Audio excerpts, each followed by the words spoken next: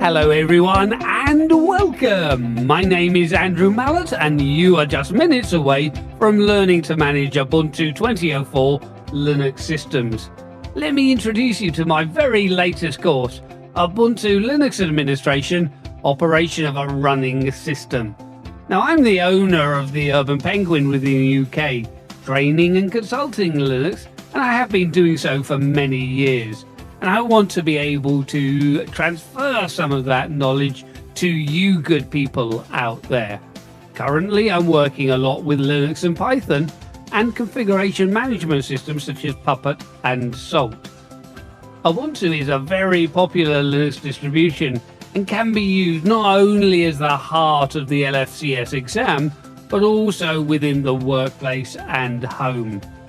Some of the major topics that you're going to learn by following this course include bootloaders and starting Linux, managing software within Ubuntu Linux, shell scripting, and securing Ubuntu with AppArmor.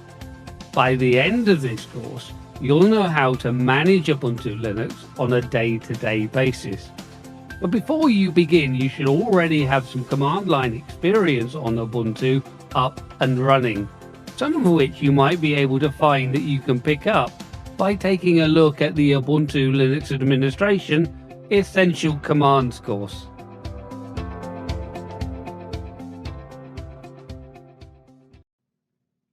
Hello and a big warm welcome to you to this Pluralsight presentation. My name is Andrew Mallet and I'm going to be your instructor to help guide you through the course Ubuntu Linux Administration Operation of Running Systems. And in this particular module, we're going to introduce the course to you, but also take a look at controlling server shutdown and reboots. As we work our way through the complete course, we're going to be taking a look at how we can reboot and stop Linux, how we can start Linux and the grub bootloader, the grand unified bootloader. We'll be taking a look at managing services and managing the installation and removal of software, looking at processes and job scheduling. We'll be taking a look at security and mandatory access control lists with AppArmor. And in particular, this module, we're going to be focusing on the shutdown of Linux, how we can prevent logins by non-root users by use of the file etc no login, and how we can reboot and power off the system. So when you're ready, strapped in comfortably, we're going to begin. Probably the first thing that we need to take a look at is the lab setup. Now, we went through the lab setup in a previous course. You might be looking at this out of order, so it doesn't really matter. But if you need information on how we've set the systems up, then go through and take a look at my course, Ubuntu Linux Administration and Essential Commands. We're going to be using Vagrant as a virtual machine manager and VirtualBox as our hypervisor. We only need one virtual machine for this, and we're using Ubuntu 2004. We're getting ready for the Linux Foundation Certified System Administrator, and that can be studied on either CentOS or Ubuntu, and we're using Ubuntu 2004. We're going to begin by taking a look at the shutdown command. So far, we've been concentrating on using Vagrant. This then can start our virtual machine, it can shut our virtual machine down, but it's then using the host command line interface, sending signals through to our guest virtual machine, but it's not working directly on the guest system. We, of course, need to focus on how we do this through Linux, not through the virtual machine manager, and that's what we'll be taking a look at now. Of course, concentrating on the Linux side of things, we can shut down or reboot a machine using the shutdown command. One of the great advantages of this is that we're able to schedule it at a time. Now, we can do it immediately if we want using the now keyword, and there are other keywords that we can use, such as midday, or even a cute one is tea time. -R is for a reboot, -H is to halt the system. plus 30 is doing it in 30 minutes time. We can cancel an impending shutdown, and we can also go through and do it at a specific time. Here we've got 17:30, and with all of these we can have a message that's going to appear on all of our users' consoles. If we need help on this, we can look at the man page. Man shutdown will be enough, but don't forget we have different man page sections. So section 8 is administrative commands, and shutdown, of course, is an administrative command. Now, another thing that we might be interested in is to prevent non-root logins. Creating the file etc no login will prevent any user other than the root user from logging into the system. Now, this then can be quite useful. We might have rebooted a machine because we want to then be maintaining it, and we don't want users logging into a system. So after the reboot, we can create the file straight away. Once we've created the file, then no users will be able to log on until we've either deleted the file or rebooted again. The reboot process will actually go through and delete the file etc no logon if it exists. So at this stage, I think we're just about ready to get you out and practicing some of these commands. And we know the more you practice, the better you're going to be within your own environment and knowledge. So come on, why don't you join me in the next clip where we're going to take a look at managing our shutdowns. So yes, we always encourage you to join in these demonstrations on your own system so you're able to really get that practical experience that's going to be so important. So we're going to be taking a look at investigating system maintenance, and by that we mean being able to shut down and reboot your system, as well as prevent non-root logins during these maintenance periods. So come on, let's go through and find that command line.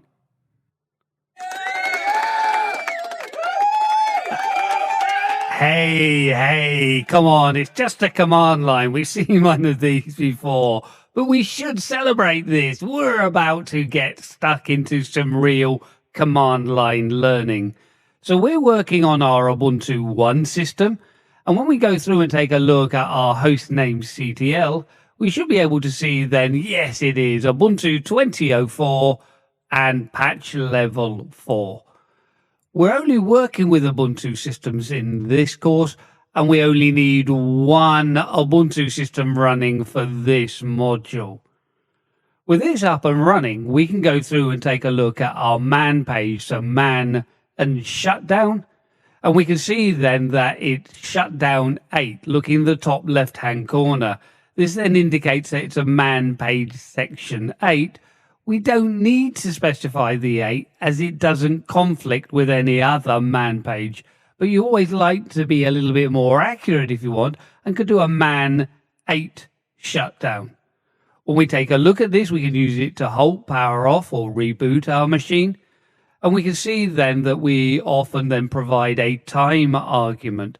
They're suggesting that the time string is often going to be now, although I'd say that's one of the advantages of shutdown, is that we can schedule an event to happen, even if it's going to be in the near future. With now, users don't get any opportunity to be able to finish what they're doing on the system.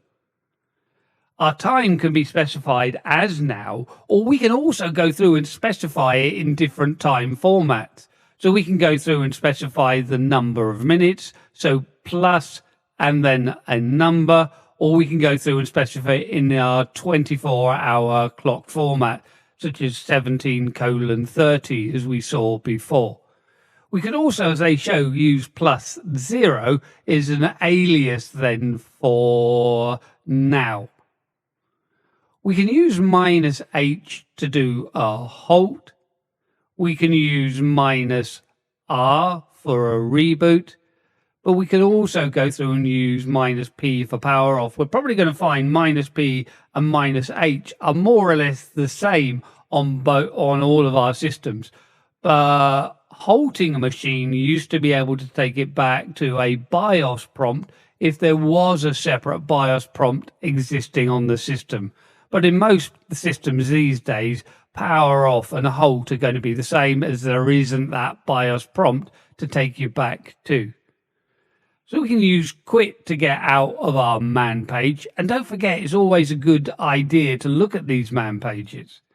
When we look at the shutdown command, we can then use our shutdown -R, and we can see that if we just specify now, we've got no opportunity to be able to do anything. We can also see that it is an administrative command because it's not allowing us to do it without elevating our privileges. So it tried to happen straight away, but was unable to.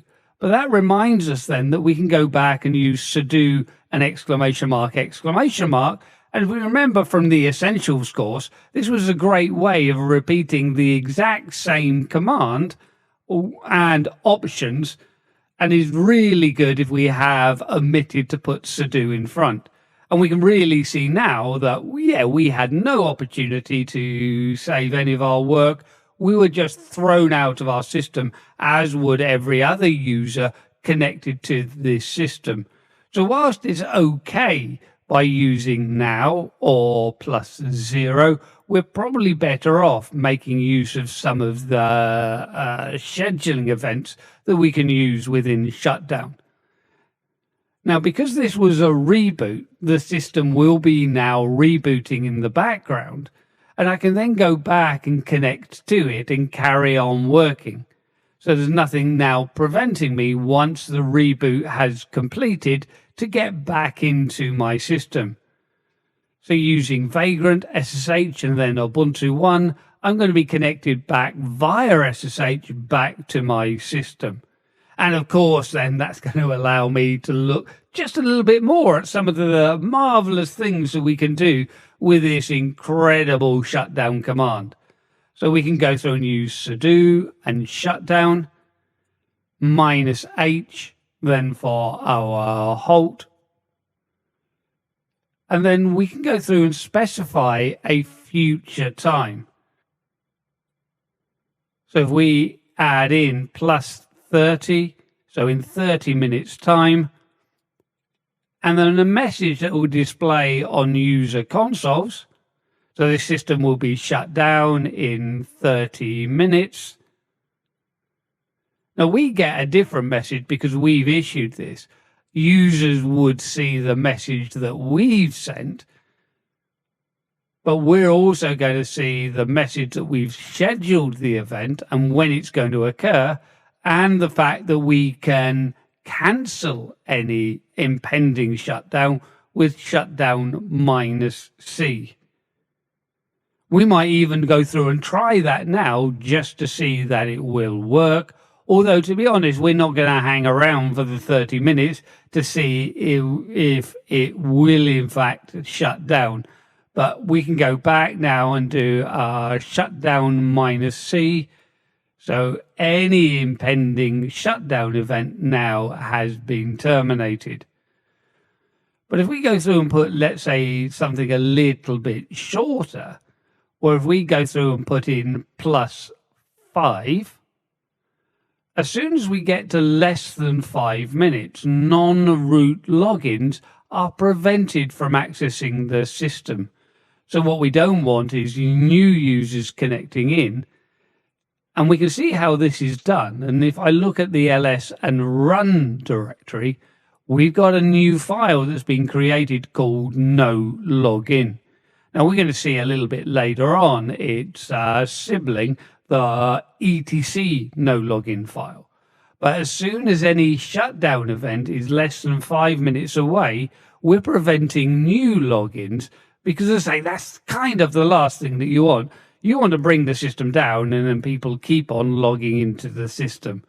So this way, as soon as we've less than 5 minutes, no user is going to be able to connect into the system. But to be honest, we still don't even really want to hang about for the 5 minutes for it to reboot. So there's nothing stopping us, if we really want to, shutting the system down now. So we can still go through and issue another shutdown command, even though we have one scheduled. So of course we could cancel it, we've already seen, but there's nothing then stopping me issuing a brand new shutdown command. So if I go back, I can clear all of this out. Let's go through and move it to the top. And we can see now that we've done the shutdown -H, so the system's not going to reboot. It's been shut down now, and you can see again I've been thrown out. Now, of course, having shut the system down, I can go through and take a look with my Vagrant and status to see my virtual machines. And when we take a look at these, both machines are in a powered off state. None of them are rebooting or powered on. I can do this again just to say that they are definitely not restarting.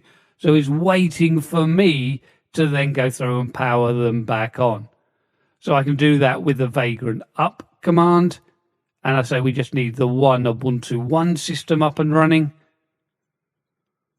We can cut the boot process out. We don't really need to see it. But once it has then started up, I can go through and SSH back into the system, because there's one more thing I want you to be able to take away. We want to take a look at creation of that etc and no login file. So if I do a sudo -I, that gives me then my root shell. I can then use the echo command.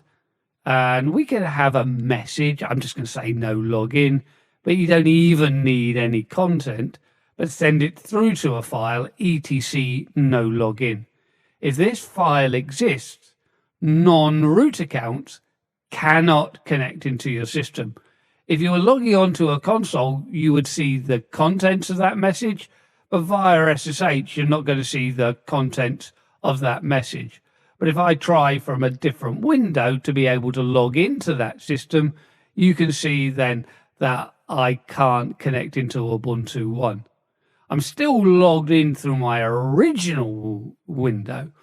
But the other thing I want to point out, if I do a reboot, so if we do a shutdown -R, again, I'm going to implement it now. Let's say I finish with my maintenance. Upon reboot of the system will remove the etc no login file automatically. So the idea is that you create the file after it is being restarted. If you create it before you reboot the machine, upon reboot, it's deleted. But it allows you then to maintain the system without users annoying you. And we can see now that we're back into our system and we didn't need to delete the file. So hopefully this has been a good introduction to maintaining your system, and you've had some great practice and you understand a little bit more about the shutdown command and the etc no login file. Hello and welcome back to our slides where we can take a look at some other commands that we've got, the power off and the reboot command. This is one of the reasons why I say with the shutdown command, I don't think we necessarily are going to use it that often with the option -now, because we have other commands that will allow that to happen. If we look at the power off command will do exactly as it says on the tin. Of course, we need sudo privileges to be able to do this, but it will power off our system. Which power off is going to list the file or the path to the file. If we look at an ls-l on it, we can see that power off itself is just a symbolic link to systemctl, our main service manager within Ubuntu and other more modern systems such as CentOS 8.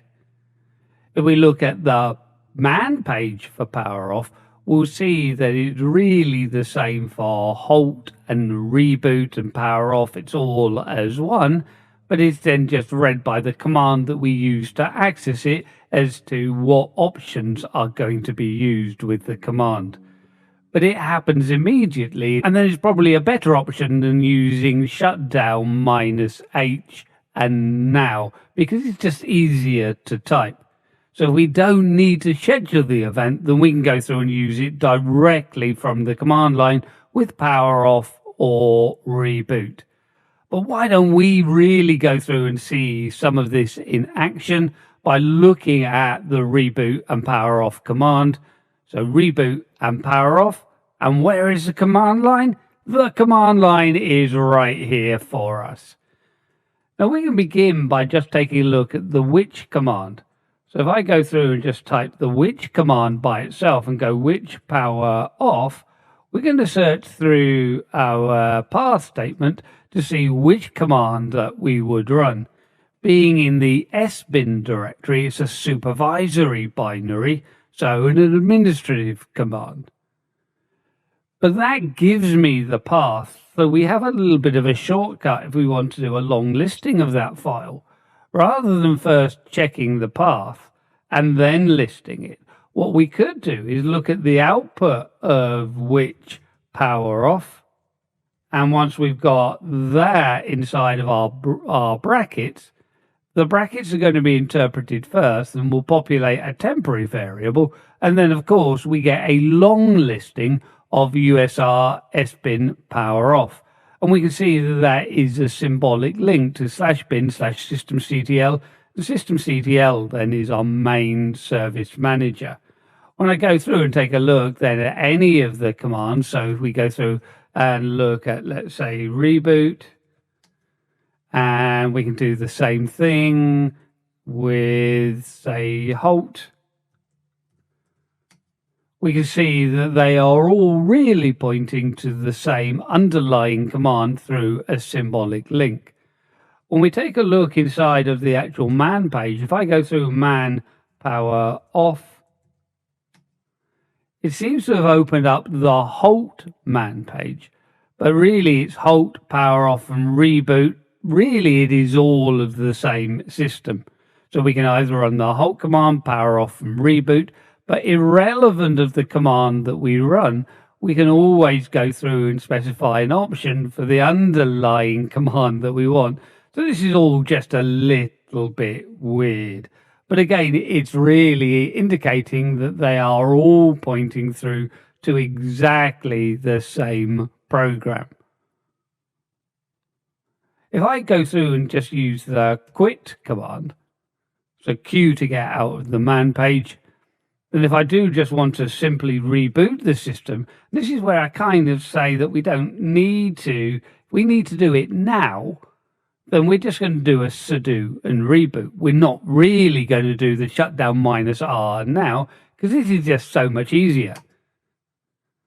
So the effect is exactly the same. The users get no notification, but we're now going through that reboot stage.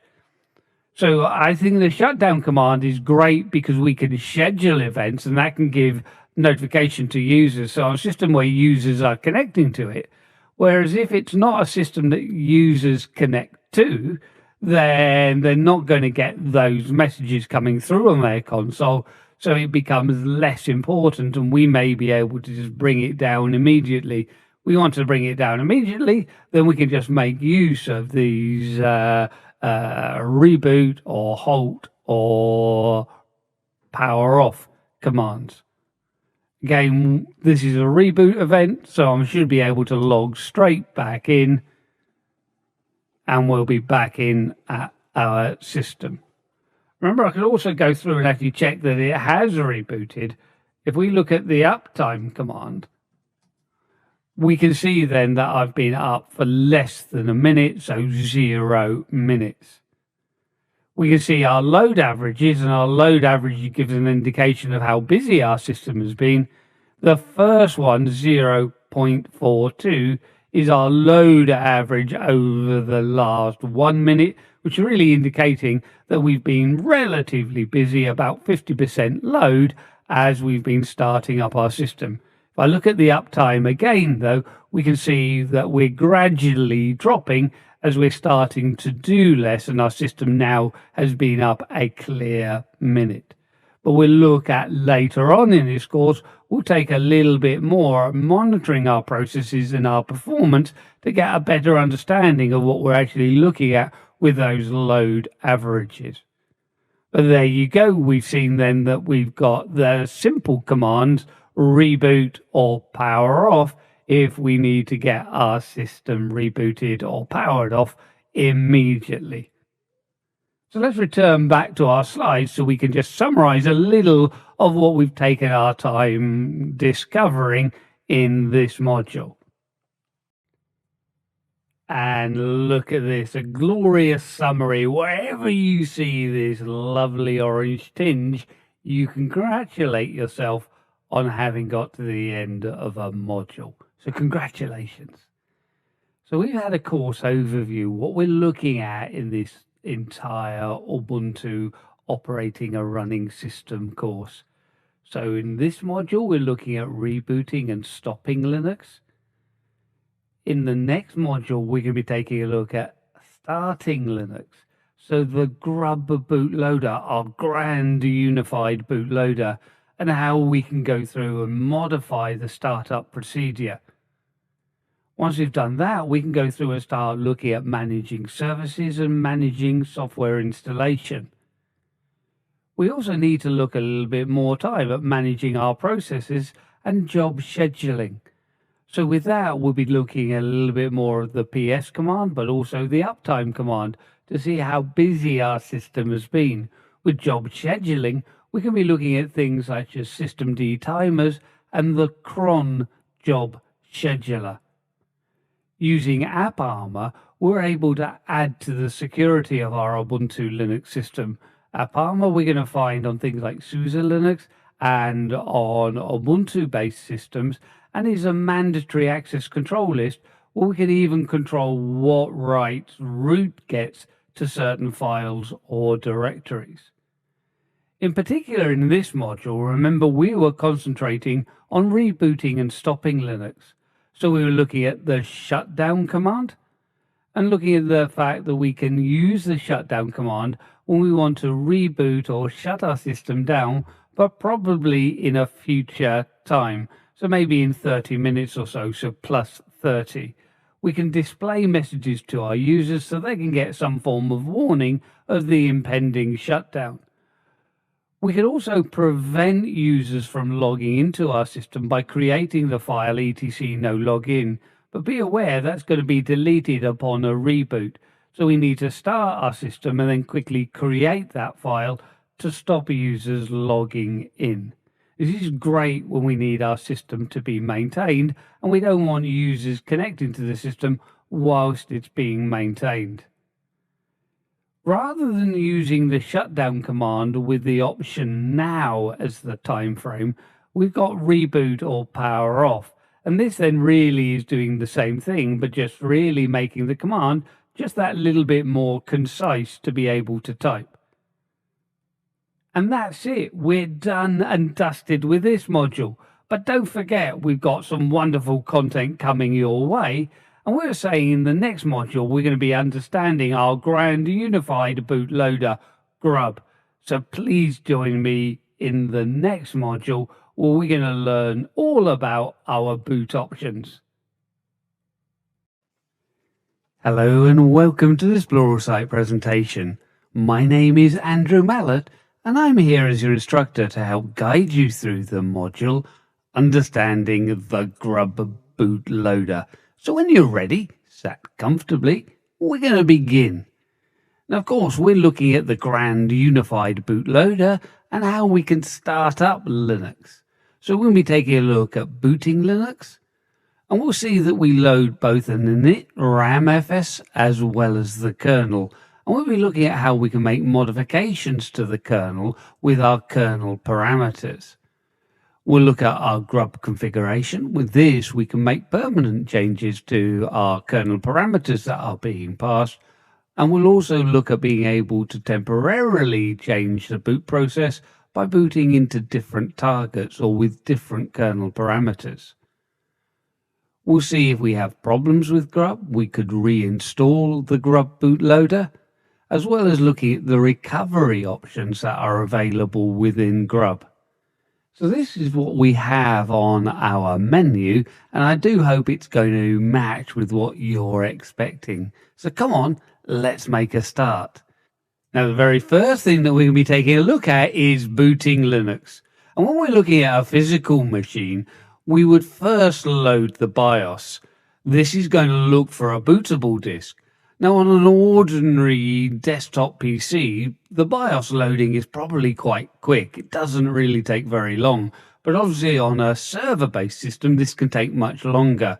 But we also have to be considerate of our modern environments, where very often we're using virtual machines or we are using containers for our servers. So in some respects, this doesn't matter so much. We also have a Grub bootloader.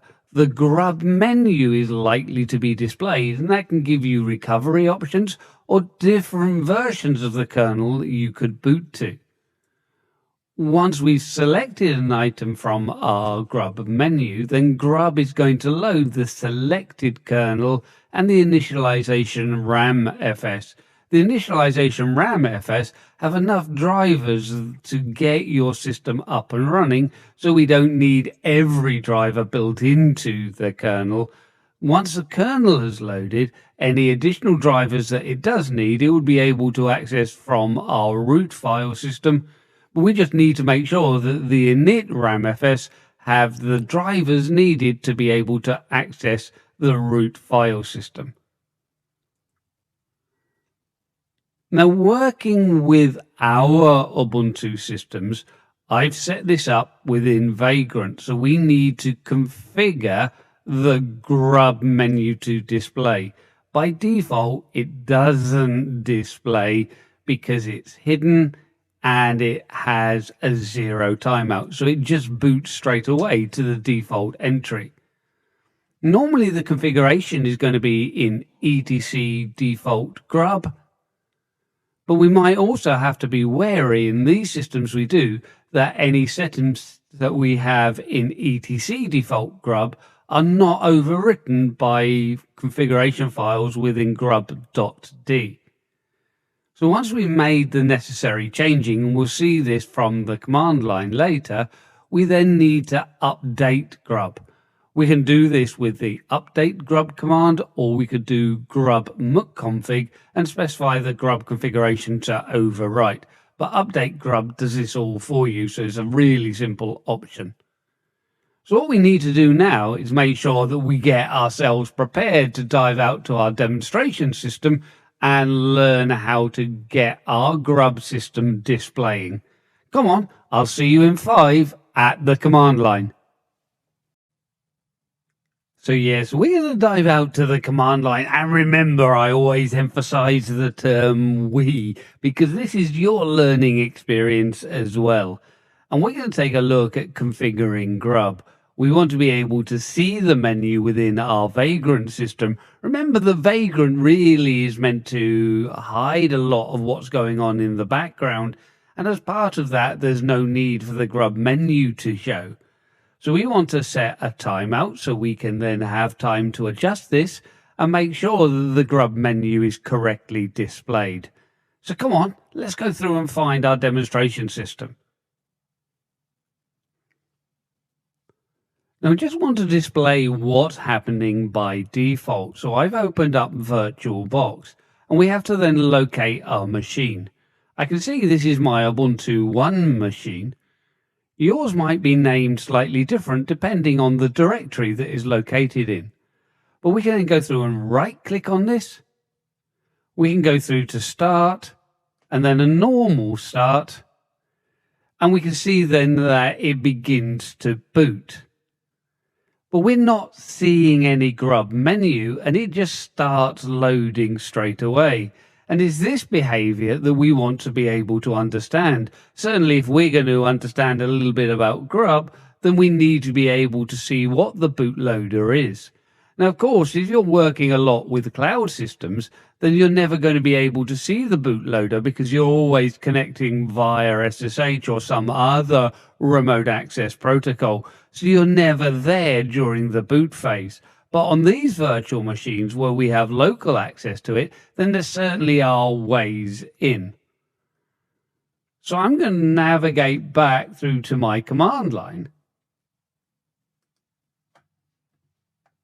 I can clear out my screen. This is just running on my host system. And then we can use Vagrant and SSH to the Ubuntu One system. We know that it's booted now, but we've got to change its configuration. So I'm on the system, and we can go through and clear out my screen. We can elevate our privileges and run as sudo and vim /etc/default and then grub. So if we take a look at this file, it's setting a lot of the default settings for our grub bootloader. The timeout here is then how long the menu is going to display before it chooses the default entry. Default entry 0 is just the first entry. So I can move to the end of the line. Uppercase A is going to allow me to append at the end of the line. And I can then go through and maybe put a 10-second timeout. Now we can also see the timeout style here is hidden. So we would just wait 10 seconds, but we wouldn't see anything. We want to display the menu, so we can go through and add the menu in there. Once we've done that, we can go through and save our changes. But we also have to be aware that there is a grub.d directory inside of default. And we've got some extra files that can overwrite settings. If I go through and take a look at 50 cloud image and take a look at this, we've got then our grub timeout again. So that's being set. So I'm just going to delete it from here. So we are picking up on the timeout that I set for 10 seconds. I can go through and save the change. And with that done, we need to then update our configuration. I can run a sudo and grub -muck config. If I just run it, it will print the config to the screen. So it reads all of the default settings and any other configuration it's got and merges it into a configuration file. But it prints to the screen, so it's not really doing anything. If we wanted this to write, we would then use the -o, and the grub configuration file we need to use is /boot/grub, and then the grub.cfg. But there is a quicker way of doing this in Ubuntu, and that's sudo update-grub. So it does exactly the same thing, but it's just an easier mechanism. We show you both ways because on other systems they might not have the update grub. But remember, we are concentrating on Ubuntu here, and we can then just use the update grub. Now with that done, if I go through and do a sudo and reboot, and then go back to my virtual machine, now as we boot, we can see then that I've got a menu being displayed, and I can up arrow and down arrow key. Once I've started using the arrow, it's going to stop the timeout anyway, but it gives you an idea of what grub is all about and then how we can start making some changes. Obviously, we want to investigate being able to make some of these changes, so this is what we're going to be taking a look at when we come back in the next clip. Now, of course, we know a little bit about grub now, but we're going to delve a little bit more just to see what happens when we actually boot or load our Linux system. Now, of course, we can probably guess that the kernel is going to be loaded. This is our core operating system, but it doesn't have all of the drivers built in. Many of those drivers are going to be loadable from either the usrlib or usrlib64 subdirectories. But this gives us a problem. how do we access that file system if we don't have the drivers needed to access it? And this could include things like our disk drivers, our host bus adapter drivers, as well as file system drivers. So that's where the second file comes in, the init RAM FS, our initialization RAM file system. This is customized to have enough drivers to provide access through to our root file system. We can access the root file system, we're able to access then the additional drivers inside of USRlib or USRlib64. The initialization RAM FSO only needs to be loaded during the initial boot phase, where of course the kernel stays running for the lifetime of that Linux boot. So why don't we dive out now to our demonstration where we can go through and take a look at our grub bootloader and investigate what's inside of grub. So we'll see it pointing through to our kernel, we'll see it pointing through to our initialization RAM FS, and we'll also go through and take a look at our /boot directory. And here we are, if not on the glorious command line, inside of our grub menu. I've booted the system and I've just paused the timeout, and we can do that just using the up arrow key or the down arrow key. So this allows us then to take our time over the selection. We've got our default entry, which is Ubuntu, as well as having advanced options which we can use for recovery, which we'll look at later. But we can also see a little bit of text towards the bottom that gives me some idea of how we can control this. Hitting the key E, we're able to get inside of the Ubuntu entry and see what sits behind the menu. Now, of course, there is a little bit here, and it is more complex than it used to be in previous versions. But if we move down, we can see that we've got an entry for Linux. So this is pointing to the core operating system or our Linux kernel that we're going to use. And of course, we can have parameters such as our root file system, the UUID of our root file system that follows. Below the Linux entry, we have the initialization RAM FS or the init-rd, the initialization RAM disk as it shows here. And this then holds those crucial drivers to allow our kernel access to the root file system.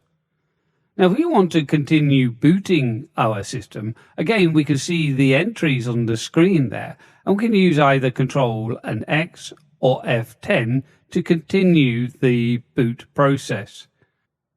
Our boot process now then goes through, and this is normally what's going to be hidden from us during, let's say, Vagrant. We don't get to see this side of things in the same way as if you're using a cloud-based system, you're not going to be able to see your cloud-based system booting. But we can see now that we're on our physical console. We can see in the top left-hand corner, it's marked as TTY1. Normally, we've been connecting via SSH to a pseudo terminal, but we can log on then to a physical console on our host. And again, I'm going to use the username Vagrant. The password is exactly the same. So I can type in Vagrant in lowercase for the password. And now we're up and running on our system. Control and L will allow me to clear the screen just as it does before. And again, when I go through and look at TTY, we can see now it's /dev/TTY rather than the PTS, our pseudo terminal. But whilst we're here, we're not going to spend a lot of time here because we don't have so much control over the font, but we're going to be able to take a look at where the kernel is and where the initialization RAM disk is. If I do an ls-l of /boot, we can see then that we've got symbolic links that point to our current RAM disk, our current kernel, and previous versions. In our case, they're the same version as we haven't updated our system. But if you've got older versions, you'll find the links will point to different versions. And it does allow us then to be able to boot into a previous operating system if we've had a previous kernel that worked well for us and perhaps a kernel update isn't working as well for us. We also have the grub directory. The grub directory is where the grub configuration is being loaded from. So we're able to see all of the information that relates to our boot process, the kernel, the RAM disk, as well as the grub configuration sitting inside of the grub directory. Now come on, let's return to our slides. Now where we have our Linux line in the grub configuration, we have parameters that follow this, and we can pass additional parameters if we need to. If we put init equals /bin/bash, then we're saying then don't start the system normally, start the system with a bash prompt. It's automatically going to be logged in as a root user, so we don't need to authenticate. Now this can be very useful where we have then lost our root user's password, or perhaps in Ubuntu we've never set our root user's password, so it doesn't have a password. Now, although we gain access using sudo, if we've broken our sudo system, then we can recover our system by gaining access as root. Once we have set the root password, then we can carry on our boot process running the init command. So come on, let's go through and take a look at this really important demonstration where we're going to see the use of kernel parameters. So we're going to boot to the bash shell, recover our root password, and continue our normal boot process. Now again, I'm going to use that same option, E, to get into Edit My Grub menu. I'm going to navigate down to the Linux line. Now that I've found the Linux line, I can use Control and E to quickly navigate to the end. So Control and E moves me to the end of the line. And then from here, we've got a couple of entries for the console that I'm going to remove. We don't need these, and they will interfere with our boot process. And I'm going to change the read-only entry to read-write. And then importantly, this is what we really need to add in, init equals /bin/bash. So we're just going to start up to the bash prompt and no other services as far as Linux is concerned. But it will give me access as a root user without me having to authenticate. So this allows me to easily recover from a lost root password or lost access to root. In these situations, there are no root passwords set in Ubuntu anyway. Now we boot up to our root prompt, and I can just use Control and L to move that to the top of the screen. But now I've gained access without needing to authenticate. I can then go through and change my password or reset the password. So I can just use passwd. Being root is not going to prompt me for the current password, so I'm able to set it to anything that I want. And now I've been able to recover from perhaps a lost root password or perhaps a broken sudo system. We can continue the boot process now using exec and sbin and init to continue the normal boot process. So we're going to then continue loading all of our services as normal. And of course, then I'm going to be able to test and make sure that I'm able to log in as the root user. So root, and then the password that we've just set. And we then gained access to our system now as our root user. So very, very simple, but great use of physical access to the console and being able to reset or recover your situation from a broken sudo system. So something really important and something you're going to be able to make great use of, I'm sure. Now, where we made the change before, inside of the grub menu itself, this is transient. It's not going to stay. If you need to make an entry that is going to persist, then we can add our own custom grub entries. We can go ahead and edit the etc grub.d, and our custom entries will go into the 40_custom file. We add to the file appending to the end, and we don't change anything that is there. The editor that we choose to use is down to you, and use any editor that you are comfortable with. Once we've finished with the edit, we're able then to go through and update grub, which is going to add then those settings through to the main grub configuration. So we're going to take a look at how we can implement this now by moving out to our command line and seeing how we persist our grub entries by creating our own custom entry. I have my system back up and running at this stage, and we can see then that I've SSH'd into the system, and we're going to begin by going through and using sudo and vim. Now I'm using the Vim text editor, and I'll explain what I'm doing as I go through. I would encourage you to use whichever editor you are comfortable with, but we can just do a little bit more with Vim, and getting to know Vim may be a good option for you. I'm going to look at them /etc/grub.d, and then we can move into the 40 custom file. As I hit enter on this, we're warned not to make changes to the top of the file. So I can use uppercase G to go to the end of the file. And then I'm going to go through and use escape and colon. And at the colon prompt, I can type R to read in. And I can read in from the /boot grub and grub.cfg file. Now, of course, I don't need all of this file, but it's very easy to clear some of these entries out. I'm going to go and write 130dd. So I've just deleted 130 lines. Sounds a lot, but I knew roughly where I wanted to go. I want the menu entry line. So I just need to delete a few more lines. So DD, DD, DD, DD, DD deletes a single line. Once I've got through to the menu entry line, then I'm good to go. So that's the menu entry. I'm going to move down to the line that says submenu. And we don't need this. So I'm going to use D uppercase G. D uppercase G deletes to the end of the file.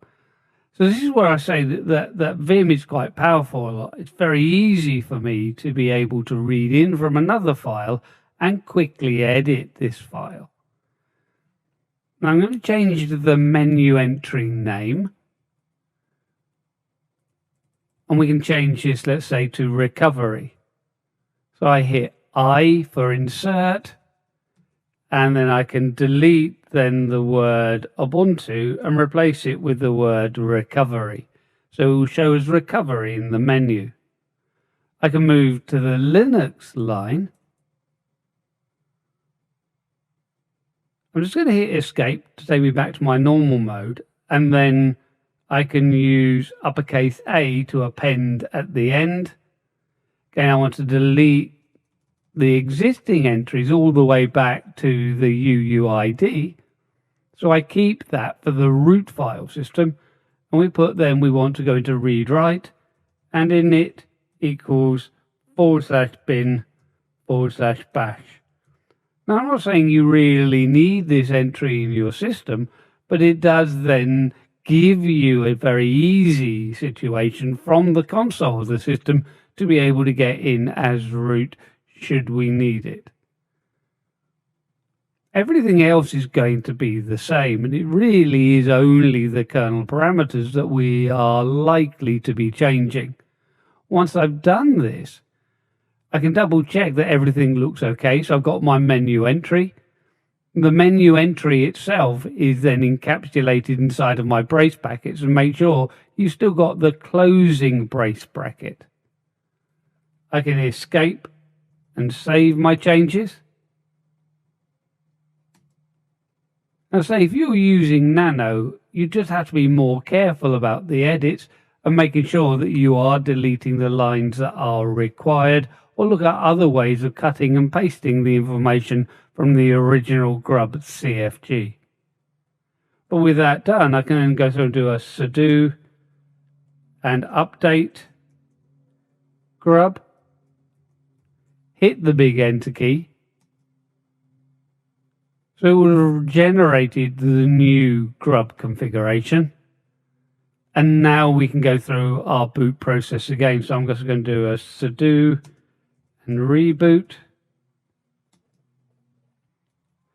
Now we can see then on the boot, we've got our Ubuntu entry, which is still our default entry, but we can also then have our submenu for advanced, and we have then our new menu entry that we added in recovery.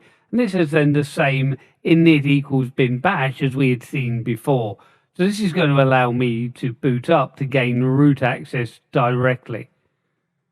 We've also got some recovery options built in underneath our advanced options for Ubuntu. And we'll be taking a look at this in our next clip. Now, the astute among you may have already noticed that we have that advanced submenu. We can go through and navigate through to that. And one of the options we have underneath that is our recovery menu. And of course, the recovery menu, as the name might suggest, gives you access to some of our repair tools. Now, we're going to be able to investigate this just a little bit further, and it's probably best to go through and open up our grub menu to go through and see what tools are provided. By investigating these built-in repair options and seeing what's available in that submenu. And here we are then back at our main grub menu. And as we can see, we've got the advanced options for Ubuntu, which we haven't so far taken too much of a look at. So we can move into this, and it's a submenu, so we get then other entries showing, including the standard kernel that we could boot to. But if we take a look at the second entry, this is our recovery mode, and this has some built-in tools that we're able to use. So as we go through and allow the boot process to happen, we're going to be presented with a menu. Now, at this stage, you're going to think, wow, this looks a little bit untidy. How am I meant to read this? Problem is, we're still getting some extra messages being reported after the menu has loaded. But if we just move down to something fairly innocuous, such as updating the grub bootloader, we can hit OK on this. It tells us we're going to mount our file system in read-write mode because we can go through and run that update grub command. So we can see we get exactly the same options as we saw from update grub. But now when we go back into our menu, we can see now that we've cleared all of that superfluous information from the display. So just be aware that it might show incorrect the first time, but if we go into an option and then return to the menu, we're going to be able to see it nice and cleanly, such as this. Talking about clean, we can go through and try and tidy up some free space. If our root file system has become full, we might not be able to boot, so we can look at replacing some files. For our Debian packager, this is our software manager within Debian-based systems such as Ubuntu, and we can repair the database. And of course, you can see just below that, we have our file system check. So we can go through and check file systems. As we've seen, we can update our bootloader, but there are more tools to this as we will show you later. It's not just updating the configuration. We are able to reinstall grub, but of course we wouldn't be able to get to this menu if grub was corrupt, so they don't put it available to us here. We can see that we've got then options to enable our networking. So if we wanted to copy files to our system or from our system, we might need networking enabled. We can open up our root shell. So this is what we were doing before with our init equals bin bash. And we can take a look at the system summary. If I just hit enter on this, it prints out information such as my CPU. We can go through and take a look at the disk usage, but we can use the page up, the page down, or the tab key to go through and start selecting options from here. So if I go through and page down, we can see then below our disk usage, we've got things like software RAID, our logical volume if they're enabled, our memory utilization. We see we don't enable networking at the moment, but we're able to see our system database for APT. That's really our Debian package database, and that looks good, so we're able to continue. So a good system check that's available to us. But it shows us then some of the things that are available to us. Obviously, the top option here, resume, will allow me then to go through and resume a normal boot process. And it's just showing me now, as I've selected that we're going to go through then and load our normal drivers and continue our boot process. So hopefully this has given you an idea of some of the things that are available to us, but we do need to look a little bit more at recovering maybe from a failed grub bootloader. The options that we see there to be able to repair the configuration means that grub itself was okay. We're just updating the grub configuration. If the grub loader couldn't boot, then we wouldn't be able to display the grub menu. So we'd need to boot to maybe an installation DVD or an installation ISO file, and then choose the recovery options from there. And we'll take a look at how we might do something like that in our next clips. Grub itself is a little bit of code that is installed into our master boot record of our disk. Now that itself becomes corrupt, we're not going to be able to get to our grub menu to choose any of our recovery options. So there has to be another way that we're able to do this. If we choose to boot from the server install ISO file, I'm just going to have the Ubuntu 2004 server install ISO file. Now that's going to be fine, but it will default to boot into an installation. So as we start the DVD, when we're first presented with the screen, just hit the spacebar and we're going to be able to see then a menu so we can choose different options. If we choose F6, other options, we're able to put our kernel parameters to boot to, as we've seen before, the init equals /bin/bash. With that then, we're going to boot up to our DVD, but it doesn't have all of the tools that we want. So we can mount then /dev/sda1, our normal root file system, to the /mnt directory. But we also need our devices. The devices are detected by our main operating system, in this case the ISO. So we can then remount them underneath /mount/dev, and that goes well with our proc to detect all of our processes and our sys directory. All of these are temporary memory resident file systems, but we need to make available underneath the mount directory. They need to be underneath the mount directory because we're going to change our root file system to point to the mount directory. So we want all our detected devices, processes, and system elements available to us. When we run chroot, we're also going to make sure that we run a bash shell. It's the easiest shell to use if we're used to this. And from there, we can run grub install. Now we have to go through this process because grub install isn't available on our live DVD. So we have to then go through and get it from our main or original operating system. But we can install then grub to /dev/sda. We're then finished with this environment so we can power off our system, and then we should be able to recover from the failed grub. But to really be able to see this, I'm going to encourage you for the very last time in this module to dive out to your systems so you can get some really useful hands-on practice. So booting to our live ISO, mounting our root file system, looking at the chroot command, and repairing grub. Now we're beginning with our virtual machine powered off, and we're assuming that we've tried to power it on and we've had problems loading grub. So our grub bootloader is corrupt. We need to move to storage. So clicking on the storage link, we can go to the empty DVD, and we can then go through and browse to a file we've used before, or choose a disk file if we haven't previously used an ISO file with it. Here I'm using the live server ISO file. And with that done, we can choose OK. If I right click and then start and normal start,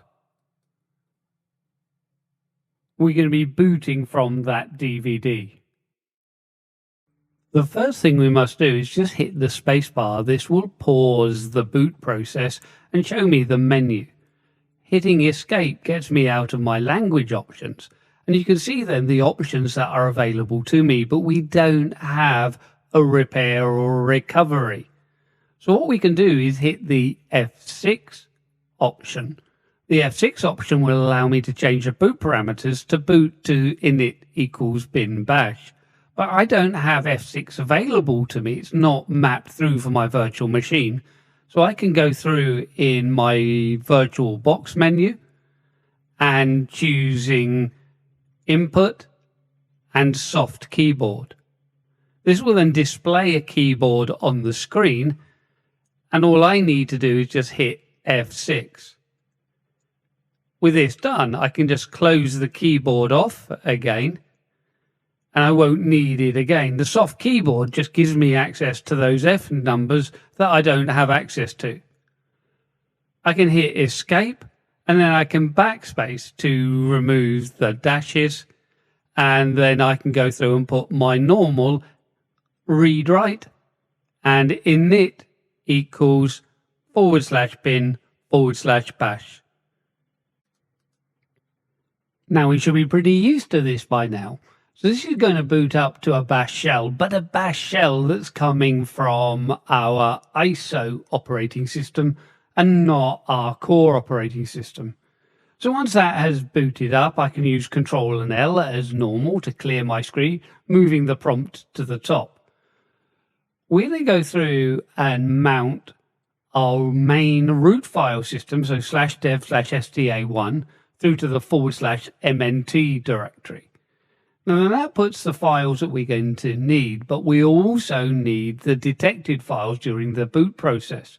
So we can do mount --r bind. So we're remapping everything underneath the dev directory through to be available underneath the /mnt/dev directory.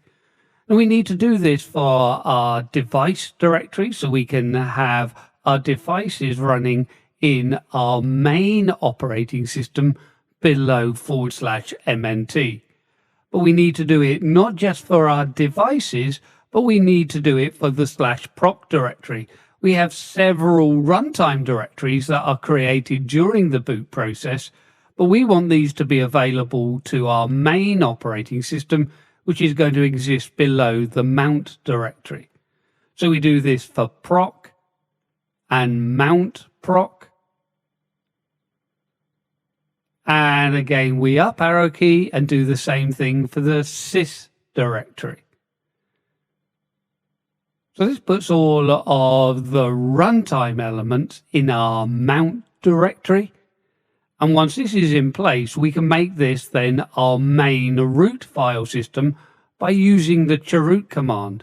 We're able to change the root directory from being the root of the ISO file through to our mount directory. So chroot /mnt, and we want to make sure that we're running a bash shell inside of our chrooted environment.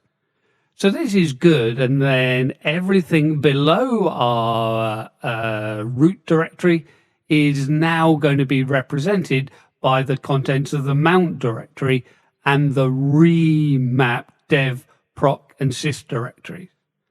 This then makes available to us grub install. Grub install isn't in the server environment, so that's why we've needed to run through this process. We can reinstall grub, put the grub bootloader back into the master boot record of /dev/sta.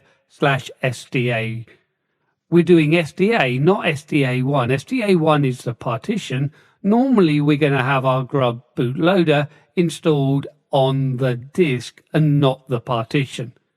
We can exit out of our environment. If we exit, this is exiting out of our chrooted environment. Having exited out of the chrooted environment, I'm going to return through to my virtual box, and I can go through and power off the system from here. So I can then go through to close and power off, and our machine is now shut down.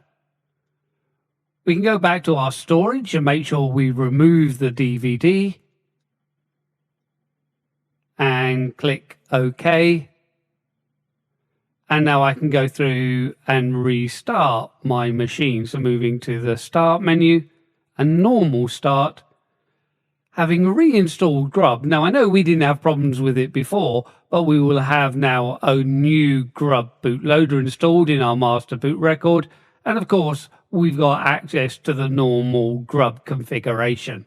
So we've been able to recover our system, something really important if you do get a failure of your device. Now let's return to our slides so we can summarize a little of what we've seen.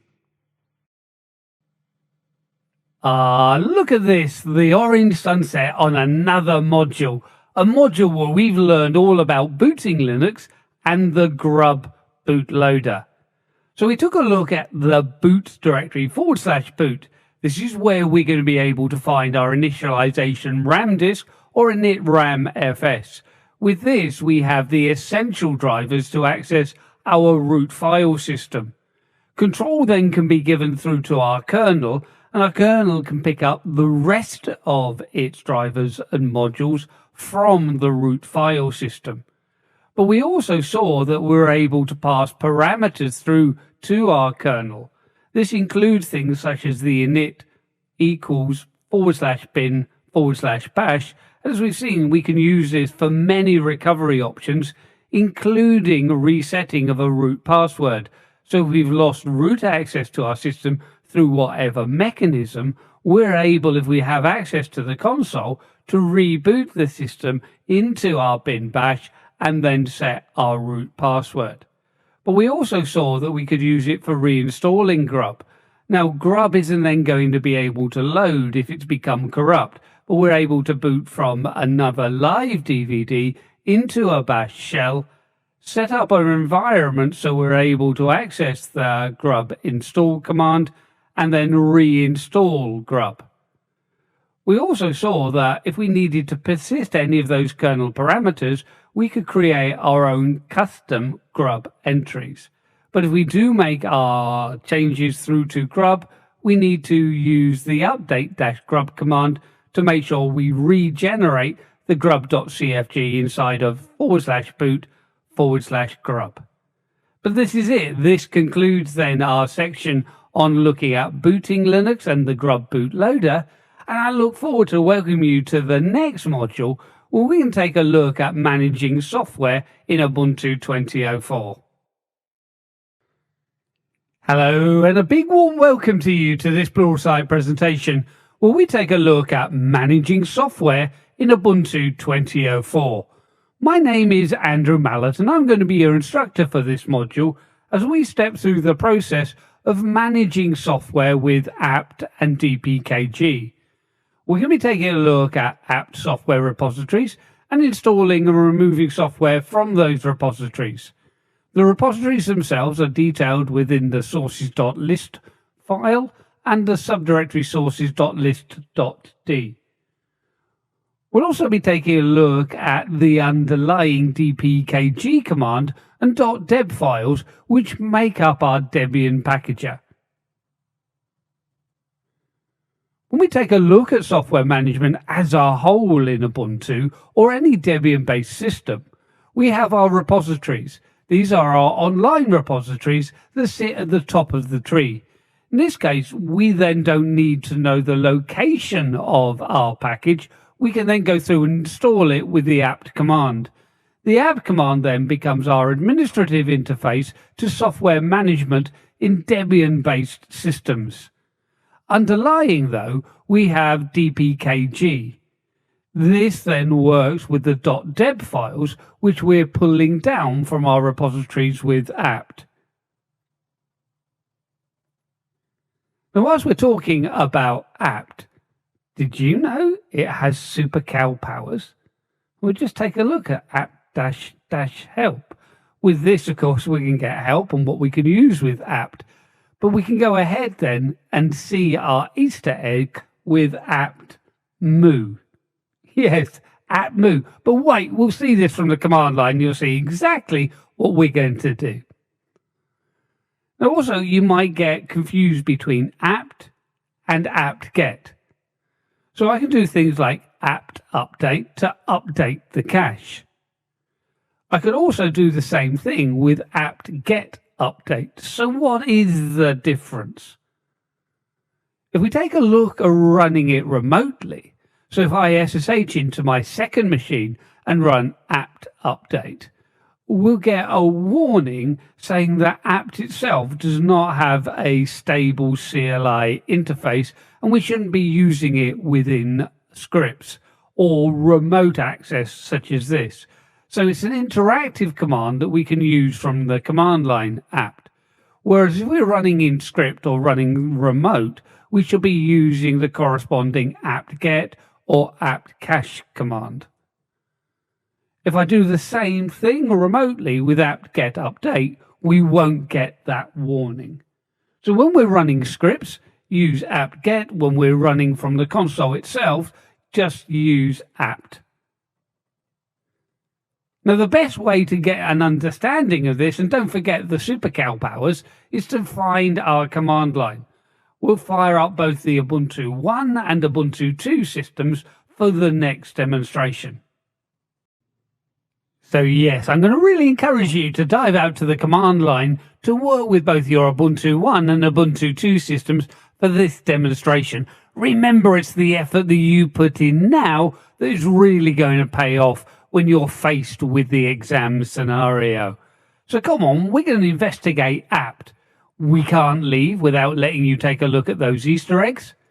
We'll be taking a look at the difference between apt and apt-get.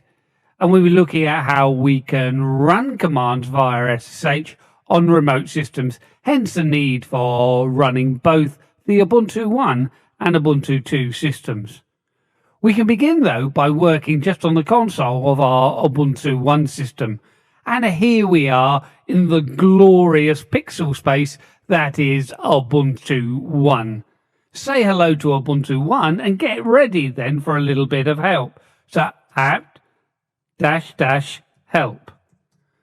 Now, of course, this encourages you to look at some of the options that are available to you so we can use some of the common options such as listing, searching, showing, and so forth.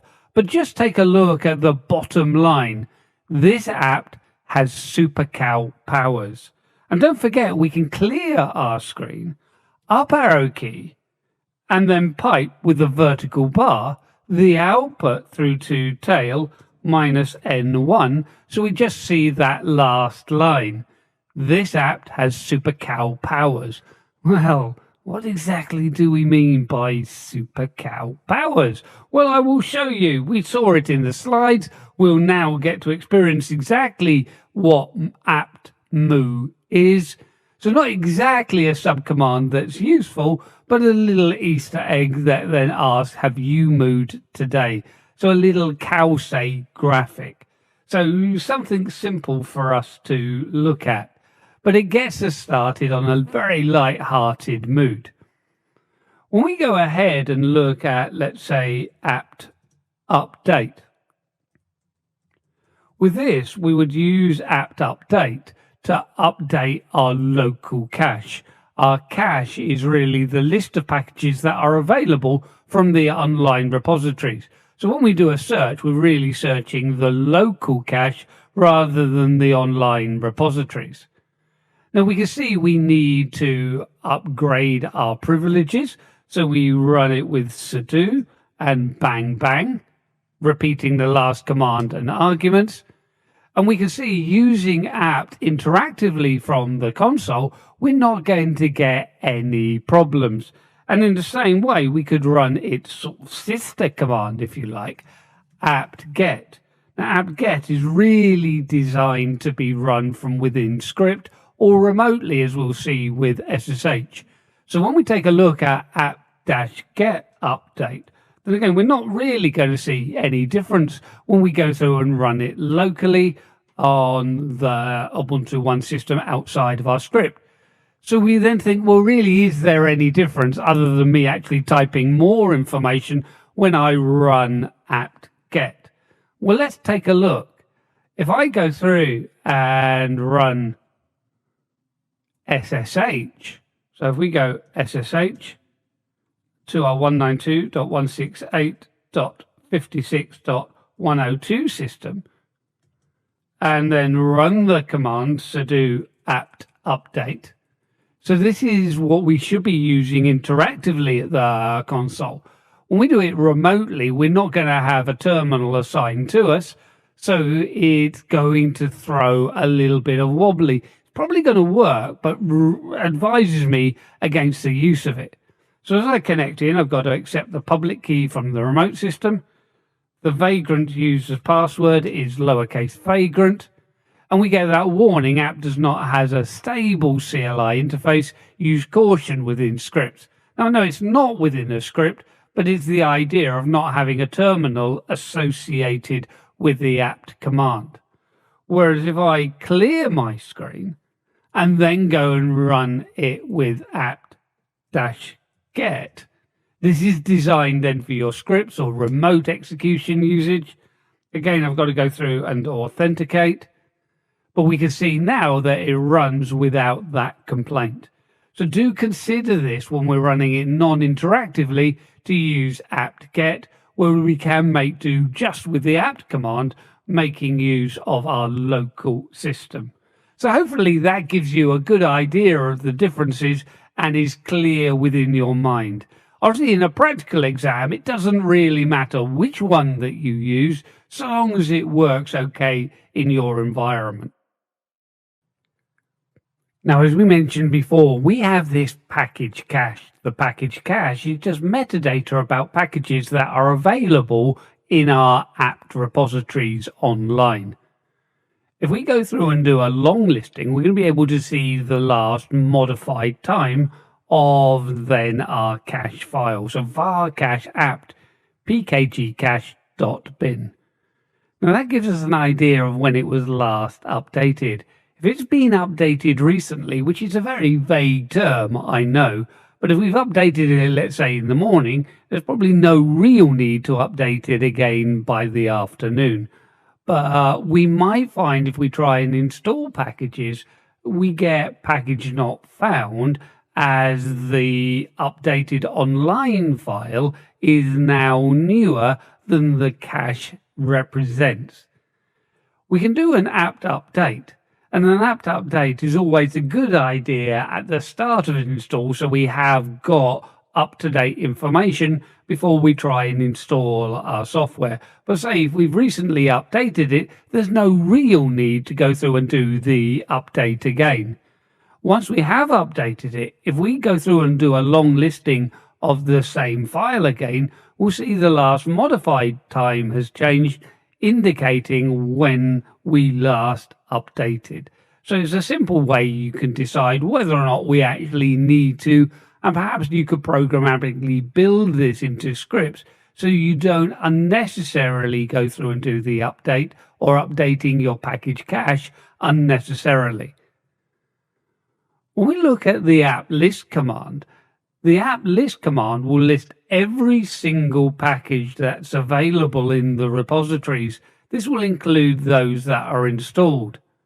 We can go through and filter, so we can look at those that begin with ZZ, or we can look for an individual package.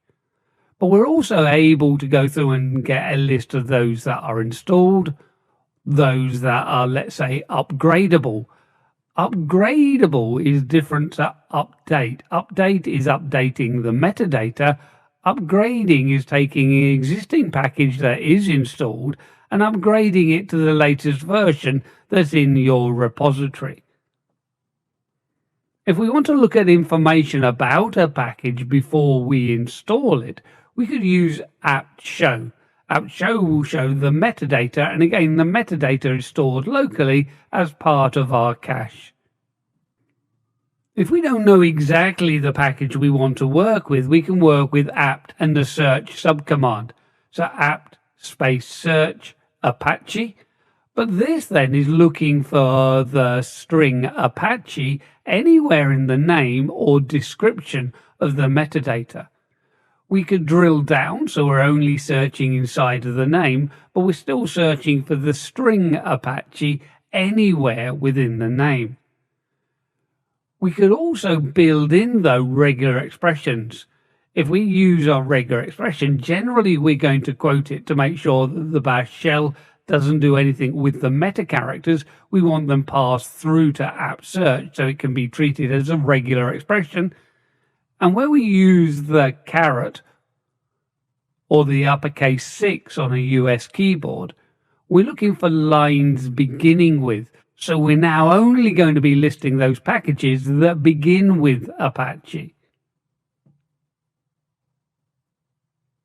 And again, I think we've looked enough at these slides, and we've got to get used to these commands and being able to use these commands as a matter of course. So why don't you join me at the command line for our learning experience? And yes, we're going to dive out to our command line, and we're going to be working with our apt cache. Remember, this holds the metadata about the packages that are available online. So we're taking a look at the apt update command and when it was last updated. We can look at listing packages. We can look at upgrading. So remember, upgrading is different to our update. Update is updating the metadata. Upgrade is upgrading installed packages. And we can read package metadata to give us information about packages that are available. So come on, let's find the command line. And here we are back at our command line. If I go through and run the ls and -l command, we can get a long listing. A long listing is going to include the last modified timestamp. And if we go through and take a look at /var for variable data, cache, because of cache data, and then apt for apt, and look at then pkg cache.bin.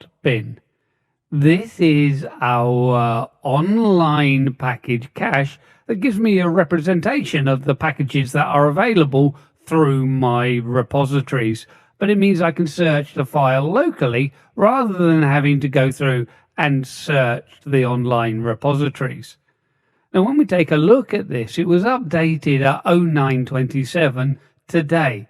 So it probably doesn't need to be updated, but we are going to do the update. We can go through and use our sudo. We have to elevate our privileges for this. And we can use apt update. But we could also, if we wanted to build it into a script, use our apt-get and update. And update. Either is going to work, but remember we're using apt-get where we're running it in scripts. So we go through and connect to the repositories, and we can see the repositories that we've got configured on this system. Additionally, I've got a third-party Ubuntu repository that we can see that's been added in. So yours might look slightly different to mine. But with this done and dusted, if we go back and just take a look at the long listing of our bin file again, we can see then the update time has changed from 927 to 958. Now, say we really only need to update our cache if it's not recent. So obviously, when we're just looking at 30 minutes ago, there was no real need to run the update. But in general, if we then log on to a system, we probably want to be doing the update before we start working with any of our packages. But we can also then go through and use our apt and list subcommand. We can also use tab completion so we can see what's available to us. So I can then tap apt list or li and tab complete. But if I go back and just look at apt and then double tab, the double tab is going to give me a list of subcommands that are available to me at this level. So we can use apt and list. And if I just run apt list, it's going to go on almost forever as we list every single package, whether it's installed or whether it's available. So this is looking at the complete metadata, the list of packages that are available in my metadata at the moment. we can drill down a little bit. So let's go through and just clear the screen. And if I do then, let's say ZZ and asterisk, the asterisk is our wildcard here, and it's going to expand to anything that starts with ZZ, whether we have characters following it or not. And we then get a couple of packages that are showing here. If I look at one individual package, we can do our ZZUF, and we can see then just that package. So we're able to drill down to what we want to be able to see. But we could also go through and list -- installed. So we can only look at the installed packages. Now again, we're still going to have quite a few installed. And don't forget these little tricks, especially if you're new to Linux. If we want to count the number of installed packages, we can do a word count -L, the number of lines. Now this then again comes up and saying that we don't have a stable interface because we're piping the output. But it gives us the idea of some of the things that we can do. But look, 603 lines here. So 603 packages installed. If we want to look at the upgradable, so those that can be upgraded, we're currently seeing there are no packages that are currently installed that have a later version online. But this then gives me an idea of anything that we could update. So at the moment, it looks like we are up to date and there is no need to go through and upgrade any of my packages. But if we wanted to upgrade our packages, it would be running something like this, where we would go through and run upgrade and then the package name. So let's say Ansible. I have Ansible installed. Now again, with this, I've forgotten to do the sudo, so it's very easy then to do a sudo bang bang. And we can see here that we're already at the latest version, so there's no need. But kind of we could have guessed that, as it was telling me there was no packages that were needed to be upgraded. Again, I can clear the screen. And we're just about ready now to move on to our next clip. In our next clip, we get a better idea of how we can search the metadata if we don't know the name of the package that we are looking for. Now, if we're working on our system and we're not quite certain of the absolute package name, we can search our metadata. So we can go through and look at how we can search and locate information about our packages. So let's move out to our command line. And from our command line, we can go through and maybe look for our packages that we're looking for. Now, we might be looking for the Apache web server, something like that.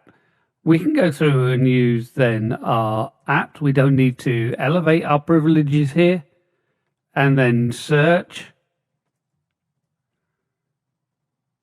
We can go through and just look for Apache. But we're looking for the string Apache, and that could be anywhere within the metadata, be it the name or the short or long description. So with this, we're getting, well, yeah, a lot of results coming back. If we wanted to run it as our non-interactive, it would be apt cache with this one. So apt cache and then search and then Apache. But again, it's going to give me the same basic idea, but you see we don't get the color coding this time. If we wanted to go through and just look at the number of results coming back, when I go through and take a look at this, we can pipe it through to word count -L. And we see, look, there's 609 results coming back with the string Apache. Well, again, we can go through and then search and minus names dash only, and then Apache. Now with this, we're probably not seeing too much difference, but if I go through and count them with word count minus L, we're down to 154, so 609 down to 154. So we've already got much better. But we can also go through and thinking, well, if it's the Apache web server, it probably starts with Apache, so we can put then regular expressions. We're going to put single quotes around our string. Now, that in itself is not going to make any difference, but if we start including meta characters, such as the caret, the uppercase 6 on a US keyboard, this is specifying that the lines begin with. But we want to make sure that these meta characters aren't going to be interpreted by the bash shell, so they're passed through to apt or apt cache in this case. Remember, we're using apt cache just to get to look at some of the differences we can look for. Now with this, we can see that we're getting just 12 results coming back. And this is probably more positive when we take a look at the output. So we can see there we've got the Apache 2 package is probably what we're looking at. But if we want to make sure that is the correct package, what we could do then is our apt and show Apache 2. So we're able to go through and take a look at the metadata relating to that package. And we can see then when we look at the information, moving down to the description, the Apache HTTP server project's goal is to build secure, efficient. So yes, we can see this is going to be our web server. If I clear the screen, so Control and L, we're back then to a clear and empty screen. And we can remind ourselves that we've been able to take a look at a few things here. We've looked at the apt list command to be able to list packages that are available and ways that we can drill down with things like minus installed and minus upgradable. We've also seen how we can use then our apt show and go through and then start searching for package names. Drilling down on that, we can use minus names only, so we're searching the name rather than the whole metadata. Now let's return back to our slides so we can look more at managing our packages. Now when we're looking at managing software, I suppose the real big things is installing software and perhaps even removing software. So that's what we're going to take a look at now. Here we can go through and look at apt install or apt-get install. The option -y is there so we automatically accept that the software is going to be installed. Otherwise, it's going to prompt for us to install the software. The software that we're installing here is a single package, postfix. It's an email server. But we could have a list, just a space-separated list of packages if we wanted to install more than one. Removing software, we can use either the remove or the purge subcommands. And again, it still would be apt-get if we were removing software. Remove removes the software packages but doesn't change the configuration, leaves the configuration there, whereas purge will remove both the software and purge its configuration files. When installing software, very often we're going to be adding in dependency packages, and that's one of the great things about using apt. It's not just installing the one package, the package that we say, it's going to install dependency packages. But when we remove the software, the dependency packages are not automatically removed, and we have to then configure it or remove it with apt and auto remove. Again, -y is just going to remove all of the packages that need to be removed.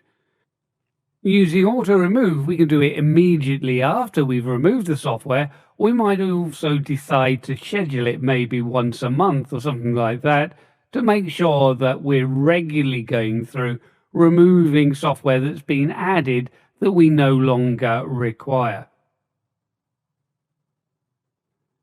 During the installation of some services, there may be a configuration script that runs, and we're going to be prompted with certain questions. We can change the triviality of the questions that are going to be asked with the Debian_priority environment variable. If we set it to low, we're going to get the most trivial of questions. I wouldn't look at this as a negative thing, but it means that we can do more configuration during the installation of the software because we get more questions that are being asked. Our normal questions are going to be at the medium level, whereas we set it to high, we're only going to be asking questions that don't have reasonable defaults. At the least amount of questions that we can ask, it would be critical. And these then only include questions that must have an answer. We can see how we could use this by either setting the variable in the normal way with, let's say, export, variable, and value. But if we just need it for one installation, we can include it in the command line. So here's sudo and Debian priority equals low. apt install -y postfix. We had something like 2 questions being asked before, but we can get more questions being asked now because we've set to low priority, so we will get more questions. Now, to really understand this, I'm going to encourage you to join me in the demonstration.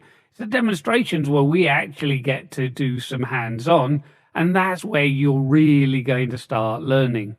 So we're going to be working with our software installation, looking at installing software, removing software, and working with those variables. So come on, let's find the command line. And here we are at the glorious command line, and we can begin straight away by doing a sudo apt install -y just means that we're not going to be prompted to install the software. And then we can go through and put the package that we want to install. This can be a single package, such as here, the email package postfix, or we can put a list. Now, we can see this has got a script during the installation. We don't need to worry too much about what we're setting here, so I'm going to be accepting the default. But we're also going to be able to demonstrate how we can get more questions when we change the priority of our Debian_priority variable. The idea of the configuration means that we can then start the service once the installation is complete. And we're able to quickly check that by taking a look at our services. So sudo and systemctl, we'll see more of this in a later module, but taking a look at the status of our service, which is also called postfix. And we can see that it's enabled, so it's started, and it's currently running, and we see information from the log. Again, Control and L will clear out my screen. If we go through and remove the software, we can either use apt and remove. Now that's going to leave our configuration files. But if we want to remove the configuration files as well, we would use purge. The idea is that we might want to install it later. If we've made configuration changes, we might as well use the same configuration as we used last time if we use remove. Whereas purge, remember, we are getting rid of the configuration files as well. So with that done, obviously we've removed it, but looking carefully at the screen, we can see that one of the dependency packages, it was added but not removed. To remove it, we can see the command sudo apt auto remove, and we can go ahead and of course remove it. Now we can do this immediately now, but also I would probably want to schedule this maybe to happen once a month or something like that, just to cover those instances where we've forgotten to run the auto remove command.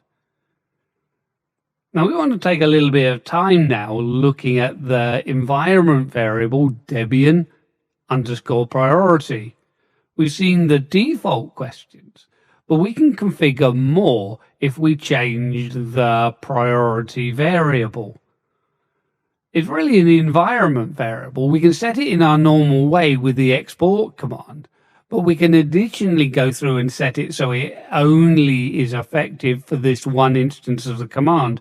So sudo Debian underscore priority, and we can set it to equal low so we can get the most amount of questions. This allows the greatest amount of configuration during the installation. So don't think as low as being negative in this instance either. Apt install -y and then postfix. So other than setting the variable, the command is exactly the same as it was before. But take a look at the amount of questions that we're now going to see. As I hit the big enter key, we start our installation and we see the same question before. We're again leaving it all at the defaults here. The system mail name, but now we've got additional questions, so the root and postmaster setting up aliases. The next question is just saying a list of destinations that we can accept mail for. We can go through and we don't need to force a synchronous update. We can specify the local networks that we trust. Again, I'm just accepting all of the defaults here. And then as we progress through, we can see now that we've got the mailbox size limit. We'll leave this at no limit, 0. The local address extension, so those addresses that are recognized as being local to our system. And we can then specify we want to listen on both IP version 4 and IP version 6, or if we wanted to, we could go through and change this if we needed. Let's say we only needed to worry about IP version 4, then configure to listen only on IP version 4. We can click then OK, and then we're going to continue with our installation. But now we've been able to configure more options during the installation by just knowing a little bit about that Debian underscore priority environment variable.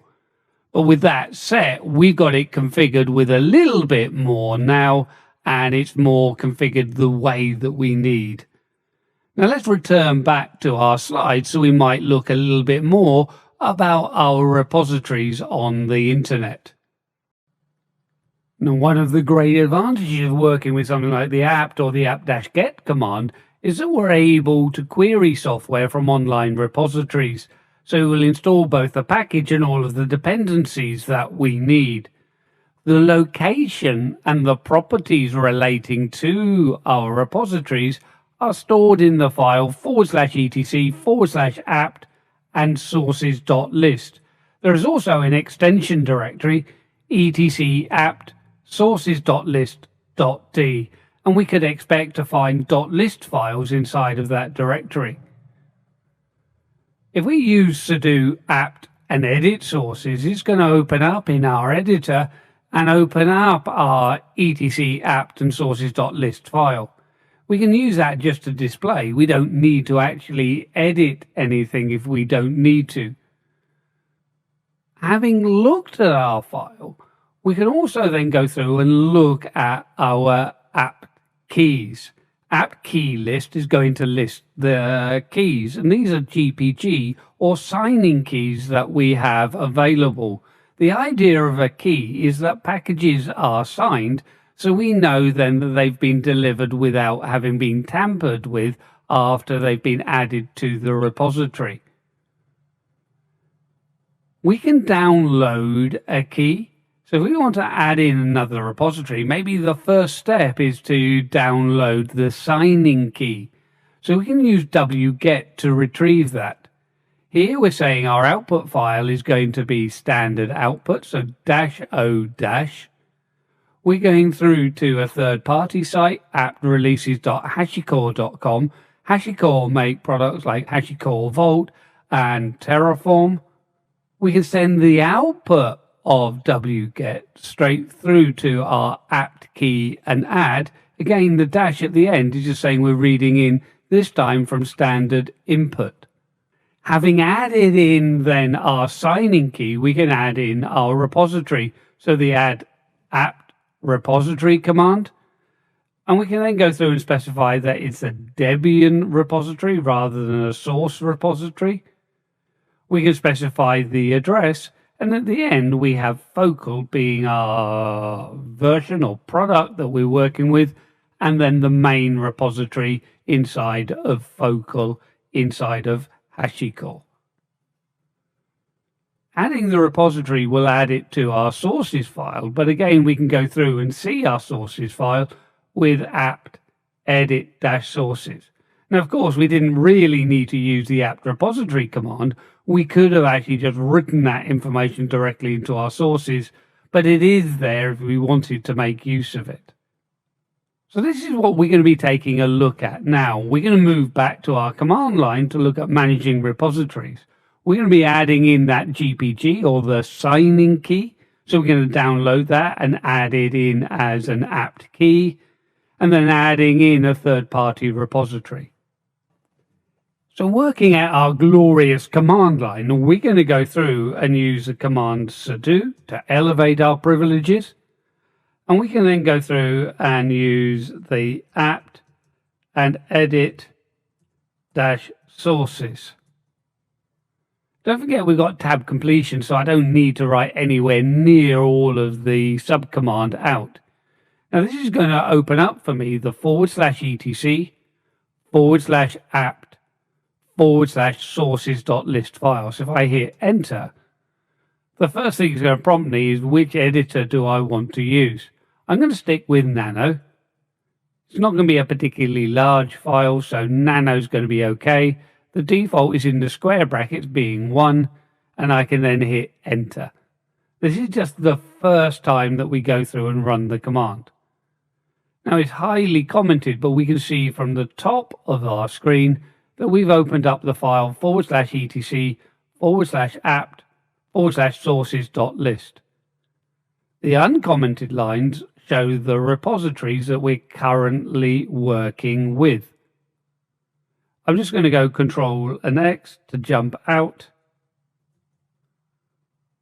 And the next command we're going to look at is apt-key.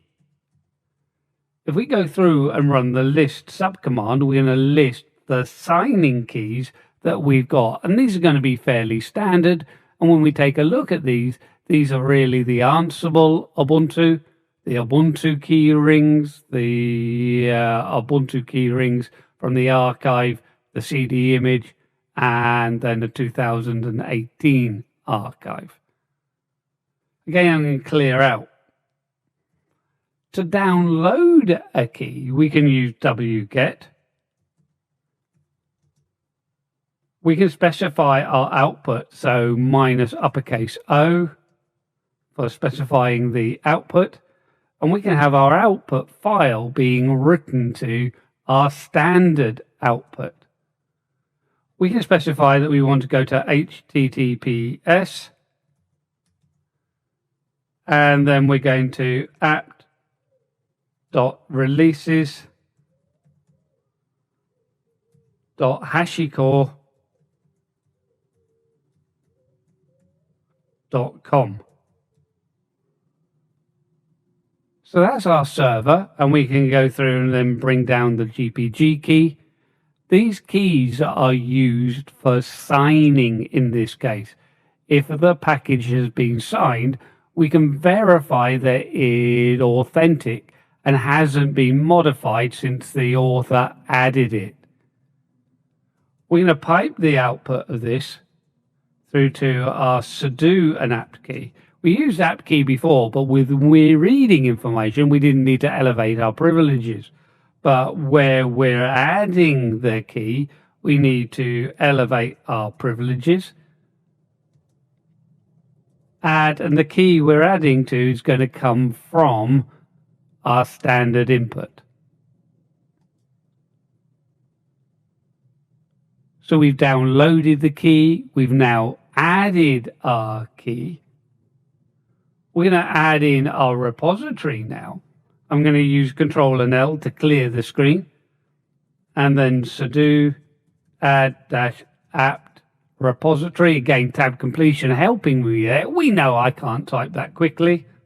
And then really the line that we're going to add in. So it's a Debian. We can have Debian or source repositories, SRC. We can then go through and specify the address at HTTPS. So it's going to be similar to where we were looking at before. So where we got the key from, so apt.releases.hashicorp.com. And then our product, which is going to be Focal. We're on Ubuntu 20.04. And then the main repository. If we hit enter on that, we both download or add the repository to our sources.list, but we also then download the metadata. So we've done an apt update. If we go back now and take a look at our apt key list, we can see that we've added in a key just at the top there, our HashiCorp security package signing key. And as we go back up and look at our edit sources, this will be towards the end of the file, but as we then arrow down, we should be able to see the entry that we've added in. And as I say, we could quite easily have typed this in ourselves. So as we run our way down, we've got our deb https apt.releases.hashicorp, focal, and main. If I go through and save these changes now, remember I don't need to, I'm just going to exit out. We haven't made any changes. But when we go through and do a sudo and apt update now, not that we need to, we saw it was updated when I added the repository, but we can see then it's just added to the list of repositories that we are updating from. So hopefully that gives you a bit of an idea of what sits behind our sources.list and where we get our software information from and how we add in third-party repositories. Now, at the very heart or the foundation of our software management within Debian-based systems, we have the dpkg command. Now, we don't generally need to use it, but it can still be very useful to be able to go through and find out information about what we've got installed. dpkg-l is going to list all of the packages that we have. Using uppercase L, we can go through and look at the contents of a package. So if we've installed a package and we want to know what files have been added, we can go through and use the uppercase L against the package name. We can also go through and investigate a file within our file system and show the owning package. Another useful option is the dpkg reconfigure. If we've forgotten perhaps to change the Debian priority and we want to look at reconfiguring a package, we can reconfigure it and it's going to show the most verbose questioning that's available. So if we use a dpkg reconfigure, irrelevant of how it was installed, we're going to be seeing the most trivial of questions being answered. It's a great way to very simply go through and reconfigure a package without having to know the ins and outs of the configuration file. We're going to be able to see some of this by moving out through to our command line now and working with the Debian packager itself. We can look at the dpkg command, the dpkg reconfigure. So come on, let's go through and find that command line. Now this looks like a command line to me, and the very first thing we might want to do is try running our dpkg command with the option -l. Now with this then we can see the status of all of our packages. So we're able to see those that are installed and perhaps some that have problems. Everything is just shown with the eye for install at the moment, so this is looking pretty good. But I can then just use Q to jump out of this. If I go through and use Control and L, we can move back to the top of the screen. We want to interrogate a package. Let's say that we've added in the postfix package. So if we want to go through and look at what that actually added in, we can go through and look at the package using the uppercase L And then we can see everything that was added in by the package. So we can see then all of the programs, the USR bin files. We can see all of the documentation files.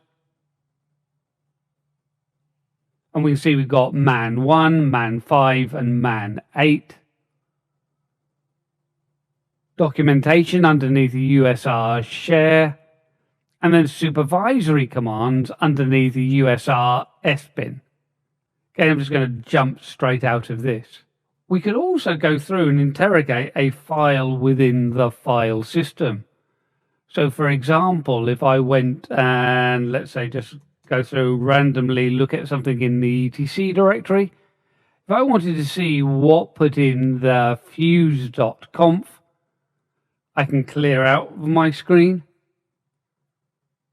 And I can go through and use a dpkg minus uppercase S and then /etc/fuse.conf. When we look at that, that actually comes from the package fuse. Now we've also seen that by using our variables, we're able to control the questions, but we can also go back and rerun those scripts.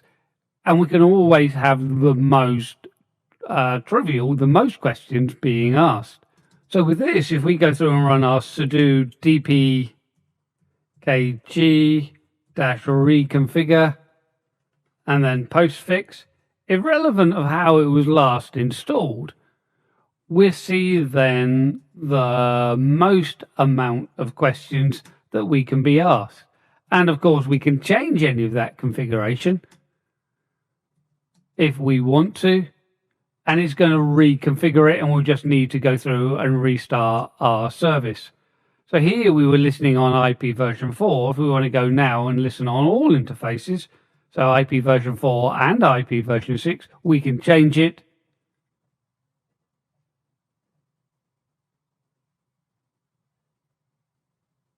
So we've been able to go through and make those changes, but then as it reminds us, we should go through and make sure the service is restarted. So we can go through and reload our postfix service. And we should be listening now, and we should be able to see this both on IP version 4 and IP version 6. And if I go through and look at my SS -NTL, now, port 25 is the port that we're looking at, our mail port, and we can see then 0.0.0.0 is IP version 4 and all interfaces. Moving down, we can see that 25 is also listed against : and that's all IP version 6 interfaces. So we can see it's listening on both IP version 4 and IP version 6 and taken on the new configuration that we've made. So we should be a little bit more convergent now with our management system of software within our Debian-based systems. But let's make sure we take a little bit of time to recount what we've looked at in this section. And look at this, the orange sunset, another module that you really need to congratulate yourself on reaching the end. We've been all about managing software in this module. So looking at the apt and the apt-get command, but don't forget, we can get away with using apt, and it's going to work better because it can give us color output and multiple lines, but it's not so reliable if we're running from scripts. So we use apt-get when running in scripts or running remotely, as we saw with the remote SSH commands. We can use apt-get update or apt update to update our package cache. The package cache file itself is pkg-cache.bin inside of var cache and apt. If that's up to date, then we've got great metadata relating to the packages that are available in our online repositories. But if it's old, then it might be pointing to files that no longer exist because we've got newer versions available from them. So we need to make sure that it's kept up to date. A long listing of this file will show you when it was last updated. We can go through and list our packages with apt and list, but we can also go through and search for packages by using apt and search. apt and show will show us information about our packages. Using apt install, we can install packages, and then we can either use purge or remove to remove our packages. With remove, we might leave configuration files there, whereas purge, we're also going to remove the configuration files. Playing around with our environment variables, we're able to make sure that software that have scripts that will prompt for questions, we can be asked the most amount of questions available in the script by setting our Debian priority to low. When adding third-party repositories, we're probably going to need to download a GPG signing key, as well as then adding our repository to our etc apt and sources.list file. But we have commands for that, so we've got our apt key and our add apt repository commands. Now, even though the concentration has been on the apt commands, the toolset that sit above dpkg, we can still use the native commands. We're unlikely to use it for installing software because we're going to have to put in a full path name to install a .deb file, and we need to install the dependency packages before we install any packages that require them. So it becomes a little bit more cumbersome.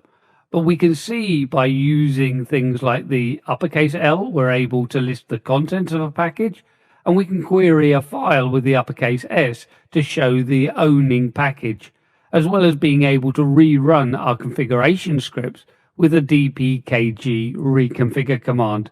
So still very relevant and very important. Now, we might have finished this module, but we're not finished by yet. We've got a long way to go, and we're going to be taking a look at managing our systemd-based services and targets in our next module. Hello, and a big warm welcome to this Pluralsight presentation. My name is Andrew Mallard, and I'm here as your instructor to help guide you through the module, Managing Systemd Services and Targets.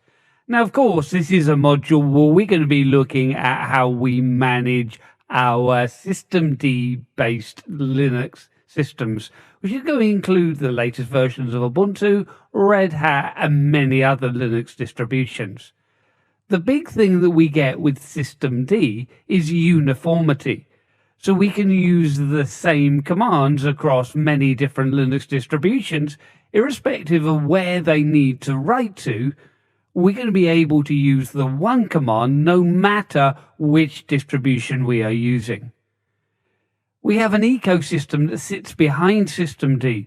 So of course we can manage our services with systemctl, but we have other commands that we can use, such as setting the host name or configuring the time and date or configuring the locale. One of the main things with systemd, though, is our system and service manager. So we'll be taking a look at managing our services. But along with services, these can be grouped together in what's called targets. With this, we can enable a service to auto-start within a given target. The final thing that we look at are logs. Now, we don't have to use our ecosystem to be able to look at logs, but we also have the journalctl command. So we get in the pattern of all of these commands ending in ctl, mean that they're probably fitting into our systemd ecosystem. But using journalctl, we're able then, again, irrespective of our distribution, to be able to query our logs based on a certain amount of filters we want to put in. Now, when we take a look at our ecosystem, we can set our host name. This can set then our host name both statically, so persistently in the backend file, irrelevant of the file name, as well as transiently, so in memory for the current session. We can use time-date-ctl, and this becomes an easy way, irrespective of your system, to be able to set, let's say, the time zone or configure time synchronization. Using the localctl, we can then go through and set our language and character set we want to use.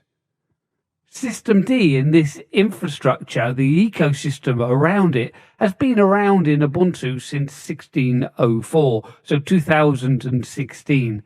It started out in about 2010, the Systemd project, but now when we look at 2022, we can see that we're at a stage where it's got a lot of maturity behind it.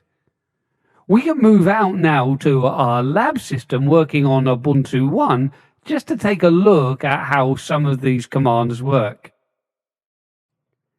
So yes, we're going to dive through to the command line of our Ubuntu 1 system. Using the Ubuntu 1 system, we can go through and investigate this idea of Linux uniformity. We're going to be taking a look at the hostnamectl command. We'll be looking at the timedatectl command and the localctl command. These are just a few of the commands that make up the ecosystem that sit behind Systemd. So come on, why don't you join me at the command line? And look at this, the glorious command line that sits behind our Ubuntu 1 system, where we can investigate the ecosystem that props up our Systemd Linux distributions. The first thing, we've probably already seen this before, is the hostnamectl command. We're able to print out both the hostname, but perhaps more importantly, things like the operating system. So if you've just logged onto a system and you don't really know the distribution that sits behind it, we're able to see this. Here we're using Ubuntu, but could quite easily be Red Hat or CentOS or Arch Linux. We can also see the virtualization that is in use. Here it shows us Oracle because we're using Oracle VirtualBox. So it's the consistency that we're getting across any Linux distribution. As a standard user, we're able to print out the information with hostnamectl, but it goes way beyond this. We're able to configure information too. So using sudo to elevate our privileges, we're able to then run our hostnamectl command, and we can go through and set our hostname. So currently it's set to Ubuntu 1, but if I want to, I could set it maybe to the hostname of main, being our main system. Now, it might look to you that it hasn't changed because, of course, our prompt hasn't changed. That was set when we opened up the shell. But if we investigate what's behind our system, so looking at hostnamectl, we can see that the static hostname has been configured to main, irrespective of where that was stored. We can also use the hostname command and look at the transient, the memory resident name, and we can see that is also set to main. Now, on an Ubuntu system, the host name is configured in the etc and host name file, and we can see then that that has been configured to main. But it's irrelevant of where the storage was. Our local Systemd management ensures that we're writing through to the right file. So it's the consistency, the one command that fits all of our Linux distribution. We can also use the timedatectl command. Again, as a standard user, we're able to print the information, where we can then go through and start seeing, well, what the current date and time is, but also things like our time zone and whether we're synchronized with the network. Now, this being a cloud-based system in the fact that it's a virtual machine that's being delivered from the cloud, we don't know where we would be using this. So our time zone has been configured for just UTC, not any particular time zone. We're also not synchronizing our time service, which we could set up from here as well. But if we look at just setting the time zone and looking at the consistency that we would have on all of our Linux distributions, it's very easy for us to elevate our privileges and run timedatectl. And we even get tab completion on our subcommand. So if I go set time and then tab, I get to see time or time zone. Obviously, I want to set the time zone. And we can go through and configure it again using tab completion. So I can hit E and tab complete on Europe, and then choose the city. Now, I know I wanted London, but if we didn't know the city we wanted, we could see all of the time zone cities within Europe or America or Africa, whichever continent we were using. So I can hit the big enter key on that. And of course, now we've configured our time zone. That will be configured on Ubuntu with the symbolic link etc local time that is now pointing through to the correct time zone file. And again, we can just see the ease at which we can configure this. But of course, it doesn't stop just here. We saw from the slides that we had another command. There are many commands that we can run, but let's take a look at localctl. So we can see then the locale setting. We can got then our UTF-8 character set, but it's been set for our language to be C. So really just a very standard compliant version rather than anything specific to a country. If I needed to set the correct language locale, then again I elevate my privileges, use the localctl command, and then set locale, and then lang equals, this is just a variable we're configuring now, and then en_GB, and then .utf8. Now again, that's then configured correctly. I can go back and view it with localctl, and again, other elements I could set should we need.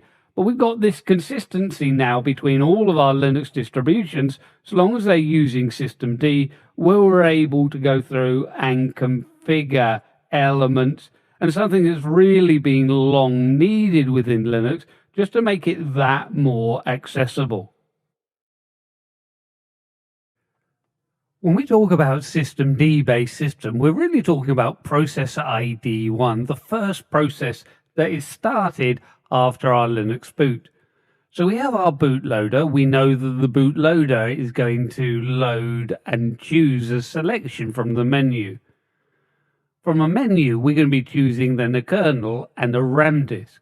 Once the kernel, though, has started, the kernel will be initializing process ID 1 systemd, and this is our system and service manager. Another really good feature that's available with systemd is that we're able to analyze the boot time. So very simply, we can go through and use systemd-analyze. With this, we're going to see how long it took to load the kernel, load the RAM disk, and then our services. If we need to decide which service was taking the longest, we can go through and add in the option blame. Now, I don't really like the term blame here because we're not really blaming any particular service, but we really get a very brilliant printout showing me the services from the longest starting to the shortest starting service, so we know where we can start tuning our boot time.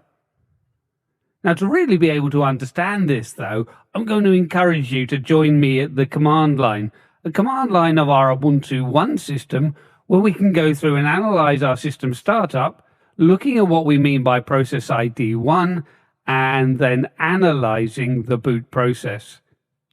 And look at this, a glorious command line if ever there is one. Correct me if I'm wrong, but isn't this just wonderful? And it's going to be even more wonderful when we start taking on board all that there is to know about systemd. Now, the first thing we're going to take a look at is using the ps tree command. With ps tree, we see our process tree. And at the top of the tree, we have systemd. Systemd is our system and service manager, and it starts up all of our other services and manages our process tree in itself. It will be process ID 1 sitting at the very top, and is going to be started by the boot process and the loading of our kernel. To interrogate a little bit more, we're going to be able to use the ps command, our process status command, taking a look at process ID 1 minus P1, and then adding in a full listing.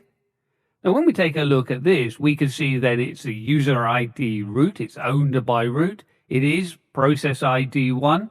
it does show us having a parent process ID, and that parent process ID shows us 0, but that really is our kernel, the kernel scheduler.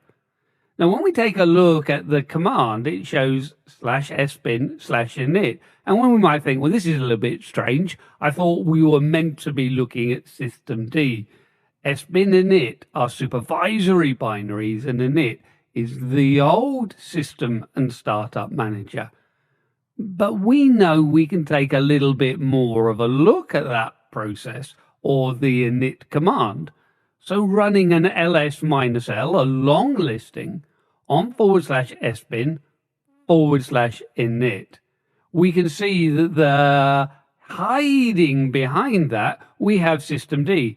Init is just a symbolic link through to systemd. So process ID 1 is really systemd, but it's being run through the symbolic link /sbin/init.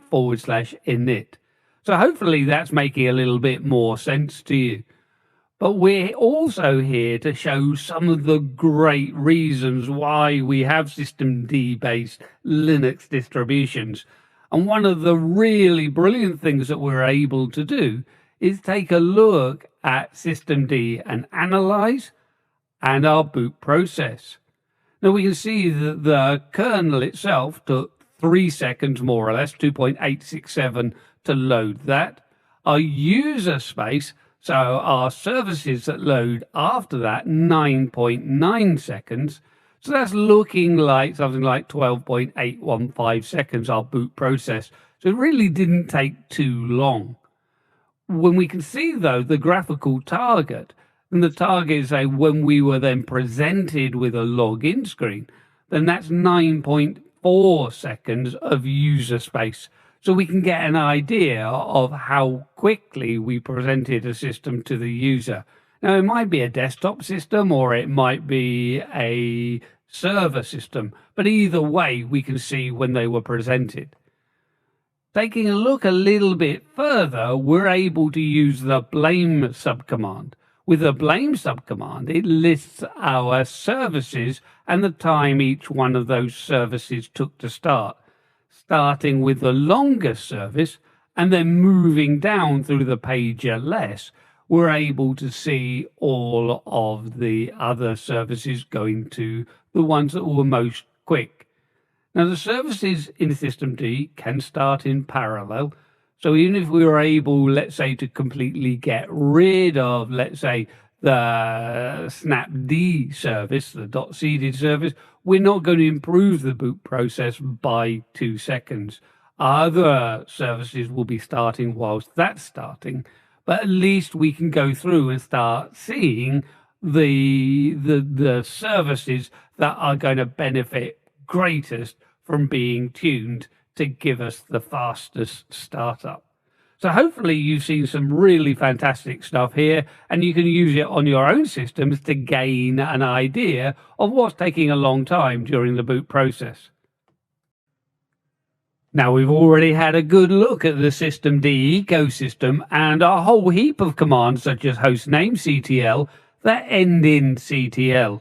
But I suppose the biggest amongst those in the ecosystem is systemctl, used to manage our services. When we take a look at using systemctl, one of the things that we can look at is the status subcommand, and looking at the status of one or more services. We're not limited to one service here, although we've just got the cron service that we're showing here. The cron service is there to schedule tasks. Now, the status command isn't just going to show that the service is running. We're going to be able to see if it's enabled for auto start, as well as the process IDs associated with the service, and importantly, the latest log entries. Now, we can run systemctl status as a standard user, but to see all of the log entries, we might still want to run it as a root user, where we show in these slides the hash prompt rather than the dollar prompt. We're indicating we are running as root. We can enable our service. Enabling just means that when the system starts, the service will start. But if we only enable the service, It's not going to start the service there and then. So a really popular option is to use the option minus minus now. If we use enable minus minus now, it will both start the service as well as enabling it. In the same way as we use disable, disable on its own will only disable the service, so it's not going to auto start. But using the option minus minus now means that the service is also going to be stopped. So it saves me having to do an enable and start, a disable and stop. We can do it in the one command by incorporating minus minus now.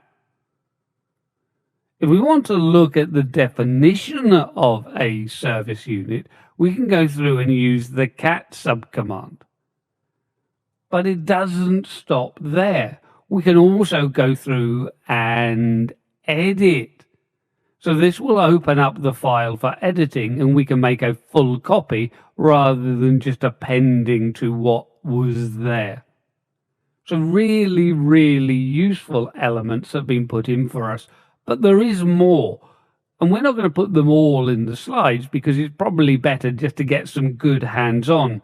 So I really encourage you now to come out to your command line, enjoy your finger exercises that we're going to do, as well as the mental exercises where we commit some of this to our mental memory. Come on, let's get exercising. And yes, we're going to spend some wonderful time at the command line where we can take a look at managing our services using the systemctl command. Now, there are many options that we're going to be taking a look at as we go through. We've listed a few of them here, but the best thing is to be able to get into our command line and really start using this command. So come on, join me, and we're going to have some great learning experiences. And here we are on our wonderful Ubuntu One system, waiting to begin learning about systemctl. Now we can go through and run our commands, some of which are standard users. So systemctl, and let's say status, and we can go through and look at our cron service. So if we go through and put cron, this will work. The default unit type is service. So if we don't put the unit type, and what I mean by that is putting .service at the end, as I add that in, then we don't see anything different, but we default to looking at service units. There are other type of unit files, such as timers, such as mounts, such as, and we'll look at these later, targets. Now, we can look at it with the eyes of a standard user, but we can see that we have insufficient permissions to be able to open up our logs. So even though we can look at it as a standard user, we might prefer to gain root access. I'm going to use a sudo -i so we get a main shell running as our root user. So we don't need to worry about then the sudo command in front of systemctl. We can see that we get the hash prompt. The hash prompt is a good indication that we need to be running as root, if you see that in the slides.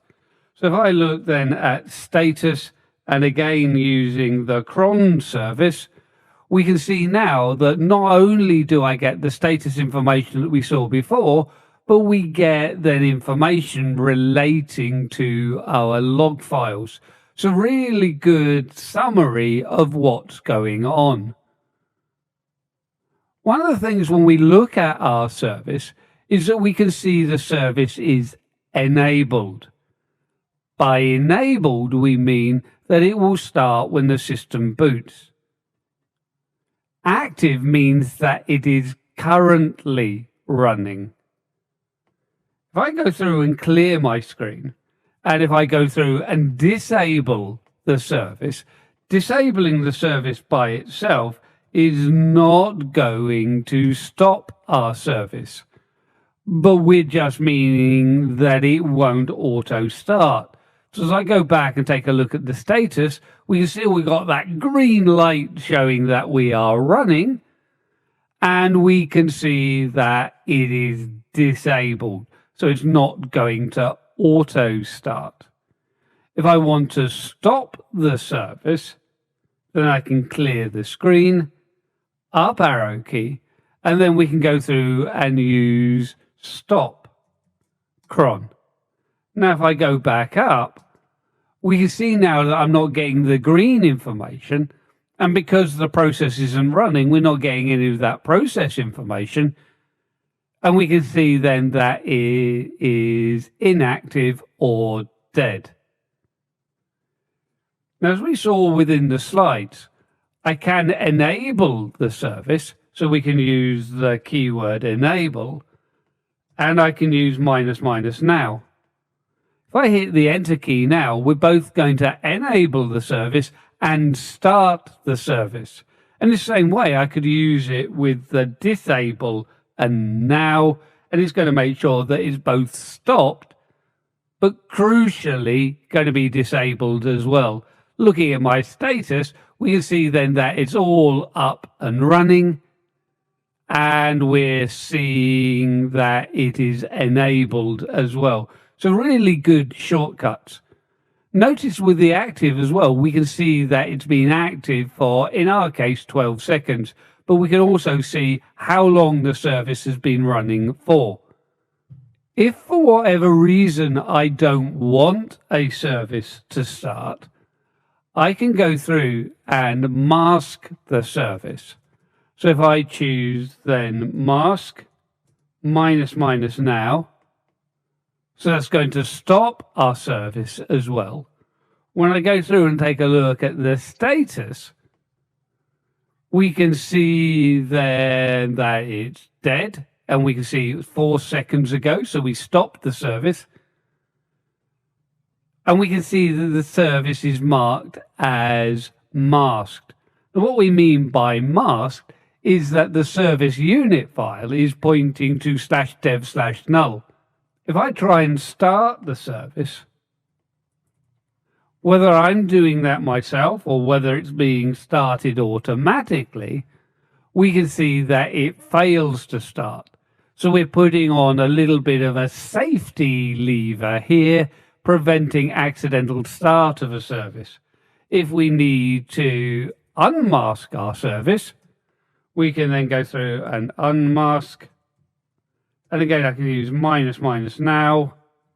Now, as I go through and take a look at the status now, it hasn't started it. It is enabled for auto start, but I have to manually go through. Let's clear the screen and start the service.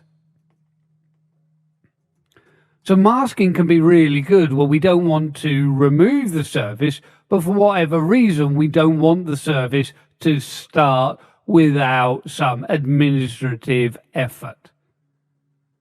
If we want to look at our service, we can go through and use the cat command. So I don't have to know where the service is, but we're now listing the service, and we can see that we're reading it from /lib/systemd/system and cron.service. If I needed to edit the service, there's nothing really I want to change, but maybe there were some of the options that I needed to change.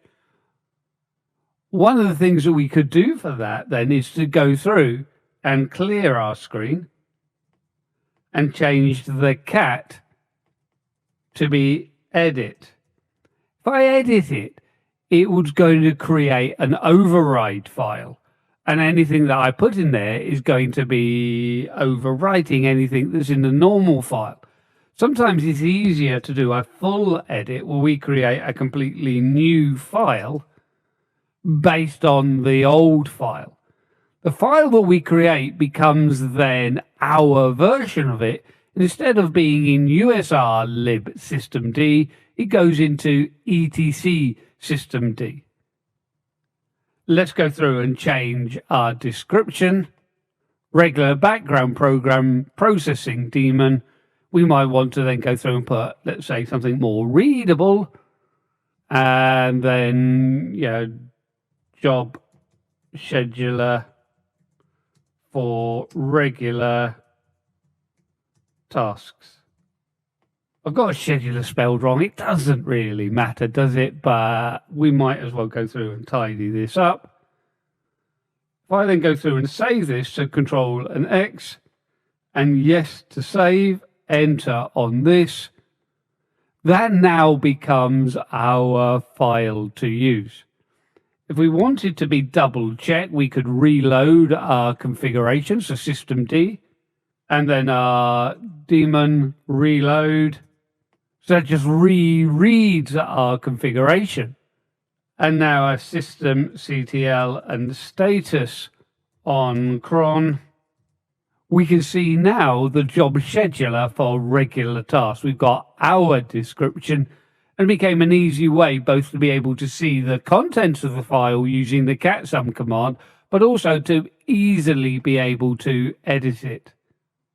So this gives us an idea of some of the things that we can do to manage our services using the systemctl command. It's like anything, get good practice with it and make sure you are really familiar with it when you face the exam. Now let's build up a little bit of a scenario. Let's say that we want to create ourselves a disk file that we can use as a storage device inside of Linux. To do this, we can gain our administrative privileges, and we can use fallocate to create the underlying disk file. To make it usable as a storage device, we can use losetup to create a device file. Here we're creating the loop10 device file from disk 1. We can go through and then partition this. So we're adding a partition table and creating a single partition on it. Listing our block devices, we're able then to see that we've got then both our device file and the partition on the device file. But if I reboot it, even though the disk 1 file is going to persist, on a reboot, we're not going to get the device files. We would need to go through and link the disk file to the loopback device, and we would need to read the partitions using part probe. We can use a service unit to be able to do this. Because I say the problem is that the loop device we have does not persist. The backend file does, but not the loop device. So creating a service unit, we can automate on our system boot the creation of our loop device and read in the partition table with part probe. And that's what we're going to be taking a look at. When we take a look at the simple service file, a service file then has main elements that would be in all unit files. So the description, any defaults.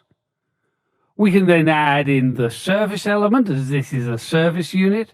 Here we're running the commands losetup and part probe.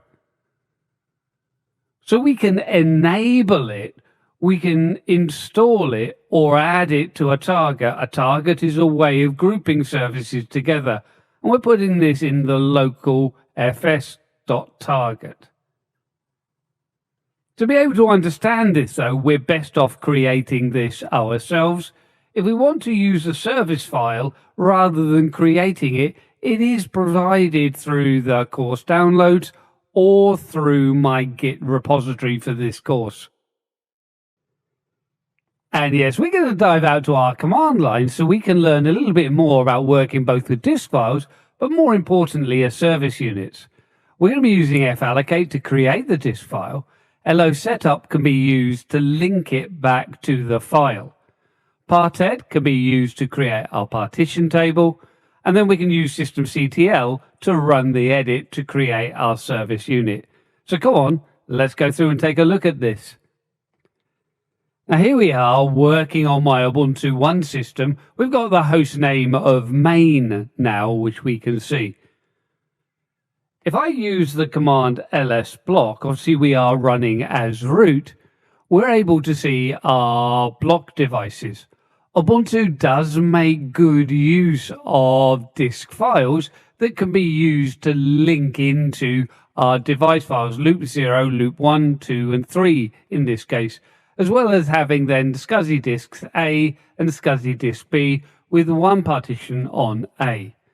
Now, if we wanted to create our own disk file, we can use the command fallocate to go through and create the backend disk file.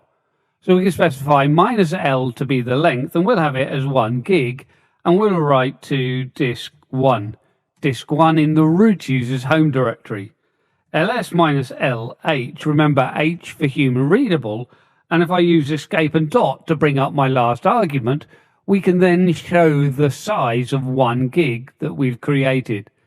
But this is not a device file, it is just a file in the file system. So we need to use lo setup,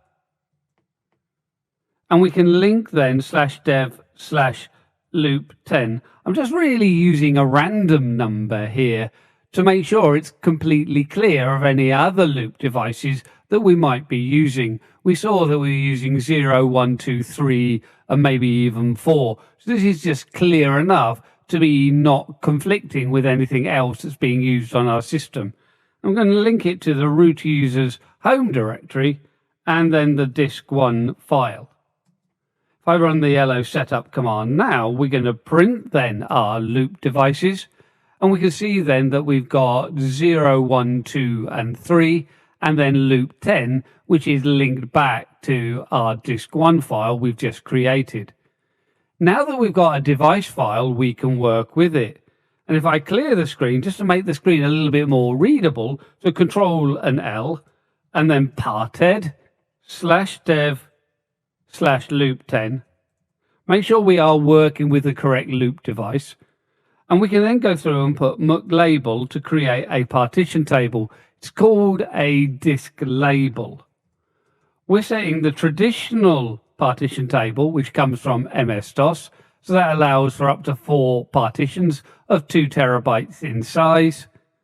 We can continue to create the partition, so muck part, and we want a primary partition starting at the beginning of the disk, so 0%, or as close to the beginning as we can, going through to the end of the disk.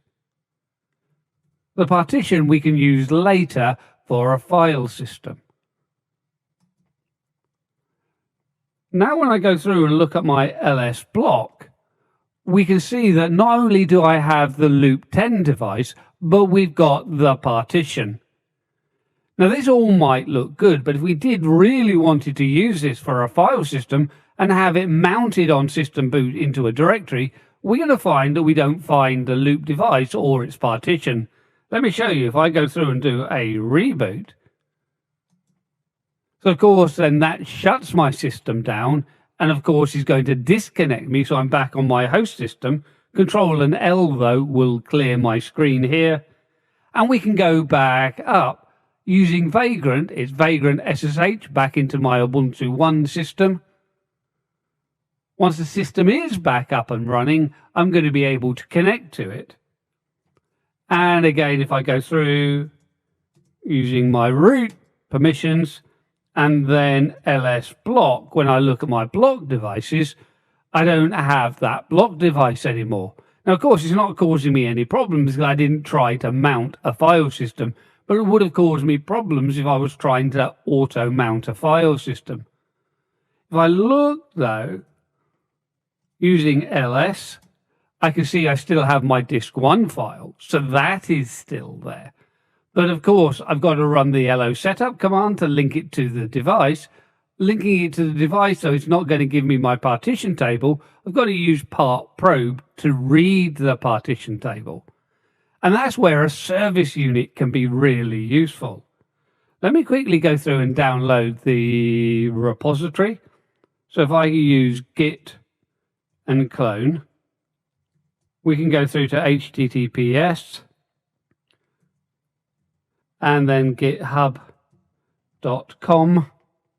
And then we're going through to the Urban Penguin and we want to pull down the LFCS repository.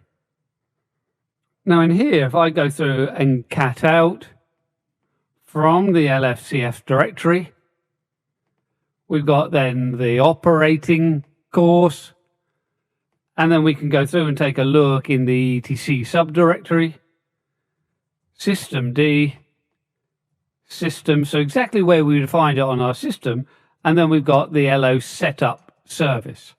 So this is the service file that we can use.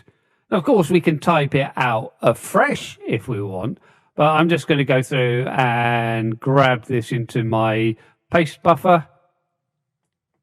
To create the service unit, I'm going to use Control and L to clear the screen, and then systemctl, edit, and then we'll call it LO setup, whatever you really want, as long as it doesn't clash with anything else. Dot service minus full, so we're creating a new and full copy. It will complain that the originating one doesn't exist, so if we're creating a brand new file, use force. Hit enter, and then of course I can go through and paste in. Under unit, we've got our description, the fact that we don't need to worry about dependencies. We want this to happen before our local file system target and after our systemd udevd, so we've detected devices. It's a one-shot service, so we only need to run the command. We don't look for it staying running, and we're running LO setup and part probe. Make sure you're referencing the correct devices and disk file. Remain after exit. No, again, it's one shot. We're not keeping it running. The install is really allowing us to enable the service, and we're saying, well, group it together with other services in the local-fs.target. I can use Control and X to save this.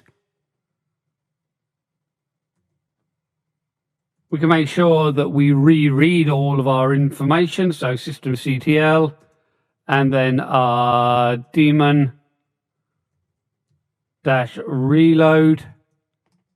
If I run ls block, obviously we don't see the block device at the moment, but we now go through and run systemctl enable, so we want it to start on system boot, minus now, we want it to be started now as well, and then our LO setup.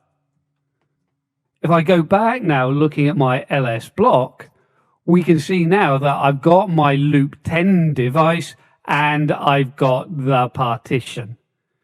If I reboot the system,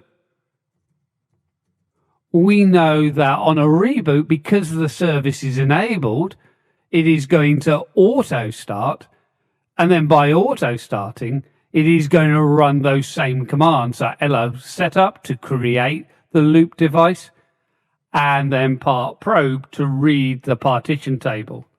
Again, clearing out of my screen, going back to SSH into it, and then clearing from here. I can run ls block as a standard user. We can see now on the reboot, look, my device file is here, and we can give everyone a great round of applause because hopefully it's looking exactly the same on yours. Now, we have talked a little bit about targets, but let's dig into them a little bit deeper. We can use systemctl and we can list our units. If we look for the type of targets, rather than showing all of our unit files, we're only going to see those of type .target. Remember, our default type is .service, our service units. Targets are used to group services together. One of the things that they can be used to group services together for is to specify a run level, a target, if you like, when we boot. We can look at our current run level. Run level is really an older command and will show run level numbers rather than target names. But we'll see on our Vagrant system that we're in run level 5. Run level 5 is really representative of our graphical target. We can check this by getting our default target. So when we boot the system, what target do we want to go to? Let's say if we had a desktop system, we could boot to the graphical target and load all of the graphical programs if they were installed. Whereas if we wanted to use it as a server, we could change the default to be multi-user so we didn't load any of the graphical programs. We want to change from our graphical target to our multi-user, and don't get confused with the target name and expecting us to be loading all of the graphical programs. If they're not installed, they're not going to be loaded. But we then might prefer to drill down and change then our target to be multi-user, more representative of what we've got installed in our Vagrant system. So isolate is changing our run level. We can check that with the run level command, and we'll see now that we're in run level 3, representing multi-user. And we can set this as the default, so in future, instead of booting towards our graphical target, we'll be booting and stopping once we get to multi-user. Having set this, we can check it with our default, but the very best way to see this is to dive out through to our command lines so we can actually get the understanding by working with our targets at the command line. So here we go. Let's see if we can find our command line. Now, the first thing, if I go through and just type the command run level, even as a standard user, this is going to work for me. We say, well, it's a new boot. So we've just booted the system and we're currently in run level 5. Run level 5 is really an older representation, but it shows what we would now call our graphical target. If I use systemctl and get default, we can see that our default target, so if I don't specify a different target to boot to the kernel during the boot phase, we're going to boot up to the graphical target. Now, as I said in the slides, don't get confused with the graphical target expecting to see a graphical environment. If that graphical environment is not installed, then we won't be starting up any of those associated services. But we can see where we can get confusions coming from. So it might be better to take a look at the different types of targets that we have. So again, I'm going to up arrow key. We can change our get default to list unit and then -- type being target. If I don't include the type, we'll list all units. We can see then that we have different types of targets with different names. Some of these targets we can actually set to boot to, such as the graphical target or the multi-user target. Others are just used for grouping services together. One target can include other targets. So, for example, the graphical target will include all other targets below it. So if I set a service to start in multi-user, it is also going to be starting in the graphical target. If I want to change my run level or my target, on our system, it's not going to really make any difference, but I can use then sudo and systemctl. Let's go through, and remember I can use Control and A to move to the beginning of the line, sudo, Control and E to move to the end of the line. And we can then use isolate and then multi-user. This is really our run level 3 from the old way of viewing these targets. So we will have changed now to the multi-user target. Any services that were starting up in the graphical environment but not configured to start in multi-user would now be stopped. So if I did have a genuine desktop system and I changed from graphical to multi-user, we would be stopping all of the graphical programs. But if I now go through and use the run level command, The run level command is going to show me that I was previously in run level 5. We're now in run level 3. Run level 3 being the older representation of multi-user. We can go through and set default. So up arrow key and then changing to set dash default and then multi-user. Hit the big enter key. We could double check with our get default. Technically, I could run this as a standard user, but I'm not going to change the sudo. So get default. And we can see now that our default run level or target. So when we boot, we're going to be taken to our multi-user target rather than being taken to our graphical target. As I say, the effect is little, if nothing, if we don't have any of the graphical tools installed. But give you an idea of a little bit about what targets are and how we can set the correct boot target with set default, how we can change targets using isolate. Within a traditional Linux system, our log files have been located below the directory /var for variable data and /log. This is still the case in most Linux distributions today. However, we are moving towards a newer journal CTL, so a journal log that's part of our ecosystem with systemd. We can go through and take a look inside of our log directory. The log files and which log file is written to is going to be controlled by the rsyslog.conf or its subdirectory rsyslog.conf.d.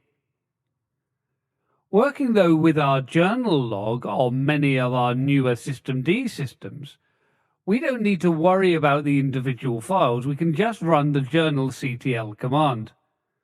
We can drill down and filter to see the information that we need, such as by looking at service unit. So here we're looking at those messages being reported by the SSH service. We can also bring in a time element. So if we put in -- since today, we're only going to be seeing messages produced today. By default, the journal log, though, does not persist.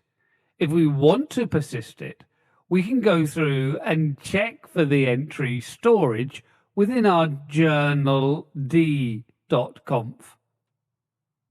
We can always check inside of our man page, so looking at man5 journald.conf to see what settings are available. To make the setting persistent, we can just edit our journald.conf, but another way of editing is using the sed command. Here, we're looking for the string storage equals auto, that is commented out, and changing it to storage equals persistent, so the whole line is replaced, so it's no longer commented out, and it has the value of persistent. Once we've done that, we can go through and check the change has been made, and then we can go through and restart our journald service. Now, as always, the best way to see this is directly from the command line. We're going to be able to see that working with logs, we're going to be looking at our logs and using the tail command. We'll be viewing our journal log and persisting our journal log. Look, the serenity of our command line. But our command line we're about to shake up by looking at our logging systems. So var log. This is where our traditional log systems will be rewriting to. We have individual log files or directories where we can organize our logs. But we have to know which log file to go to. But not just that. We've got to work out how to filter information.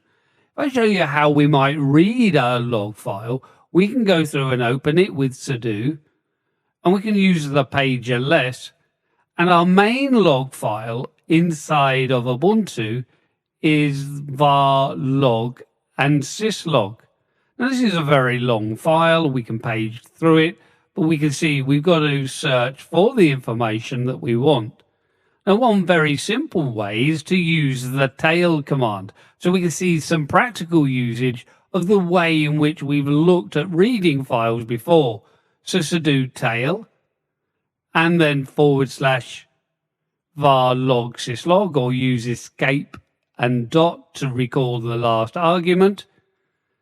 If we want to follow the end of a log file, rather than just reading the last 10 lines, we can follow our log file. So we can see in this situation, it's being written to by the multipath daemon, multipath D, all of the time.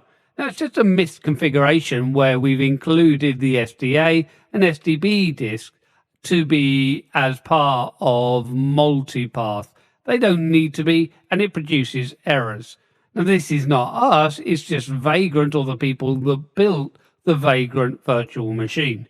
But it gives us an idea. By reading our log files, we can see possible misconfigurations that we could tidy up.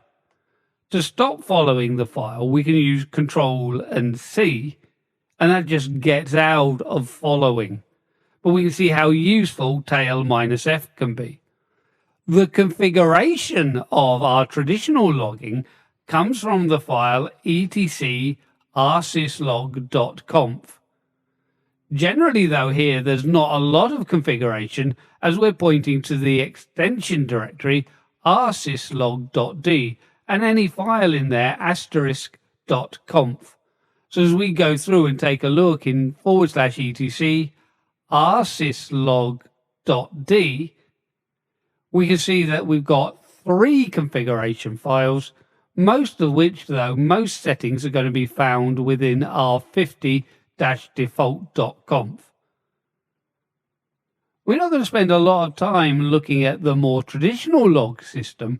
We're going to take a look at the modern journal CTL, part of our ecosystem sitting around systemd. If I just run sudo and journal CTL, we look at the complete journal log. Rather than having separate files, it's just one reference point that we can go to with journal CTL. But we've got our own filtering tools. So I can use --unit SSH to only look at reports, messages coming from the SSH service. But I can up arrow key and drill down even further, and I can use options such as --since and --until. So if I put --since today, we're only looking at events that occurred today. It's August the 24th today. So these become really great ways that I can go through and query my logs without having to know too much about it, as well as having the filtering tools to allow me to read the information that's important to me. If we want, though, the journal log to persist, we can check the journald.conf. If I go through and use grep-i for case insensitive, and then if we go through and take a look at storage, inside of the configuration file, which is going to be etc systemd and journald.conf. Now we can see it's commented. This then shows me a default setting, and it's set to auto. Auto, we will persist if the journald directory or the journal subdirectory exists underneath /var/log. In our case, it actually does, but we might want to force it to persist. We can check the settings that we can have underneath storage by reading man5 and journald.conf, so the man page for the configuration file. We don't need to go far down. And when I look at my options, we can see storage equals, and we can see it can be set to volatile, persistent, auto, or none. We want it set to persistent, so we're forcing the journal log to be stored. With that then researched, we're able to edit the file. Now, we could just use Nano to edit it, or Vim, but we can also use our stream editor. Sed -i is doing an in-place edit, open up our single quotes for our said command, and we're going to use the substitute command. We're going to look for the string. To get this accurate, we've still got the grep command showing. I'm going to take the result of searching for storage and paste that in, which is my commented line. So we're searching for that commented line. I'm going to paste it in again, but I'm going to change it to be uncommented. So we're going to replace the complete line to be uncommented. And instead of storage equals auto, we're going to carefully type persistent. We've double checked on the spelling of that now, so we shouldn't make a spelling mistake. So we should be good to go with this. And I can use escape and dot a couple of times to get back to etc systemd and journald.conf, the file that we want to be able to edit. But here we can then edit our file non-interactively and directly from the command line. If I go back now and take a look, we can see that we have in fact made the edit. That's really good. Now that we know we've got the correct settings, we can go through and restart our service. So systemctl restart and then systemd-journald. So we know we are making use of these persistent settings rather than the auto setting that was before. But come on, let's return to the slides so we might summarize just a little of what we've enjoyed in this module. And yes, look at you. You got to the end of another module and a big hearty well done. We've been taking a look mainly at managing services. Now this started by taking a look at process ID 1 on our modern Linux systems such as Ubuntu 2004 and seeing how we've got systemd as process ID 1 and how that offers a certain amount of uniformity across our Linux distributions. We can see that through the use of the hostnamectl command, the localctl command, and the timedatectl command. Irrelevant of the distribution, so long as it's a recent Linux distribution, we're going to have these commands available to us, and they're going to work in exactly the same way, irrelevant whether it's an Ubuntu or a CentOS system that we are looking at.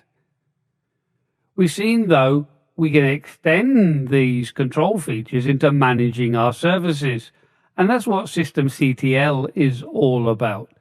With this, we can start, stop, enable, and disable our services, all with the one command, as well as being able to do things such as cat and edit our services and mask services to prevent startup. Behind our services, we have service units. These are just text files. We can cat out the contents so we can view the contents of these files, but we can also use systemctl and edit a unit file.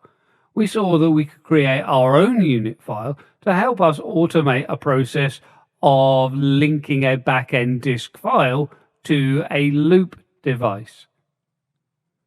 We looked at how we can manage targets. Targets are a way of grouping our services together. And we finished up by taking a look at our traditional logging system, but spending a little bit more time looking at our journal logs. Our journal logs, then we can see what's happening on our system and what services are reporting very easily without the need of going to individual files. All of our filtering is managed from the journalctl command itself. Now, as I say, at this point, you really do need to give yourself a really good slap on the back. You've done an amazing job. But don't forget, this is just part of a journey that's going to continue in our next module, where we're going to be taking a look at scripting automation in Linux. Yes, you're going to learn to write your own shell scripts. Hello, and a big warm welcome to you to this Pluralsight presentation. A presentation where we're going to take a look at the module Scripting Automation in Linux. My name is Andrew Mallett, and I'm going to be your instructor for the duration of this module, a module where we're going to be understanding a little bit more about shell scripting within our bash shell. As we work our way through, we're going to be taking a look at loops, conditional statements, using variables, using commands and built-in commands, using redirection, and other common utilities that we might include either at the shell or within our scripts. Now, a shell script is simply commands that are grouped together inside of a text file. They can be executed by bash itself, or we can configure the executable to use from within inside of the script, the shebang line that we'll look at later. Not just commands, we can also add to these commands operators. Operators can be used within our scripts, but also we'll see we can use these operators in the shell itself. Now, some of the operators that we use might vary from shell to shell, but we are concentrating on bash. Now, when we're writing a shell script, we might tidy them up into a directory. So we can begin by creating ourselves a project directory, if you like, for shell scripting. We can use any editor that we like. So we can use Vim or we can use Nano. We call the script itself info.sh. Now, we don't have to have an extension, and theoretically, these aren't actually extensions inside of Linux. We have a file name. We don't carry the concept of names and extensions. So we could call it info, we could call it info.sh, but this is just the name of the script. If we've called it info.sh to execute it, we must type info.sh, not just info. We've got the echo command. The echo command is just printing out, in this case, some header information. Host name, we probably can guess, is going to return the host name. But we can also return the IP address. So using the uppercase I, we can list IP addresses associated with this host name. uname -r is just the command to show the kernel release. And then we can finish it off with our footer information, having the equal signs being printed out again. So this is really what we mean by a collection of commands. The echo, hostname, uname, and echo commands join together so they execute in a repeatable manner. Once we've created the script, we can then go through and execute it. The simplest way is just to go bash and info.sh. But of course, we might want to make this stand alone so we can run it as its own little program. What we must do is interrogate the file. It will just show at the moment as just an ASCII text file. If we go through and add in the shebang, which is just the first line of the file, we'll see what we're doing with the sed command, but we're inserting on line 1, the first line of the file, then hash !bin/bash. So we're adding in that as our first line. We now go through and use the file command again. It will interrogate the file and will now show that it's an ASCII executable that's been formatted in the born again shell script format. We can make it executable. A+X is adding the execute permission to all blocks. And then we can execute it. We can execute it from the current directory, so /info.sh. Including it within a directory that's part of our path statement, we would be able to just run it as info.sh, whereas if it's not in our path variable, we run it as .info.sh. Now, we start getting into explanations like that in a slide, they don't make a lot of sense, do they? The best thing is to actually go through and see some of this magic happening and get the idea of why we might use sed rather than editing the file directly. We could, of course, but this just becomes a quick way to make an edit, and we could make the same edit across multiple files by using something like an asterisk if we wanted to add the shebang to each one of our lines. So come on, I'm going to challenge you to join me at the command line, and we're going to get stuck into our first script. And yes, our first demonstration, where we're going to be working on our Ubuntu One system. We can go and create directories for our scripts, adding a new script, using sed to insert that shebang line, and then adding the correct permission so that we're able to execute it independently of bash itself. So come on, let's find that command line. And here we are at the glorious command line. And I think you would agree, wouldn't you? This is an absolutely glorious command line. So I've fired up my Ubuntu One system. We're back at the Ubuntu One name. I've gone through and just cloned a new image to be working with. So we're clean and fresh for this module. We can go through and create ourselves a little directory. This is just to organize. So if I go through and create then a shell scripting directory, I'm running this from my home directory, so it's going to create it in my home directory. And let's just see if we can spell it vaguely correctly. We can move into that directory if we want. So cd, escape, and dot. Remember, escape and dot can recall the previous argument. And we can see now when we look at pwd that we're in home, vagrant, and shell scripting. Now we're ready to edit our scripts. We can use Vim or we can use Nano. It's really our choice. We just need a text editor. So we'll stick with Nano as there's nothing too much we need to be able to do with this. And then we can create a script that we're going to call, let's say, info.sh. Now, to begin with, we can then go through and just echo out some information. So echo will just print to the screen. If we then go through and just put in a whole load of equal signs, then we can have kind of a header feel going on. Once we've got that, we can then go and use the hostname command. The hostname command, well, is going to print out the host name. We could probably have guessed that. But hostname minus uppercase I might be more difficult to guess. Remember, we can always look at our help, so hostname minus help or man hostname, but this is going to print out our IP address. We can use uname minus R, that's going to print our kernel release. And then we can get back to our echo statement, and then we can echo out a whole load of equals signs again. Now with this, we've got to kind of just guess that we're putting in the right amount. If that looks roughly okay, it probably is. Maybe we should have one extra one. We'll see ways that we can generate this, though, to get a more accurate representation of our header and footer. Now, this is really a very simple script, but it'll show you really all that a script is a collection of commands and operators.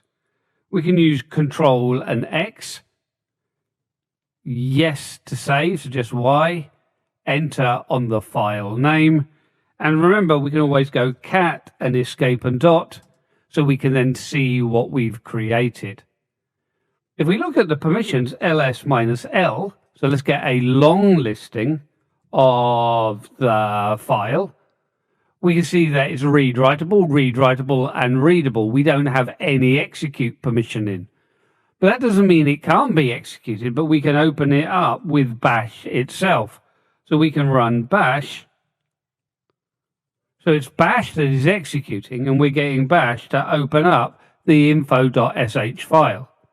It then goes through and prints, and we can see then that we get our header and footer, the hostname Ubuntu One, and then we are able to see our IP addresses, and we can see then the uname, our version of our kernel coming out. Remember, we can always go through and take a look at these commands. So if I use hostname minus help, we're able to see what switches we can use with this. If I clear out my screen, when we look at the command uname and minus help, we can see then all of the options that we can use with this, and we can see that -R is the kernel release. So again, do take the time to look at the help as well. Whenever you run a command, if you've got a little bit of time associated with it, why don't you go through and read the associated help? You never know what you're going to find out. If we want to, though, execute this ourselves, independently of bash, we need to specify the script or the interpreter that is going to interpret the script. And we can do that through the first line of the script. It is called a shebang. Now, if we just wanted to edit one file, then we could just open it up in Nano. But what if we had two files? Let's just go through and then copy our info script through to info2.sh. So now, of course, when I list in here, I've got those two scripts. Neither have a shebang, so I'd have to edit it twice. This is where our stream editor or sed can come in. If I use sed -i to do an in-place edit, open up our single quotes, and then we can go and run our command, which is 1i. On line 1, we want to insert a new line, so a new first line, and then the contents of that line. That's going to read then as the shebang. It's a commented line, so it's not read by the script, but read by the system. And then we go through and put !bin/bash. So we're setting bash to be our interpreter. As we then go through and run it, we can run it on the info file, but we could also then go through and do info*. So we're going to edit all files starting with info. If I now go through and cat out the info file, we can see then that we've got the new line, as well as, of course, being in the info2 file, we've got the new line. So, of course, I do understand that it is easier if we're working just with a single file, such as we are in reality, to just use the editor. But if we can become more familiar with some of our automation tools, such as sed, we can make life a lot easier for us when we need to work on bulk. If I go through now and take a look at our file, if I go through and look at file and info.sh, by adding in this information, the system now knows this is a born-again shell script that's an ASCII text executable. Now, it says that it's executable, but the execute permission is still not set. So I'm going to use chmod to change the mode or permissions of the file. Using -v, we actually get to see the permissions changing. And I'm going to go and put all plus x. So I'm adding execute to all blocks. For then, again, I can use info and asterisk. So any file starting with info. We can see then that we've affected two files, info and info2, and we can see the new permissions include the execute permission. With that set, we're able then to run through our info.sh. We're running it with our path because it's not included in our path variable. The shell scripting directory is not part of our search path. So we have to specify the path through to the variable. So we have to specify the path through to the program. But we can see now it's executing perfectly okay. If we take a look at our path variable, so $path, we can see that if we added the script to any of these directories, then these directories would automatically be read. If I wanted to include the shell scripting directory, I could then go through and have path equals, and let's say read in the $path, but add to it my home, vagrant, and shell scripting directory. So vagrant being my user account. If I go back now and echo out my path statement, we can see now it does include the current directory, but I can move away from that. But because shell scripting is included in my path statement, I can then go through and run info.sh. We can search through the path variable, and that's going to work for me. It's going to work for this shell, but not for other shells because I haven't added the path statement to my login script. But there you go, a little bit of a simple script and how scripting works inside of your bash shell.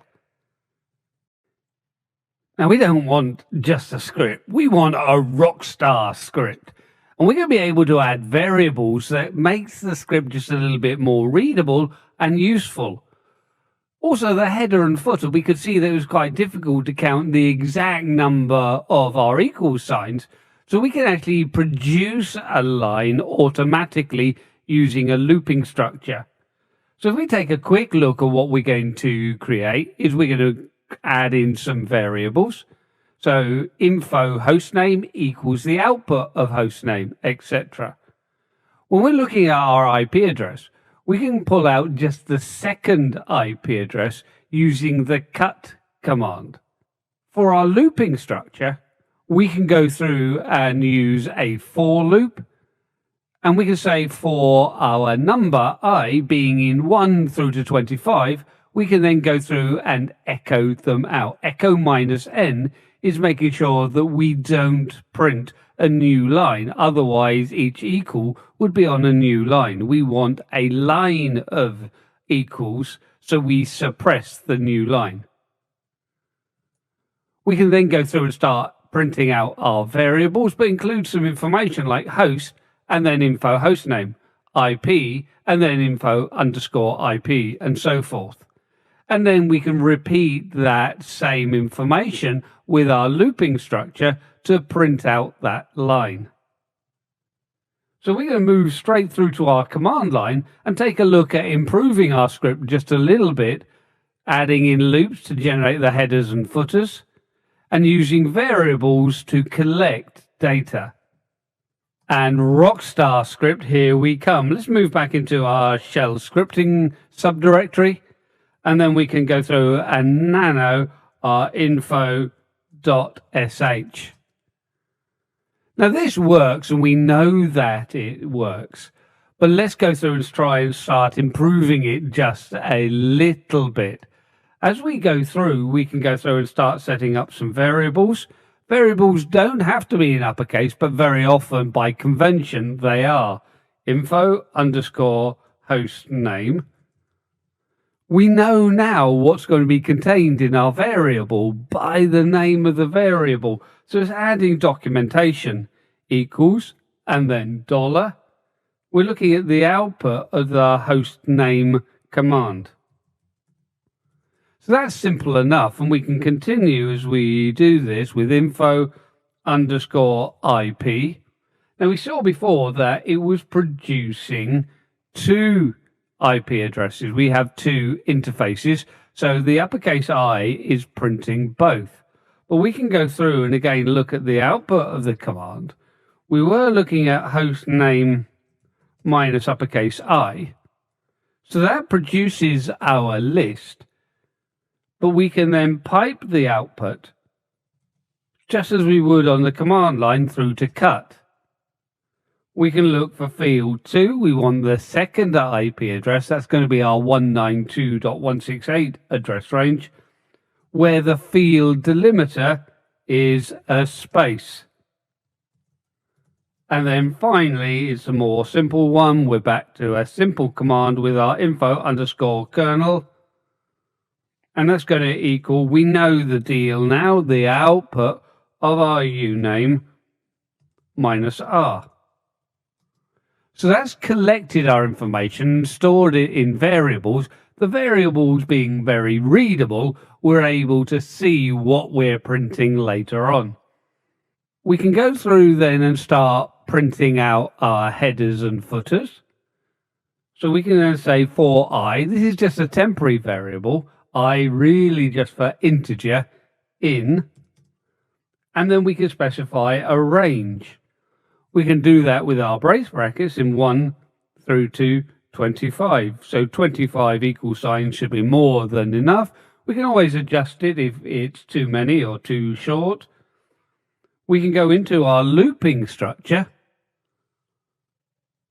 We don't need to space in, but it's going to make it more readable if we do. So inside of the code block, we're going to then echo out, suppressing the new line and equals. So we can get 25 equal signs, and that's it, we're done. We don't need then the manual representation of that anymore. And then we can go through and clear out these and start printing other information. So let's clear all of this out at the moment. We can echo just an empty line, and then we can go through and start printing the information that we need. So we can now start including a little bit of extra information. We can have our host colon and then our variable. With this, we have to use double quotes to make sure that we do expand the variable, so we read the content of the variable rather than just printing literally the dollar symbol. But then info underscore host name.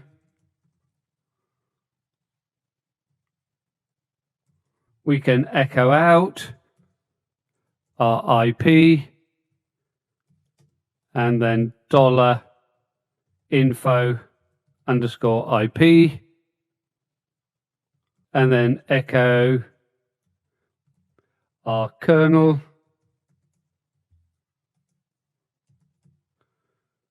and then we can go through and use the variable dollar info underscore kernel. We can have again a clear and empty line after that, so just the echo command with nothing in it. And I'm just going to go through and paste in the footer. Again, if we want, we can have a clean and empty line just after that.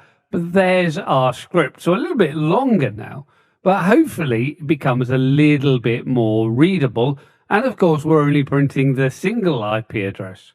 So if we use Control and X, Y to save, enter on our file name, and then go through and execute our .info.sh. We can see now that we're getting our information. We've got just the single IP address, but we've got the extra information like our host and our IP included. So we're getting a little bit better, and obviously we can adjust so it works well for us. But it seems that 25 was about the right number of elements to have in our header and footer. Now, especially if we've got a script like we've created, the info script, there's a lot of info we can get from our operating system. If we take a look at the file etc/os-release, we'll see that that is just populating variables. If we want to make use of that within a script, we can use the command source to read in another shell script. With that done, we can then go through and echo out any of the elements that we've imported, the variable names, such as the pretty name. Now, we're doing this from the command line, but there's nothing stopping us doing this from a script. And that's what we're going to be taking a look at. We're going to be using the built-in command source to add imported variables and the functionality through to our script. So come on, let's go through and import some variables. So let's begin our command line by going through and cutting out the /etc/os-release file. Now, when we take a look at this, we look carefully, we can see it's exactly like configuring variables because all of these are configured variables. So we've got things like the name, the version, the ID, the pretty name.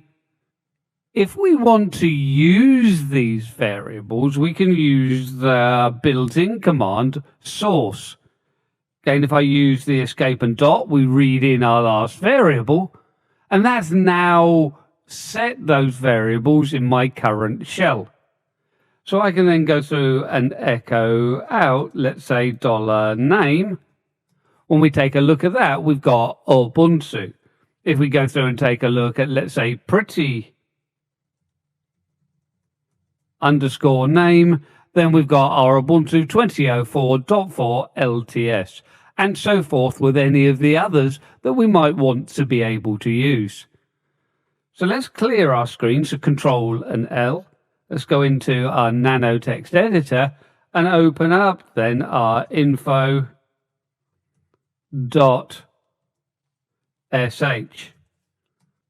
We can go through and add in a new line. So after our shebang, remember the shebang has to be the first line. We can then go through and source, so read in from our etc and os-release files. That has our variables set. Obviously, we need it spelled correctly, otherwise it's not going to work. So that gives us some variables that we can use. So if I wanted to add in extra operating system information, I could then go through and use the echo command, and we can go through and print out we'll just call it, let's say, operating system. And we can go through then and put our $pretty_name. Close off our quotes. I think we probably had one too many echoes here, so let's take that echo out. That was adding in an extra line that we didn't really need, so we can tidy that up now. So the source command is reading in our variables from another file, and then we're using that variable, the $pretty_name, within our printout. So we can use Control and X to jump out, Y to save, and enter on our file name. And we know now we can go through and execute it with our info.sh or .sh, just missed out on that. And we can see now that we've got that extra line, our OS being Ubuntu 2004.4. So again, don't worry about using system variables if they're available to us, and take a look at anything that you might be able to use in the etc and os-release file. Now we've seen the loop that we've created so far using the for keyword. We can also use while loops.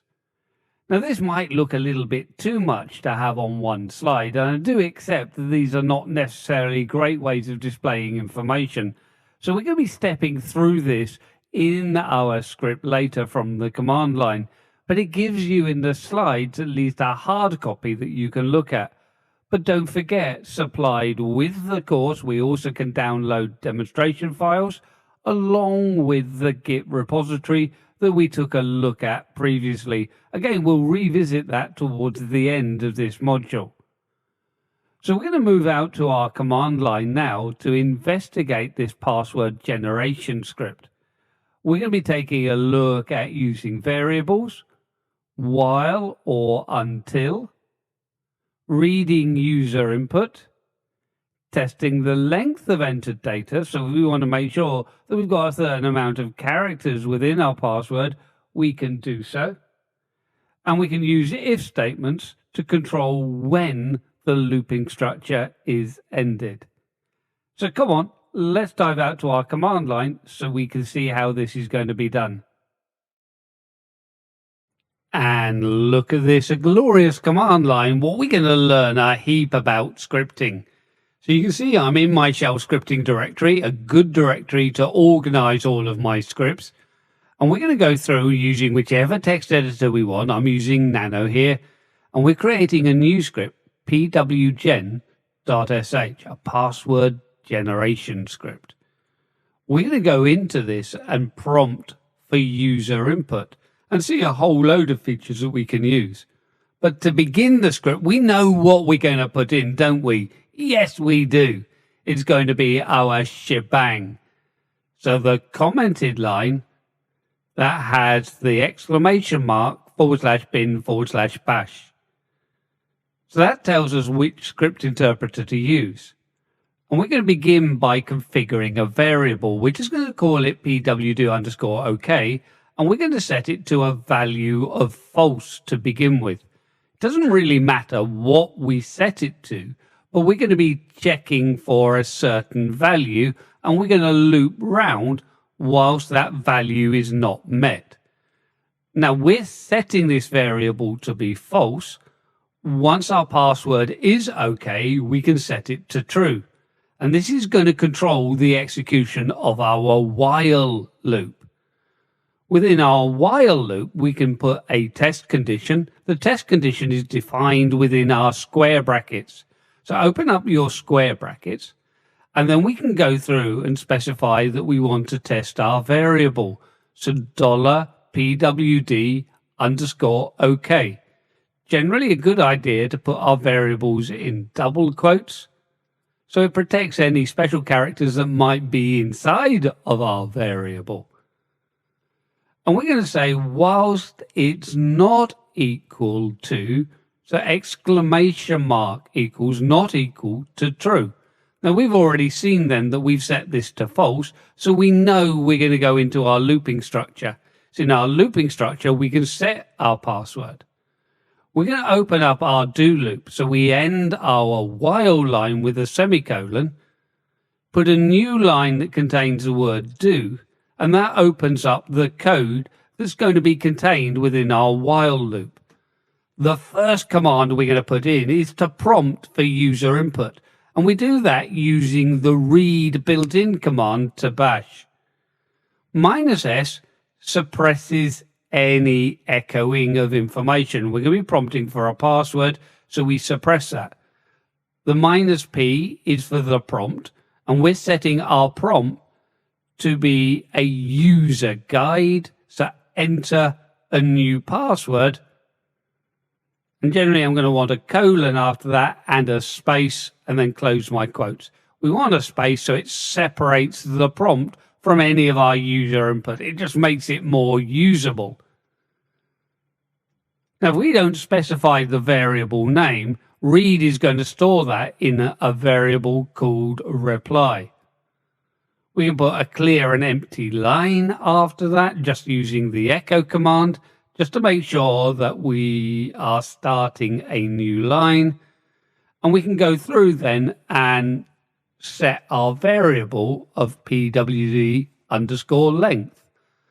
We might want to make sure that we put in a certain amount of characters so we can echo out, suppressing the new line because we don't want to count the new line that echo normally has, and the $reply variable. Remember what I just said about the read command? The read command, if we don't specify a variable name, will populate a variable called reply. So we didn't specify the variable name, so our password is going to be stored in reply. Word count -m counts the number of characters. So that's why we were suppressing the new line. We didn't want to count that. And we can store then the length of the reply variable in our pwd_length. We're going to use that because we want to check that we've got at least 6 characters later on. Moving forward with our script, then we can actually set our encrypted password. So password equals, and again we're looking at the output of commands. So much of our bash scripts will be this, using variables, and those variables are going to be populated by the outputs of a command. We want our password to be encrypted so it can be used by our user add command. So we're using OpenSSL and the passwd, that's passwd, not password, module. -6 specifies the algorithm to use, and this is the highest algorithm we currently have, SHA-512. And we're using then our input of being then $reply, the password in clear text that we've just entered. So the password variable is going to contain an encrypted version of our password. But remember, we need to check that we have the right number of characters. So we can go back and actually use an if statement now. And the if statement can go through and test the condition of our pwd_length. This was from our original $reply, our clear text password.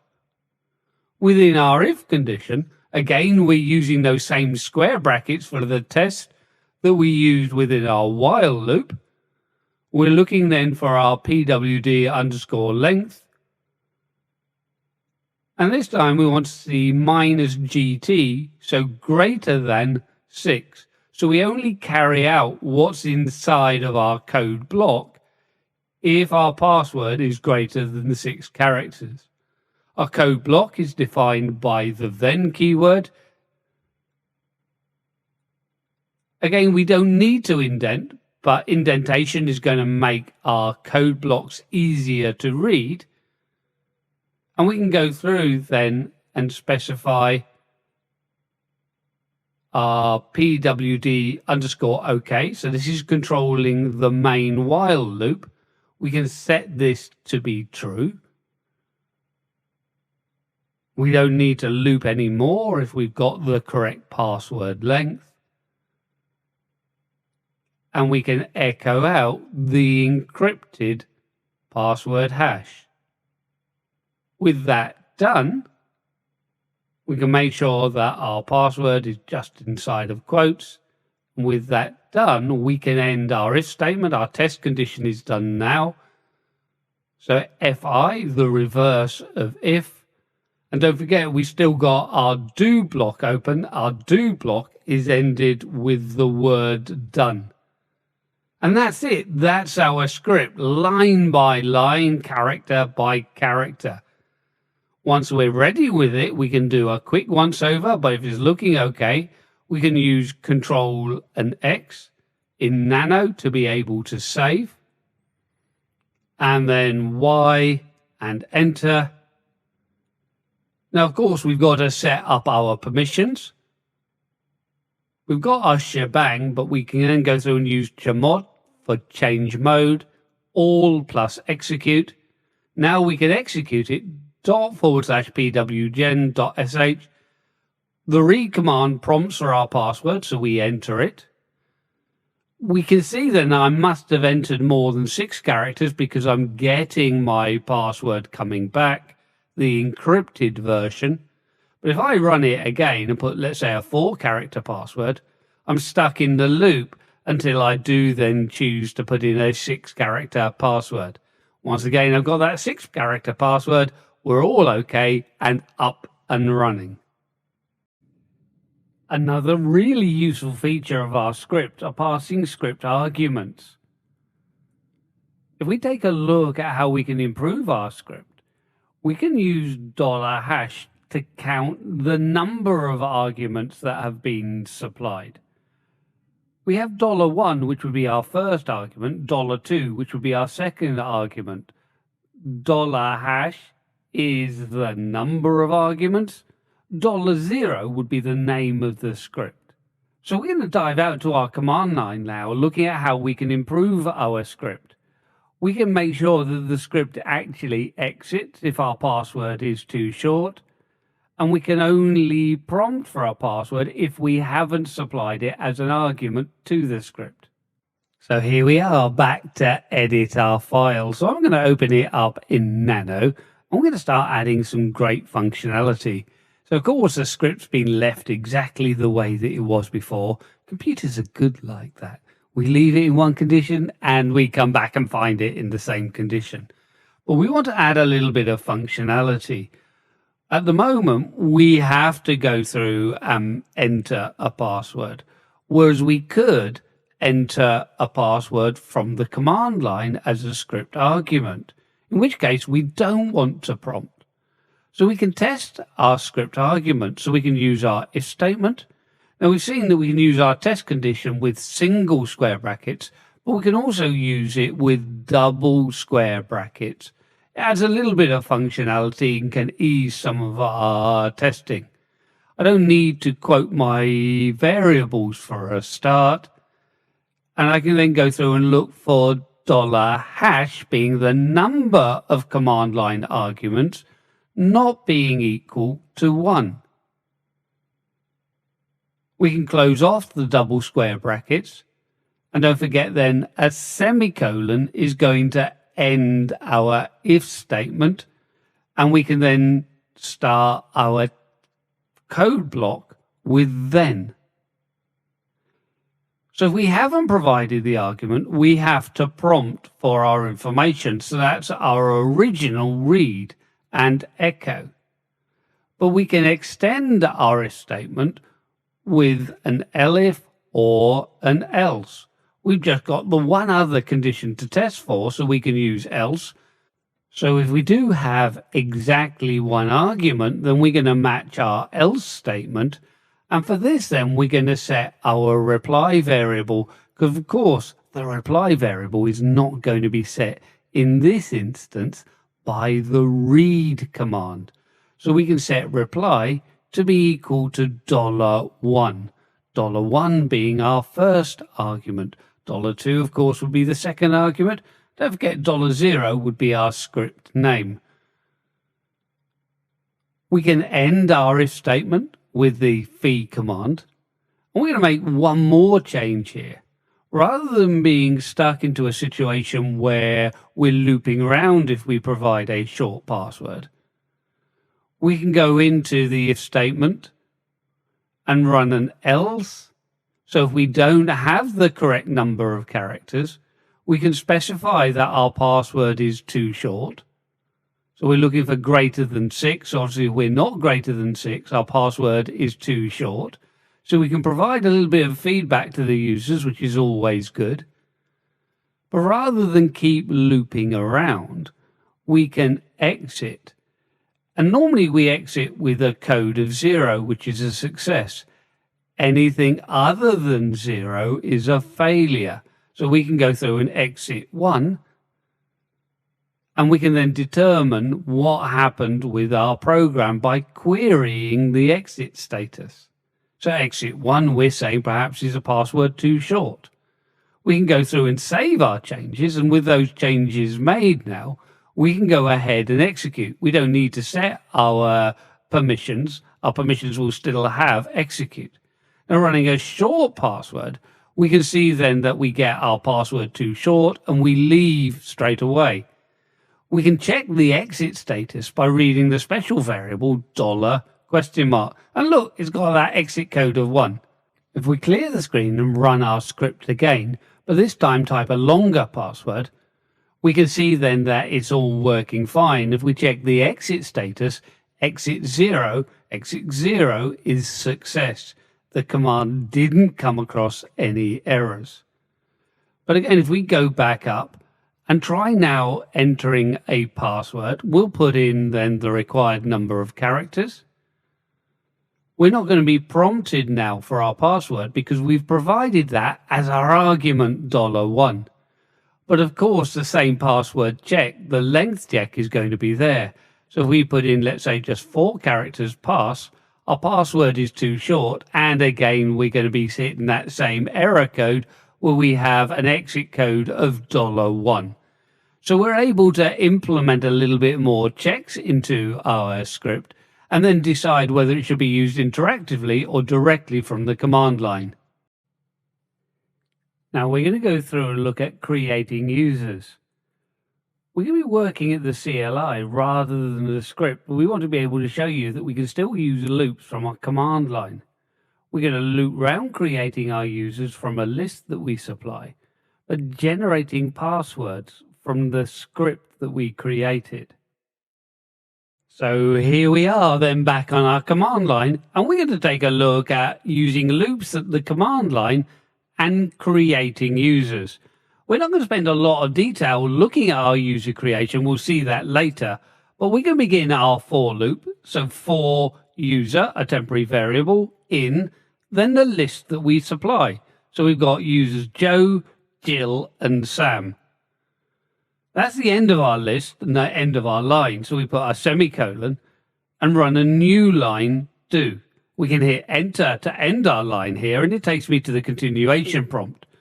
Now we need to elevate our privileges to create a user but users are created, would you believe, with the user add command. As I say, we won't spend a lot of time looking at that at the moment, but we're going to be creating the user home directory, so -m. We're specifying the default shell for our new users to be /bin/bash. And -p allows us to go through and specify the encrypted password.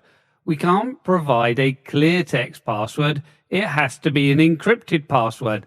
Thankfully, we've got a perfect script to be able to do that.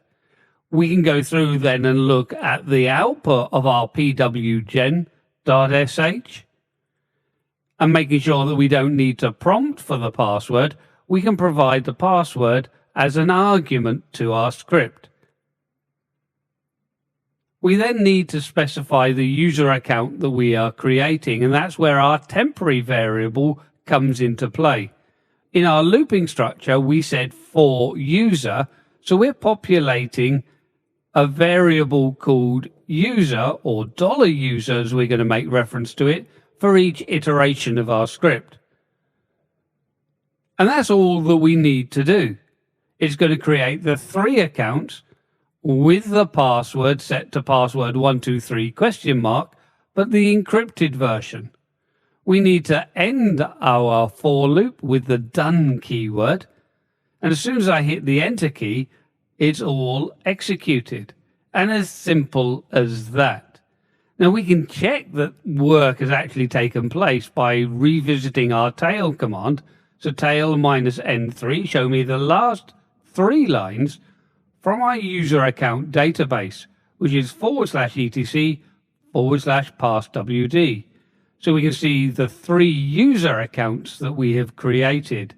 So this all looks very good, but we're unable to see from this file the actual passwords. So we can elevate our privileges, again using tail -n3, but this time the actual encrypted passwords themselves are stored in the etc shadow file, which is only accessible by root. So we can go through and take a look at the passwords that we've set. And again, we see for Joe, Jill, and Sam. But even though their clear text passwords are exactly the same, the encrypted password is going to be different for each of our users.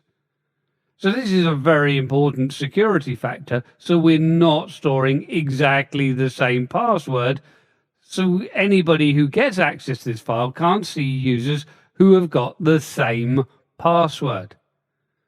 When I go through then and use su-joe, we can test that he's working by putting in the clear text password the way a user would normally authenticate. And there we go. We've got access to the Joe account using the password 123 and ?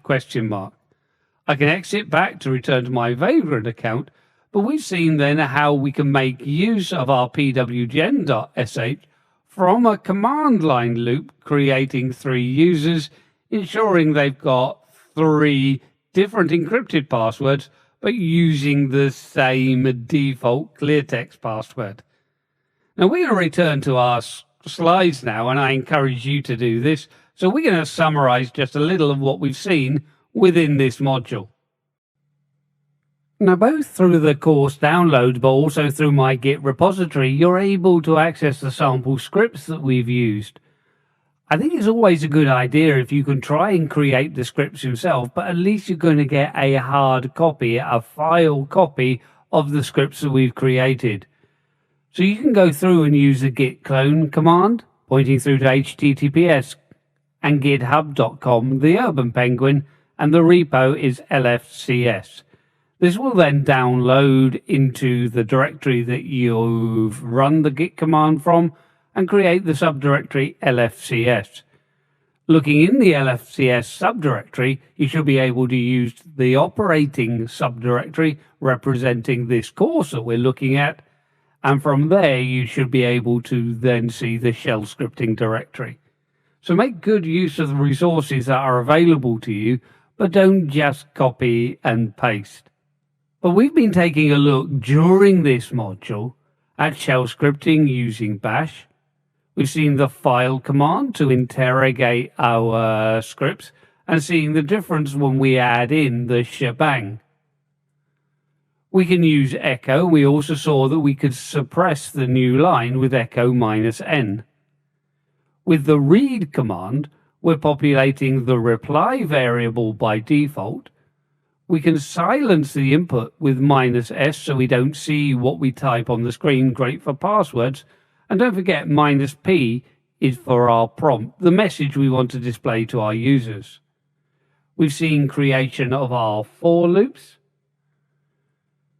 We can also use then our for loop for using brace expansion, when we can then set our range. So we started off by taking a look at those equal symbols for I in 1 through to 25. So we could print out very easily 25 equals signs for our headers and footers.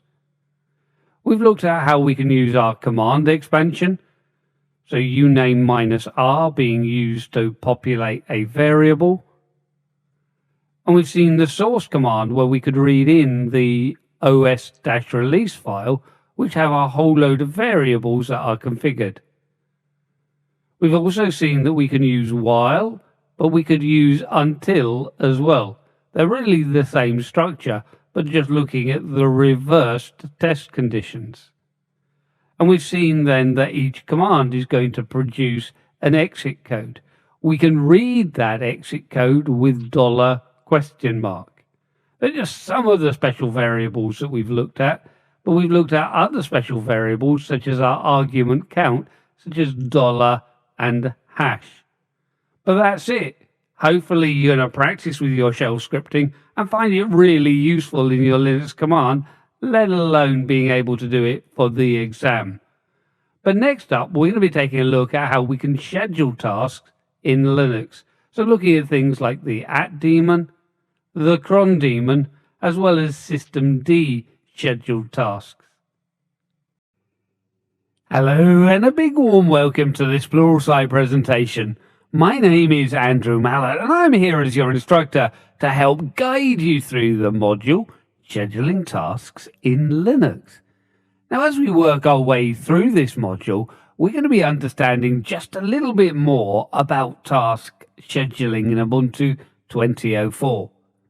We're going to be taking a look at systemd timer units, cron, and @. Now, traditionally, when we've been talking about scheduling tasks, we will have talked about the cron daemon. The cron daemon has been traditional in Linux, where we can then go through and schedule regular tasks to run. But we also have the @daemon, and more recently, part of our ecosystem with systemd, we've got timer units. When we look at each one of these, the cron daemon, as I say, has been the traditional and stalwart of our task scheduling. It's great for scheduling jobs at regular intervals. Now, that might be running something like a backup that we want to happen maybe once a day, or maybe something where maybe every 6 hours or so we want to update our apt database. If we need something to happen less regularly, we can use the @daemon. This might be really good when we need to migrate data at a public holiday. So we might start on our Friday evening, giving us plenty of time to migrate the terabytes of data that we might need to from one storage system to another storage system. But of course, we don't need this done on a regular basis. But the new kid on the block is the timer units, part of systemd. And the great thing about this is we don't need additional services. We don't need the cron daemon running. We don't need the @daemon running. We just need systemd running, which will be running in any case. So we don't need that additional service. Now, because this is the new kid on the block, we're going to start by taking a look at our systemd timer units. One of the first things that we might remind ourselves of is, of course, documentation. The documentation is going to be really important to you, both in the real life environment as well as the exam. So if we need a quick reference as to how to create a timer unit, why don't run the command man5 systemd.timer.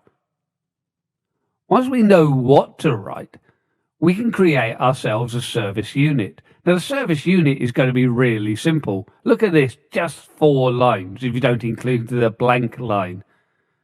We've got our description and then our exec start, and we can see that we're doing a backup of the etc directory and backing up to the root user's home directory.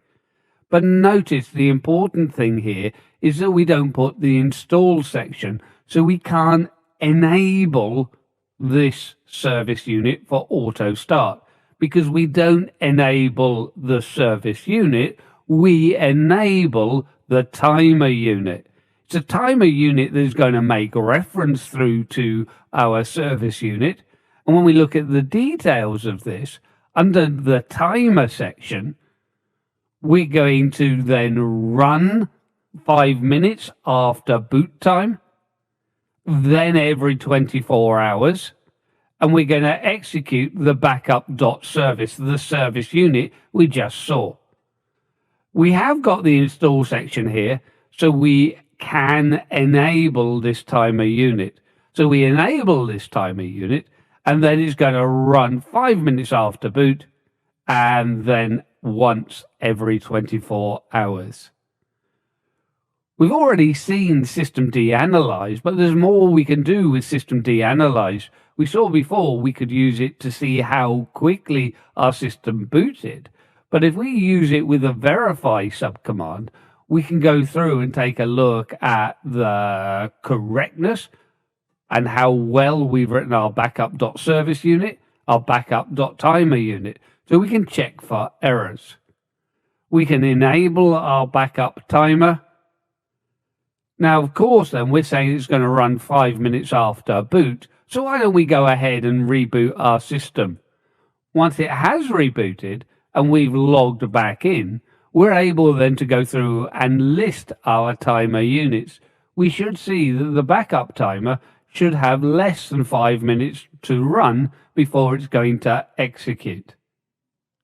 Now, it's all well and good seeing the theory of how this works, but I'm going to encourage you to join me at the command line now as we go through and create our timer unit and our service unit.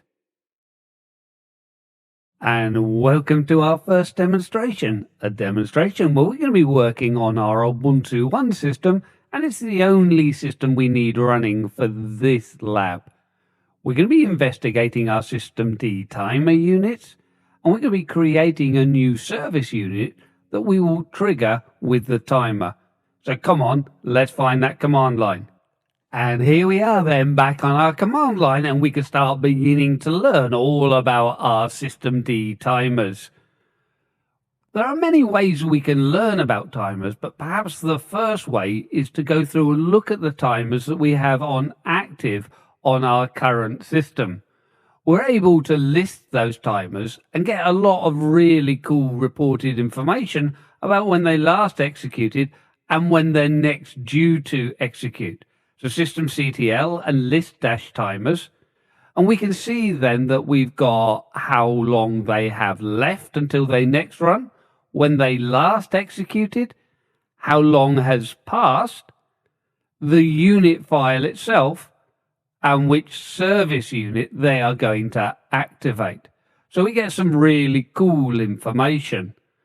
This reporting information is very useful to us, but we can also use these existing timers to be able to get an idea on how we can build our own unit files. So if I quit out of this, and we can clear our screen, so Control and L, and change our systemctl to the cat subcommand, and take a look at one of those timer units. We'll take a look at log rotate.timer. Don't forget, we've got to put our unit type in when we're dealing with non-service units. .service is the default type. We need to then add in our timer unit.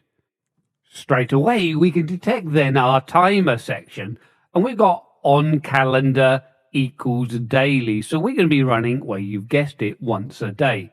But the problem is we had too many events that were running daily. Chances are they could all run at the same time. So to cater for that, we have another setting that adds a little bit of randomization. Our accuracy sec equals 12 hours. So we're saying we want to run daily, but we're saying, well, so long as we're accurate within a 12-hour period. And then our accuracy is going to be added in anywhere between 0 and then 12 hours. So if we have many services that are starting up daily, then the idea is they're not all going to run at the same time. We're not specifying the name of the unit file to execute, and it will default to a service unit called logrotate.service if we don't put it in. We can go back then and take a look at the documentation, so man5 and systemd.timer. So if there are any settings that we weren't really certain of, we can go through and research those. So if I search /ACCUR for our accuracy, we can see then that it's shown within our on calendar, but we also have a specific area that explains the accuracy sec equals. So never forget this. And don't forget to jump out of a man page, we can use Q. Now, I know we are looking at timer units, but probably the first thing we're going to do is use systemctl edit to create a service unit. It's our timer unit that will trigger our service unit. So I'm going to use systemctl edit and backup.service. We can do a -- full and then -- force because the file won't exist at the moment. Now it's going to complain because I haven't used sudo, but this becomes a valuable lesson where we can remind ourselves about sudo and bang bang running exactly the same command and arguments. So these are always great points to remind ourselves as we go through of what we've previously learned within the Essentials course. It defaults to opening up in Nano, and again, this is going to be fine. This is going to be really simple. We can define our common settings in systemd files through the unit header. And in here, we're typically going to have our description. So I'm going to put a description equals, and then we can have our backup, the etc directory. Remember, this isn't the timer, so we're not going to specify when it's going to be backed up. We just need then our service element. And again, this is going to be very simple with an exec start. And if you think if we're going to be backing up the etc directory, we're going to be using the tar command. So we can go through and specify tar -c to create, z to compress, f for the file to back up to. And we can back up to our root user's home directory and the etc.tar.gz. And of course, as we're saying, we want to be backing up the /etc directory. Now that's all that we need. We don't need to go through and put our install section in because we will not be enabling this service. So we can use our Control and X, Y to save and enter on our file name. And there you go, we've created it. But we can check the validity of this file using our systemd analyze. We saw the analyze command before where we could look at our boot process, but we also have then systemd-analyze and the verify subcommand. With this then we can go through and look, I've got the name of the file to verify, so I might as well just copy this across. As I go through and look at it, we're getting some spurious errors that are nothing to do with the backup.service. So this is generally good. But to prove that it is working, there's nothing stopping us generating an error. So if I quickly go back and edit, let's remove the E from exec start, go back and save, so Control and X, all of our normal things while we're writing back, run the verify again, and we can see now that we're definitely getting errors relating to the exec start. So if we fix this up, put the E back in, and then we know it's going to be working again.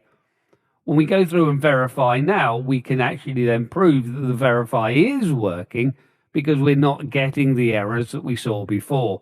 So it's a good check, but we just have to be a little bit careful about some of these spurious errors.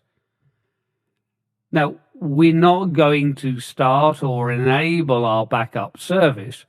We're going to go back now and change our edit to be the backup.timer. With this, we're going to add in our unit section, and in our description, we can probably go through and say that we are backing this up once a day, because this is our timer, and we can explain our timer settings. So as I go through and put our backup,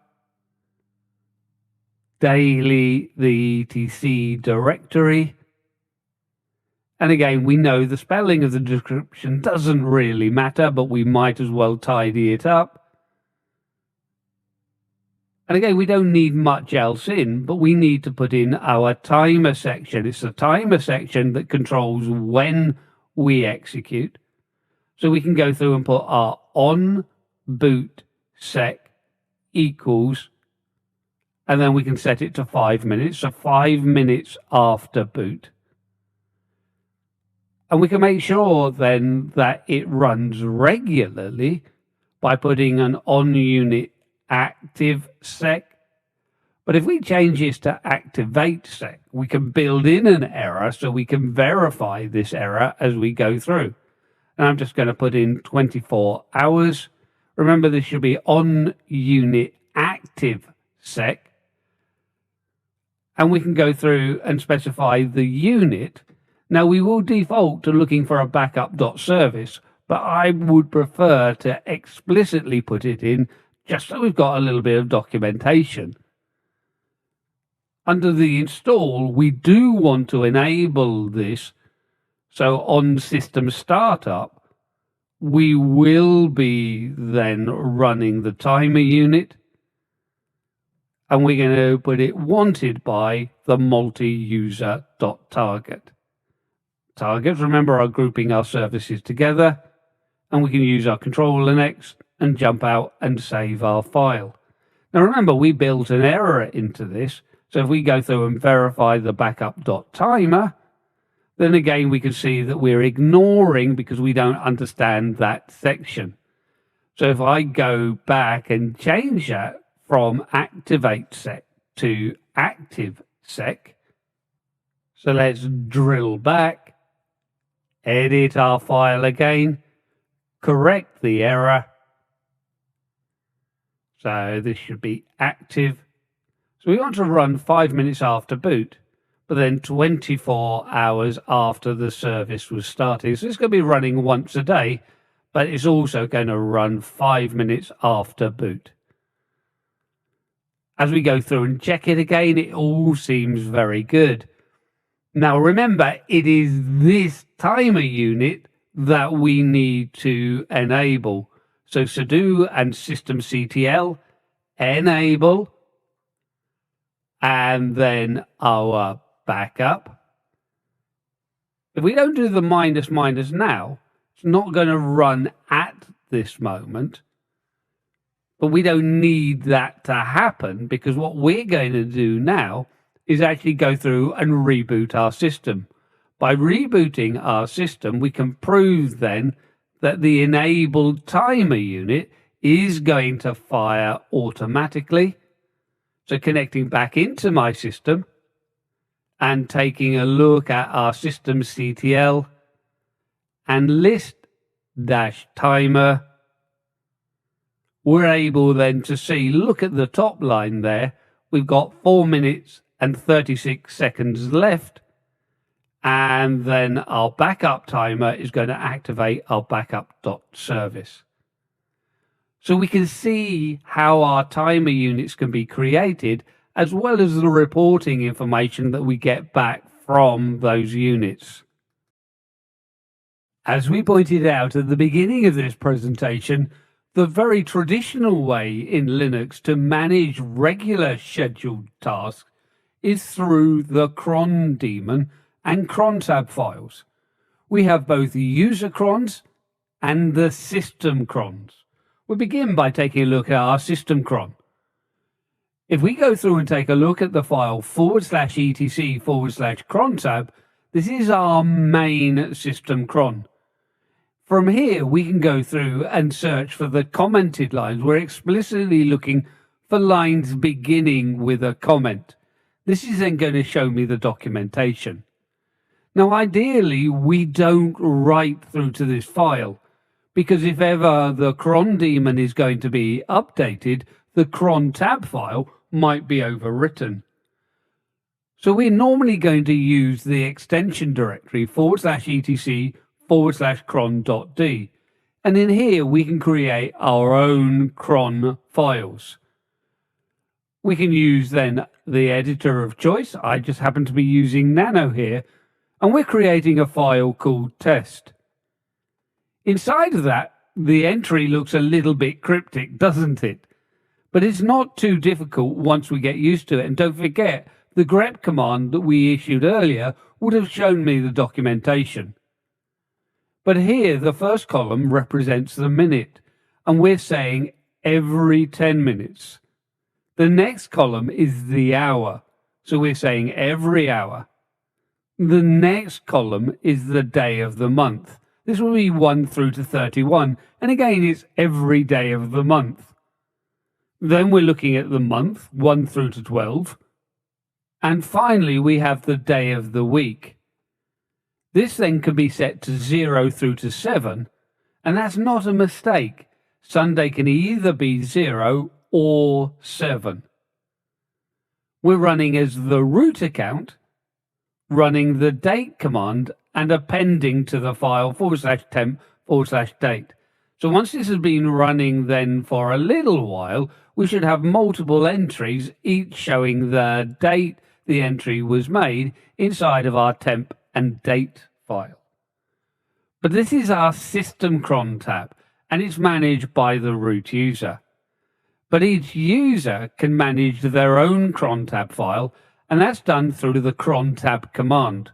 Crontab -L will list a user's cron. Crontab -E will allow a user to edit their cron. It's written in the same way, but there is no user field. If we wanted to remove our crontab, we could use crontab -R to delete the crontab file for our user account. And you know what I'm going to say now? The very best way to learn this is by moving out to our command line, so we're able to interrogate these files ourselves and create our own entries.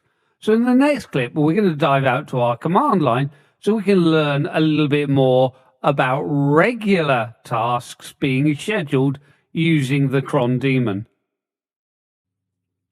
And yes, we're going to dive out through to our command line, and we're going to look at managing our cron jobs, both system cron jobs where we're running as the root user, as well as our user crons. So come on, let's find that command line. And here we are at the glorious command line of our Ubuntu One system. We're about to dig in a little bit into the cron daemon. We can begin by looking at systemctl and the status of the service cron. It's a good idea to check that cron is actually running. Look at this, it's both active, so green, so that's good, but also check that it's enabled. So it's going to start on system boot, and of course it is enabled and running. So this is a good start. We're also able to see some of the log entries that have been produced by the cron daemon. As we go through them, we can take a look at our cron file. We're going to be taking a look at our system cron file. And if we use grep, but we're deliberately going to be looking now for commented lines so we can see the documentation. So if I look for lines beginning with our comment from the system cron tab file, so /etc/cron tab, then yes, remarkably, we see the comments. This is often what we don't want to see, but we can see then how we can create a cron entry and the explanation of the fields. But importantly, we can also view that we shouldn't be editing this file because it could be replaced in an update. We're going to be editing files underneath /etc/cron.d. And that's exactly what we're going to be doing. So for us to create our sample entry, we can use sudo and whichever text editor we want. I happen to be using Nano here. And we can go through and open up the /etc cron.d subdirectory, and then we'll just call it a file called test. That's a good enough name for anything, isn't it? But once we open up this file, of course, we're going to be a little bit on our own because it's a new and empty file. As we write our entry, the first column is going to be the minute. When do we want it to run? If I put 15, it would be quarter past the hour. If I put something like 5,25, it would happen at both 5 past the hour and 25 minutes past the hour. We could also go through and put something like this, where we put asterisk for every minute. But if we go asterisk /10, we're specifying every 10 minutes. The next column will be representing the hour. We can specify that we want it to happen perhaps between 9 and 5, but we write this in a 24-hour format. So it's going to be 9-17, between 9 in the morning and 5 in the afternoon. Then we're looking at the day of the month. This will be 1 through to 31. And we can say any day of the month for any month and any day of the week. Now, being a system cron, we have to specify the user account under which the task is going to run. So we're going to say this should run as root, and we're running the date command, and we want to write to the file /root/date. And of course, we said we want to write to this, append, so let's go through and do a double greater than. So once it's been running a little while, we should have multiple entries, but we're probably not going to hang around for it to run multiple times. Once we're ready, we can use a Control and X and go through and save our changes, and we're ready to go. But it's not going to happen straight away. We've got to wait 10 minutes. So we can leave that to cook in the background. But whilst that is cooking in the background, we can move ahead and take a look at our wonderful user crons. So not just are we restricted to what the root user can do, each user can create their own scheduled jobs. Maybe a good idea, maybe a bad idea. A lot just depends on what your users are able to do. They're managed through the cron tab command. Cron tab -L is just telling me that I don't have a cron tab at the moment for the user vagrant. But we can go through then and use cron tab -E to edit. Often the first time it will run, it will prompt you which editor you want to use. But I'm using Nano. But again, you can use whichever editor you want. You can also set the editor variable to make sure that it's defined within your login scripts. I'm going to go through and put the same style of entries in. The only thing is going to be different is that we don't need to specify the user account. So I'm going to specify every minute of every hour, of every day of the month, of every month, of every day of the week. There is no user account, so we put our command then directly after those 5 time elements. And again, I'm going to be running the date command, and I'm going to append it to the /temp and date file. Now, this is going to be running every minute, so it's going to happen a little bit more quickly than running every 10 minutes as we saw before. But once I'm happy with my entry, I can use Control and X again to save my change and jump out of my file having saved it. And that's going to be in place ready for me to use. But we also need to understand how we can go through and check this. Well, let me take a look at the journal.ctl, our journal log. If I use sudo and journal.ctl and -F to follow, we're going to see the current 10 lines and continue to follow the end of our journal log. Now we can see then the entries there as a Vagrant user was beginning to edit their cron tab file. We can see the session that I've opened to gain sudo access to follow the journal log.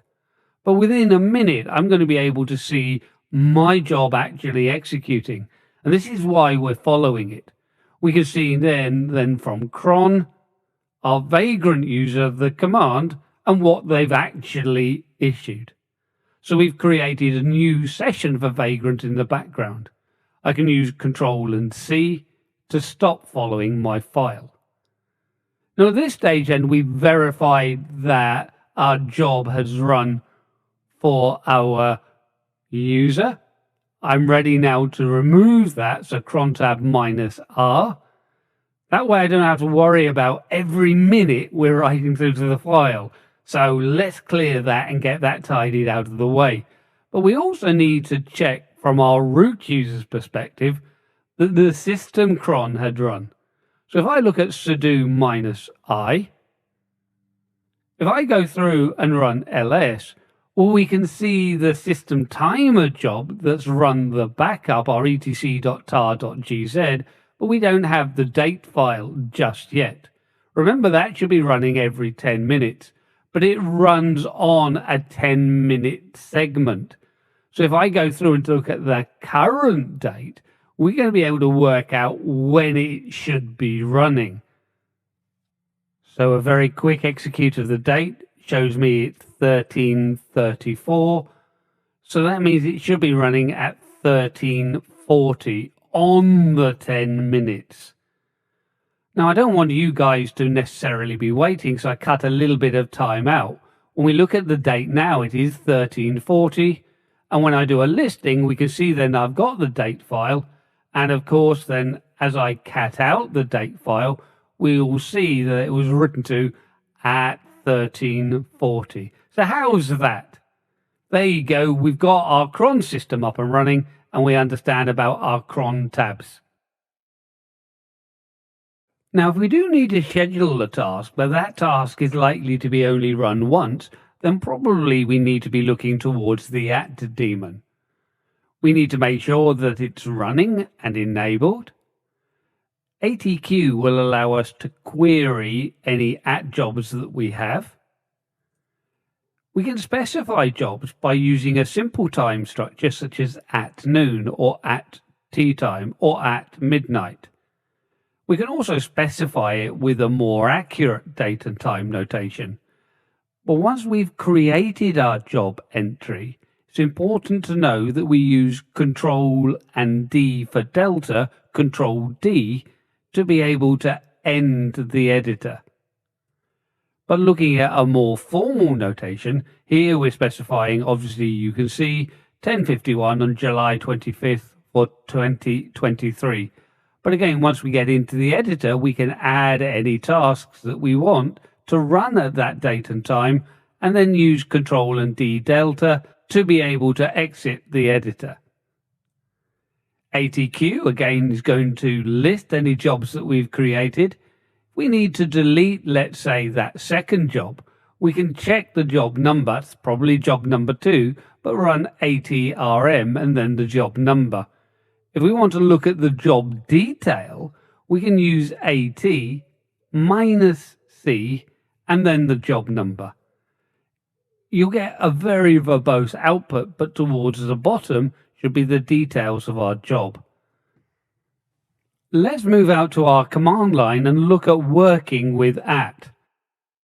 And look at this, the space and time for learning at. We're first going to start by checking systemctl running as the root user. We know the importance of that when we're checking our status so we can see any log entries for the service ATD. So this again is good. We can see active, but looking above that, we can also see that the service is enabled. And that's really important because obviously we want it running now, but we want it running on system boots. We can use ATQ as a standard user to query our own job queues. And currently I don't have any at jobs defined. I can define a job by specifying the time I want. In simple format, I can put something like tea time or noon, and it's going to run then at that set time. Tea time is quite cute, 4 o'clock in the afternoon. All Brits apparently stop at 4 o'clock for tea. I can run the command date and any other commands that I want, but importantly, we need to remember how to leave the editor, and that's Control and D for Delta. Now with that done, our job is created. ATQ will show me that the job has been created and it's going to run at 1600 hours. We didn't specify the date, so it will be the next 1600 hours. As I go through, if I want to specify a more accurate time, I can then go through and specify the time and date that I want. We could always look at man and at to see the time format, but I'm going to specify 3:31. That will be 3 a.m. And we can go through and specify August and then the date we want, maybe the 23rd, and the year, maybe 2024. We can now start writing our commands, but this editor is quite limited. So if we start typing a command, maybe we want to go through and list the etc directory. So I can then type the command I want to execute and any arguments. So let's go through and write ls and then /etc. But if I make a mistake, I can't backspace. I see those Control H's, but I'm unable to edit my commands here. So it doesn't matter, I'm kind of stuck. But don't panic too much. Just go through and use Control and D to end or exit your editor. We can look at the detail of what we've actually created. I can use an AT-C and then job number 3, and look right towards the bottom. We can see the detail of my job. So it didn't have any of those extra spurious characters, but we've got E, T, Y, and C. So it's important if we make a mistake not to panic. All we need to do is delete that entry, so ATRM3, go back and recreate the entry. Presumably it's going to be the same date and time. This time just take a little bit more care adding your entry in. We can add one or more entries in. So let's go through and cat the etc host file as well. Control and D to end my session. And we can see that's job 4 that's going to run at 3:31 on August 23rd, 2024. ATQ again will list all of the jobs in my at queue. This is for my user account. And say if we want to look at the details of that job running in 2024, then we saw before we can use AT-C, the job number, and look towards the bottom, and we can see what's actually going to execute. So don't be put off again by the detail and the verbosity of the output. If we want to remove entries, as we saw before, I can do ATRM and the job number, and then we can always go back and use ATQ to see what's been left. So we can see this one is going to run at 14 or 1600 hours. My 24-hour clock. But 1600 hours, so 4 o'clock this afternoon on August the 26th. So hopefully this gives you an idea of some of the things that we can use using our @daemon and look at scheduling tasks that we don't need to run on a regular basis. But let's return to our slides now so we might just summarize a little of what we've seen. Now, just a quick reminder that we do have a Git repository where you're able to download the samples that we've been working with. Especially when we look at this module, you're able to get your timer unit and your service unit for when we were looking at scheduling with systemd timers. Yes, that familiar orange background and the sunset on another module. Now, I'm Andrew Mallett and I'm your instructor. I really hope that you found this as being useful, because if you haven't, let me know. It's really important that you're getting the most out of it. So let's just remind ourselves of what we've looked at. So it's all about scheduling tasks in Linux. As we go through, try and think if you really understand the topic. If you don't, you can always spend a little bit more time going back and reviewing it. And remember, the man pages and the help options can be really, really useful too. But we looked at systemd timers, the latest and greatest, the newest on the block, part of that fabled systemd ecosystem. You know I love that. But what did we do? Well, we created a service unit. The service unit is going to be triggered by our timer unit. The timer unit has all of the time data of when we want the service unit to be executed. And it's the timer that we go through and enable. So just make sure we understand how they all fit together and which one needs to have the install element in it. The install element goes into our timer unit. Any unit file that we have created, we can always go back and use our systemd analyze and the verify subcommand, so we can check that it's all going to be working before we try and execute any part of it. And then we take a look at our standard way of scheduling tasks. A lot of your traditional Linux administrators are going to be very familiar with the cron daemon, and of course they're going to be committed to that way of doing things. So for a long time you are going to be associated with cron jobs, but maybe at some stage in the future the systemd way of doing things might become the prevalent and most dominant way of managing your scheduled tasks. But with cron, we have the etc crontab file and its extension directory etc and cron.d. But remember the importance of not using the crontab file, because a package update to cron could then overwrite your crontab file. User crons are managed through the crontab command. Remember, we can use crontab -e to edit our own entries, -l to list our entries, and if we want to remove all of our cron jobs, we can use crontab -r. Finally, we looked at the @daemon and the command @. With this, we're not really scheduling our regular tasks, but those tasks that we want to run on occasions. So maybe migrating data, but something that's not going to run on a regular basis. Hopefully, as I say, this gives you a great idea of what we've looked at, and you can identify what you're confident on and maybe what you're least confident on. But if I haven't done my job properly, then also let me know. But we're not quite finished yet. Oh no, we've got a little bit to run through in this course. Next up, we're going to be taking a look at monitoring processes within Linux. And I really look forward to joining you in that module so we can learn all about the top command, the ps command, the uptime command, and the associated elements that fit around that system. Hello and a big warm welcome to you to this Pluralsight presentation, a presentation where we're going to take you through the module Monitoring Processes in Linux. My name is Andrew Mallett, and I'm going to be your instructor for the duration of this module. So come on, let's make a start. As we work our way through the module, we're going to be taking a look at monitoring processes and performance in our Ubuntu 2004 system.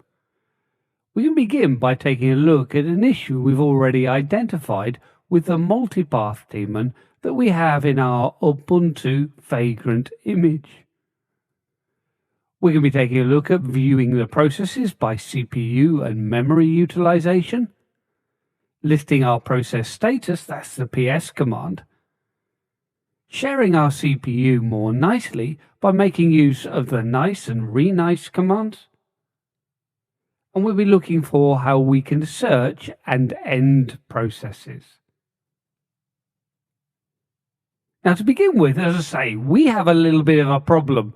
We've already looked at when we were seeing our logs that we're getting an awful amount of errors produced by the multipath daemon. we're going to look at reconfiguring that so it's going to work well for us. The multipath daemon is responsible for establishing multiple paths and topologies used to connect to storage devices. We've only got local devices, so we don't need to worry about this. But our local drives, SDA and SDB, haven't been excluded from multipath D. So we're getting errors saying that we can't locate the path to these storage devices. To reduce the amount of errors, there's a couple of things that we could do. We could just disable our multipath daemon because we don't need it, or we could correct the configuration file. But if we just correct it in a running image, the next time we clone our image again, we're going to get the same error. So we can build it into our imaging process. If we go through, first of all, identifying our image problems, we can go through and use journal.ctl to list the unit multipath D, and we can follow the end so we can see them constantly writing. We can also see the errors by looking at the status of the multipath daemon, and if we want to know more about configuring multipath, we can put it through the man5 and multipath.conf so we can understand what's available to us. Now, if we want to edit this, we can go through and edit our multipath.conf, but obviously we have to understand the configuration changes to make. And we're going to be making the changes through Ansible. In this way, every time we start up our image, even if the image hasn't been started before, we're going to be checking to make sure that our mitigation, our fix, has been put in place. We need to add in a task, and this task is using the Ansible copy module, and it's copying across the multipath.conf. Rather than define it as a file itself, we can deliver it dynamically through content. Now, these are YAML files, so they are space sensitive, so we do need to make sure that everything is indented the way that we have here. But don't forget, we have also got this available through our course downloads and the course repo. So you can make a copy of this if you don't want to edit the file dynamically yourself. But we're going to move out to our command line now so we can identify the problem and, more importantly, fix the issue. And hello and welcome to our first demonstration for this module. Well, we're going to be working on our Ubuntu One system. We're going to begin by investigating our multipath daemon and making sure we understand the error that we are facing. With that under our belt, we can look at correcting and mitigating our issue using the Ansible playbook. We're using the Ansible playbook as a provisioner inside of our Vagrant file. The Vagrant file controls our Vagrant machines, and we can make sure that the playbook is executed locally via Ansible on our guest machines as they boot. So why don't we go through and look at our Ubuntu One system so we can see the error and know how to fix it. So here we are then on Ubuntu One whilst it's not been fixed. So we're going to get our multipath errors. We know we can check our journal log using sudo and journal.ctl. When we go through and take a look at it, if we use the -f, we will follow. So we'll be continually looking at the log. -u specifies the systemd unit we want to look at. And we're going to be looking at the multipath d.service. .service is assumed if we don't put the unit type in. Hitting the big enter key then, we're able to see the errors that we're currently getting, and of course following the file as more errors are added from the multipath daemon, we're able to see it. It's all to do with our SDA device and our SDB device, and we don't have the correct configuration for these, as these are local drives, not networked storage devices. So I can use Control and C to get out of this following, and obviously it's this that we want to fix. But if we take a look at the man page, the manual page, man 5 is looking at the documentation for multipath conf. When we look at this, this is the configuration file that we can use to add exclusions. The exclusions are added through the blacklist, and we can see then that we can add in a blacklist to exclude devices from discovery. So this is what we need to be able to do. But if I just went ahead and edited the multipath.conf on this system, I'd need to do it on Ubuntu 2 as well. Anytime that I rebuild my machines, and generally I rebuild them for each module, then I'd need to edit them again. So we really want to look at the provisioning of the virtual machines and fix it during the provisioning. And for this, using Vagrant, we can look at our Ansible_local provisioner. The provisioner is going to be defined within the Vagrant file, and even with our virtual machine booted, we're able to access our Vagrant file. If I look at nano/Vagrant, the Vagrant directory is mapped through to the directory that we launched the virtual machines from. So the working directory on the host where we started our virtual machines from. The Vagrant file with an uppercase V then defines the configuration of our virtual machines. The common settings that we use for both of our virtual machines are listed first. And here we go through to our Ubuntu Focal 64 virtual machine, but then we go through and specify the provisioner. Ansible_local will ensure that Ansible is installed on the guest machines and then plays the ubuntu.yaml file. And it's this file where we can define any configuration changes that we want. We'll take a look at this now. So going through and opening up from that same directory, the ubuntu.yml or YAML file, we can see the configuration that we've got so far where we update our package cache and we allow password-based authentication for SSH, where typically it's being disallowed. And we've got our handler at the end. The handler is there to restart our services.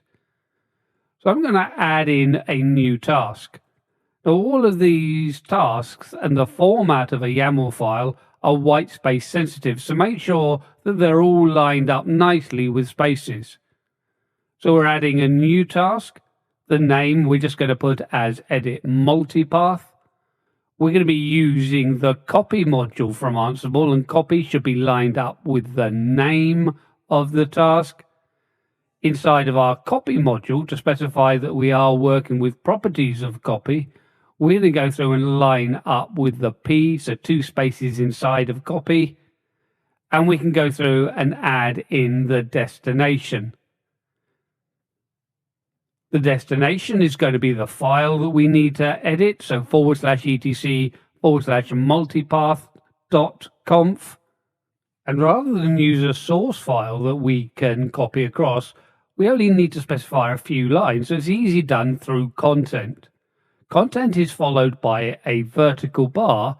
This is our fold operator, which then ensures that we read the carriage returns that we add in. So I can define multi-line content that follows. This again should be 2 spaces inside of content. So lining up with the N of content. And we can then go through and specify the file contents that we want. And it's going to begin with defaults and opening up our brace brackets. Inside of this, again, making sure that we're all lined up nicely. We're going to put our user friendly _names, and we can turn this on. This is what would be in our configuration file in any place, so we want to maintain this. We're replacing the complete contents of our multipath.conf, so we're also then defining the original contents. We can move in to make sure we end then our brace brackets.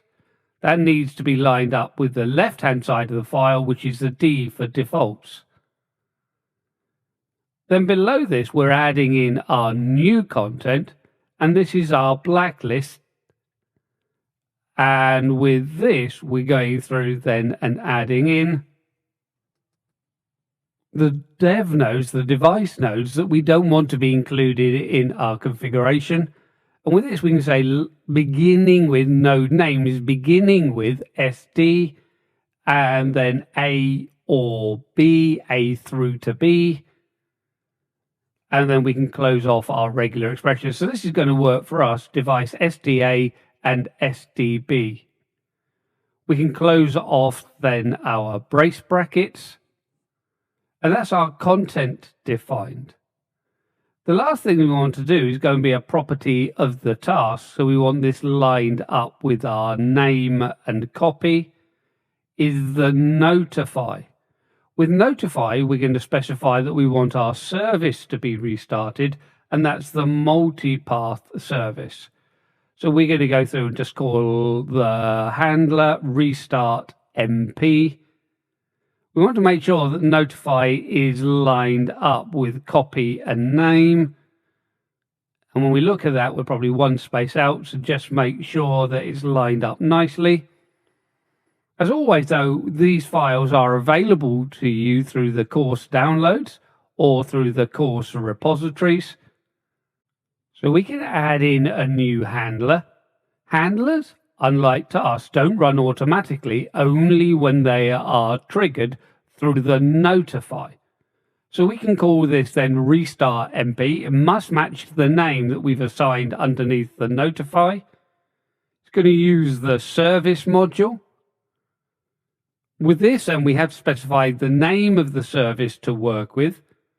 And with this, and we're going to set it to our multipath D, the name of the service that we need to manage, and the state that we want. With this, then, we're going to put our state to be restarted, which is why we don't want it to run all of the time.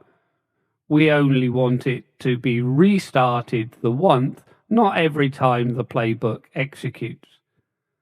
We can then go through and save our change, and we should be ready to go. I'm going to exit out of my virtual machine. But remember, when we were editing the files, we were looking at our working directory. So the Vagrant file and the Ubuntu.yml file that we see now are the files that we saw from inside of our virtual machine. I'm going to destroy my virtual machines. So this is then deleting the cloned images.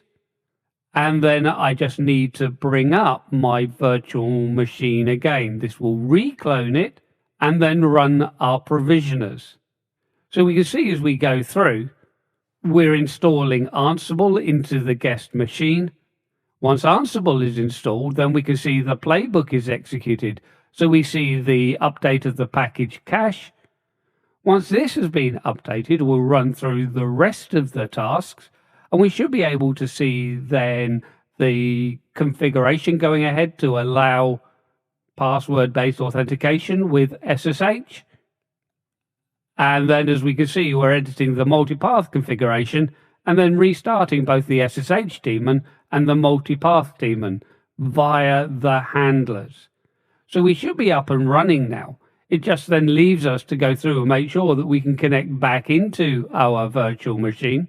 So this is where we can go ahead and use the Vagrant SSH to Ubuntu 1. And then from here, if we go through and use sudo and journalctl, we can always add to switches that we saw before. I can specify to follow, so -f, but don't look at any current content, only look at new content, -n0. For our unit file, the multipath. So this is good now. When I go through and look for the multipath D, we're not seeing any new entries being added. Whereas before, we would have seen all of those errors being generated. I can use Control+C to stop following. If we want to double check, I can go back and take out the number of lines to follow. So it's following the default of 10 lines, and we can see our multipath daemon was restarted, and we're not getting errors since the restart. So hopefully this is giving you a little bit of an understanding of how we can look for errors and then provide during provisioning scripts ways to mitigate those errors without needing to go back to the original image. We're now going to take a look at the performance of our system, and we can do that by using the uptime command and taking a look at our averages. The first thing, though, we should understand about our load averages is that we need to understand how many processes that we have. Simple command mproc will show us the processor count that we have. When we look at the uptime, it not only shows me the uptime, but it shows me the load averages for our CPU over the last minute, 5 minutes, and 15 minutes. But as I say, to understand the value that we're looking at, we have to know the number of processes that we have, and we can then divide the value of the load average by the number of processes that we have. This looking too difficult? Sounding very difficult to me. Believe me though, it is simple. Come on, let's go out to our command line and take a look at this whole idea of CPU utilization and uptime. So we'll look at how we count our processes and calculate these load averages. But it's simple mathematics, believe me. And here we are at the glorious command line, a command line that's going to expose to us the number of processes that we have. So nproc is the simplest way to do it. Another way that's going to be more verbose is using lscpu. With lscpu, we can see we've got a lot more information coming out, but we're going to have to step back and scroll back to see the number of CPUs that we have. So CPUs and 2. So you can see why I like the simple mproc command. When I go through and take a look at the uptime, look at my system at the moment, it hasn't really been that busy. The output includes the current time. We can go through and see how long we've been up, so 3 hours and 6 minutes, as one user connected. And then we've got a load average, and the load average we're looking at shows over the last 1 minute, the last 5 minutes, and the last 15 minutes. But without understanding how many processes we have, we can't really determine how busy or how large a number we can have in those columns. Where we have a process count of 2, where we have 2 processes, we can go up to 2.0 in any of those columns. Above 2.0, we will then be taking a look at queuing processor calls. So we're unable to deal with requests as they come in. They have to be queued. Now, this might be fine if we're looking at it for the last minute, but if we've been queuing so higher than 2.0 across the last 15 minutes, then obviously something bad is going on. We can look at increasing our CPU load. If we go through and do something like tar -C to create, we'll use extreme compression, so we're going to be using a lot of CPU time, and we're going to be writing to the file, and we'll write to the file, let's say share.ttar.xz for our extreme compression, and we're going to be backing up the usr/share/doc directory. We'll send all of our screen output through to /dev/null, and we'll run this all in the background. So we get our prompt coming back. I can go through and then run it again, run it again, run it again, run it again. And believe me, we're going to be really starting to stress our CPU now. If I go through and clear my screen and go and look at uptime, we can see then that we've gone to 1.19. Let's go through and queue up a few more events. And then what we're going to do now is Control and L to clear my screen. And then if we can go through and watch uptime, we run it every 2 seconds. So we see our load average now has gone up to 1.54. So, okay, it's dropping down to 1.42, 1.31. But we can see then where our CPU is getting busy. But remember, we can go up to a maximum of 2.0 here before we need to be concerned. But it looks like we're probably tailing off now from a lot of the work because we're reducing. So once we get now down to 0.93, we're less than 50% utilized, remembering that we can go up to 2.0. When we look at it across the last 5 minutes, again, we're up to 0.42. So that in itself is probably only 25% utilized. Over the last 15 minutes, 0.17. So really not that busy over a 15-minute period. But we can see as we start adding stress to our CPU, we can start seeing those values go up. But to understand how we read those, we do need to have a good understanding of what's actually happening with our CPUs and how many CPUs we have. I'm just going to use a Control and C now to stop this. And we can see then that all of our backup events have now completed. Next on our agenda is the command top. Top is a really good summarizing command. We can run top by itself and it will open up and give us a menu. By default, it is sorting via the CPU utilization. So we'll see all of our processes that are running, but the most CPU intensive ones will be listed first. Using the F key, F for fields, we're able then to change which fields we're sorting on, and we can go through and perhaps choose to sort on those using the most memory.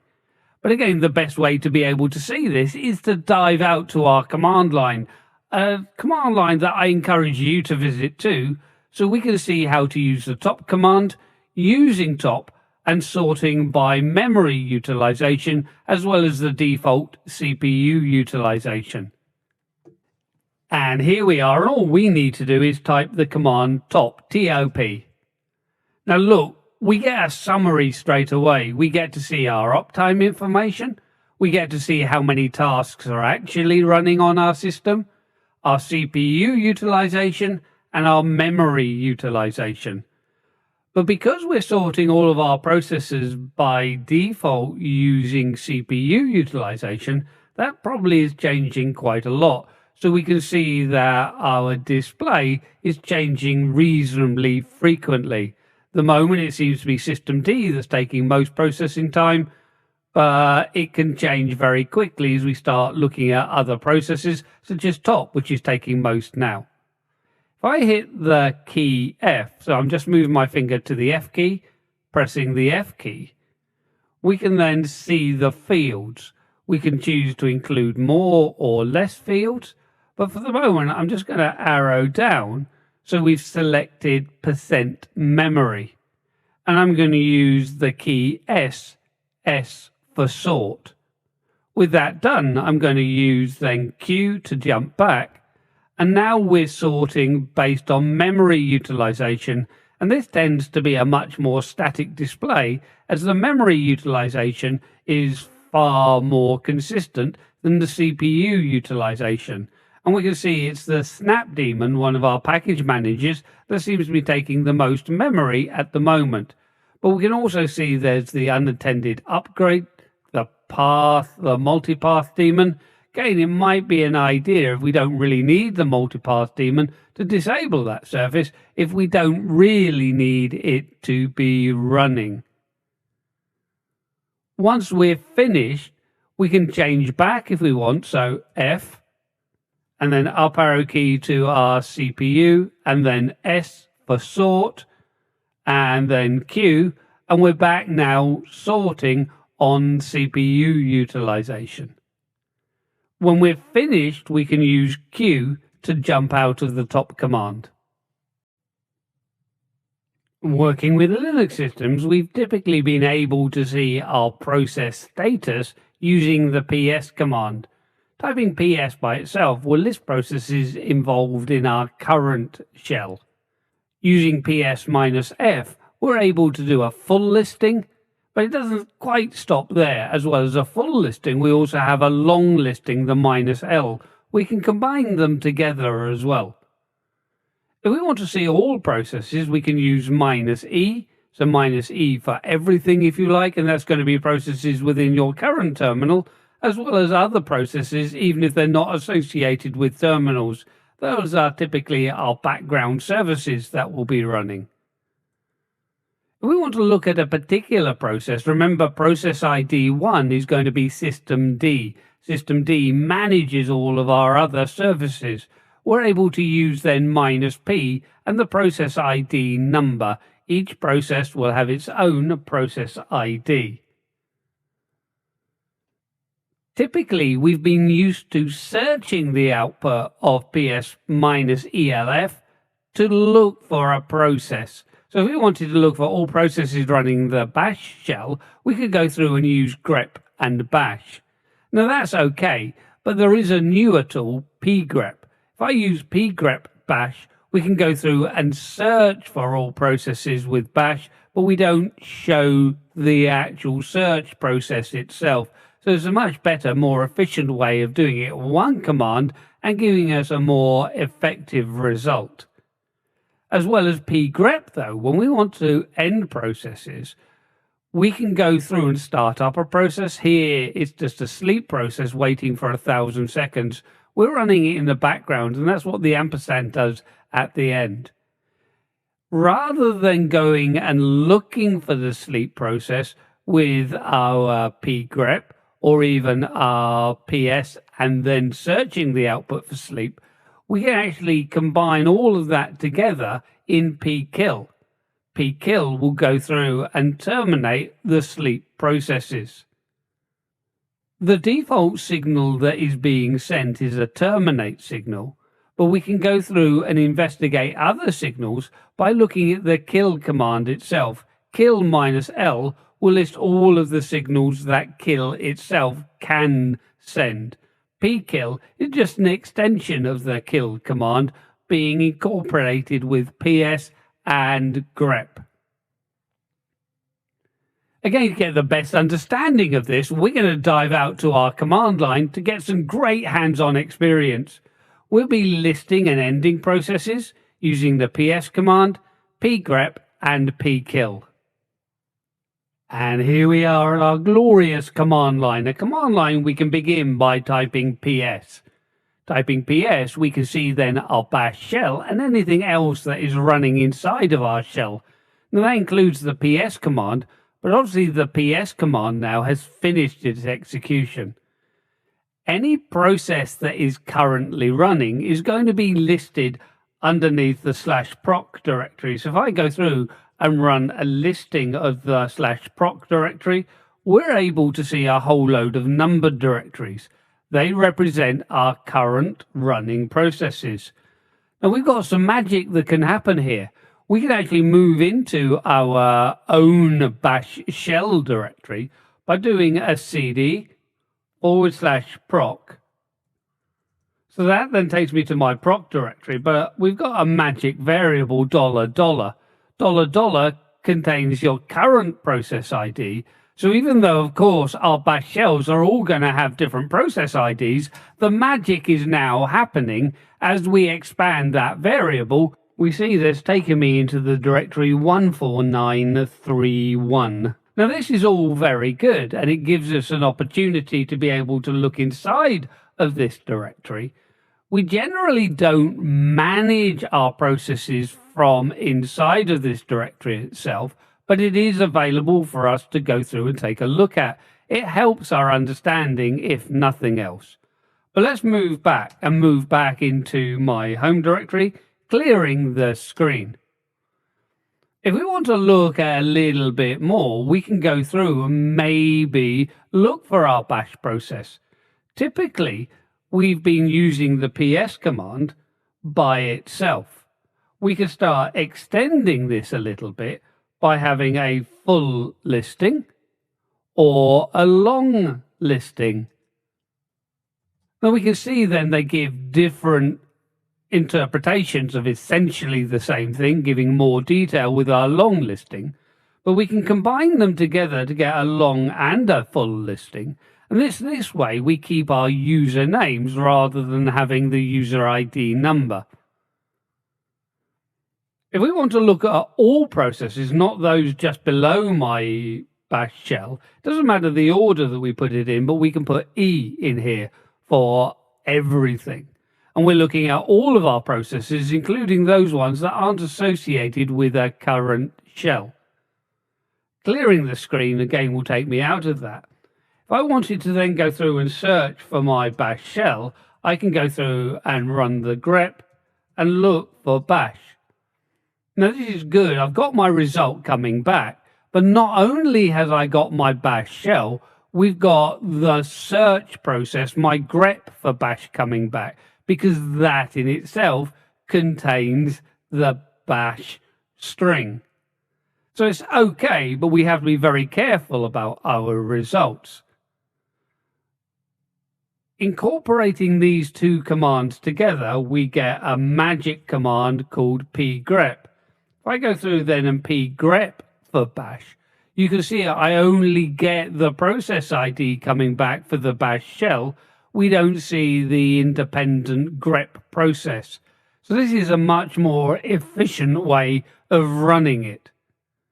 If we wanted to get a long listing with this, well, there's nothing stopping me going through and running the ps minus L, P for our process ID, but we're going to return a list of process IDs by using the pgrep and bash command, and then we get a listing. In our case, it's the only one bash shell that we're running, but obviously this could be many bash shells. Now, if we want to look at terminating our processes, we can send signals to these processes. To work out the signals that we can send, we can use the kill command, kill minus L. The default signal is signal 15, or the sig terminate. If I go through and start a process, I'm going to start the sleep process. If I go say sleep 3, just to show you what it does, really just waits 3 seconds. If I wanted to run a little bit longer, then I go sleep 1000. But then I'm not going to get my bash shell back, so I can run it in the background by including the ampersand at the end of the command. So that's then running the command in the background, but of course it is still running, and PS will show me that because it's in my current shell. But if it wasn't in my shell, I'd need to be able to search for this. So again, I can go through and use pgrep and sleep, and we can get the result coming back. If I wanted to terminate this, I could then go through and use my kill and then the process ID that has been returned. So 15365. And now that has been terminated. If I go through and just run any command, we can see then any of my processes that have finished since I've started it up, and that includes then the sleep being terminated. So let's clear out of my screen. But there's a better way. Again, let's go through and start up our process again.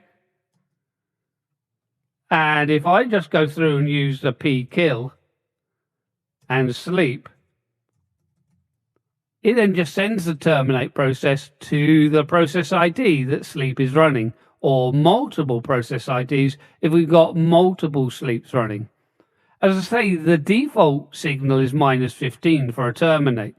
But if it was not responding to a terminate, we might have to then really then terminate or kill our process, in which case we have to change our signal. So again, if I go through and run this again, sleep is running in the background. If I go through then and pkill -9, this is sending a kill signal. So instead of getting the word terminated, we're seeing now the process has been forced to quit through the killing process. Whereas the default method, when I go through and start it up again, if I physically go through and put -15, rather than just allowing the defaults to happen, we're sending a terminate signal. Remember, kill minus L will list those signals that we can send. And what a terrific way to be able to access the documentation. But documentation in a really simple way, just seeing the pure facts that we need access to. But during this video, we've been able to take a look at our ps command. We've looked at our pgrep command, our pkill command, as well as the kill command that we're seeing now, so we can see the signals that can be sent to our processes. But for the moment, we're looking at moving back to our slides, so we might look at sharing our CPU utilization just a little bit better by using the nice and renice commands. Now, if you've already been working through these series of courses, you're probably aware that the course downloads are available through the Git repository. Now, if you don't want to become involved in Git, and that's quite okay, then you're also to download it in the traditional way using our course downloads from Pluralsight.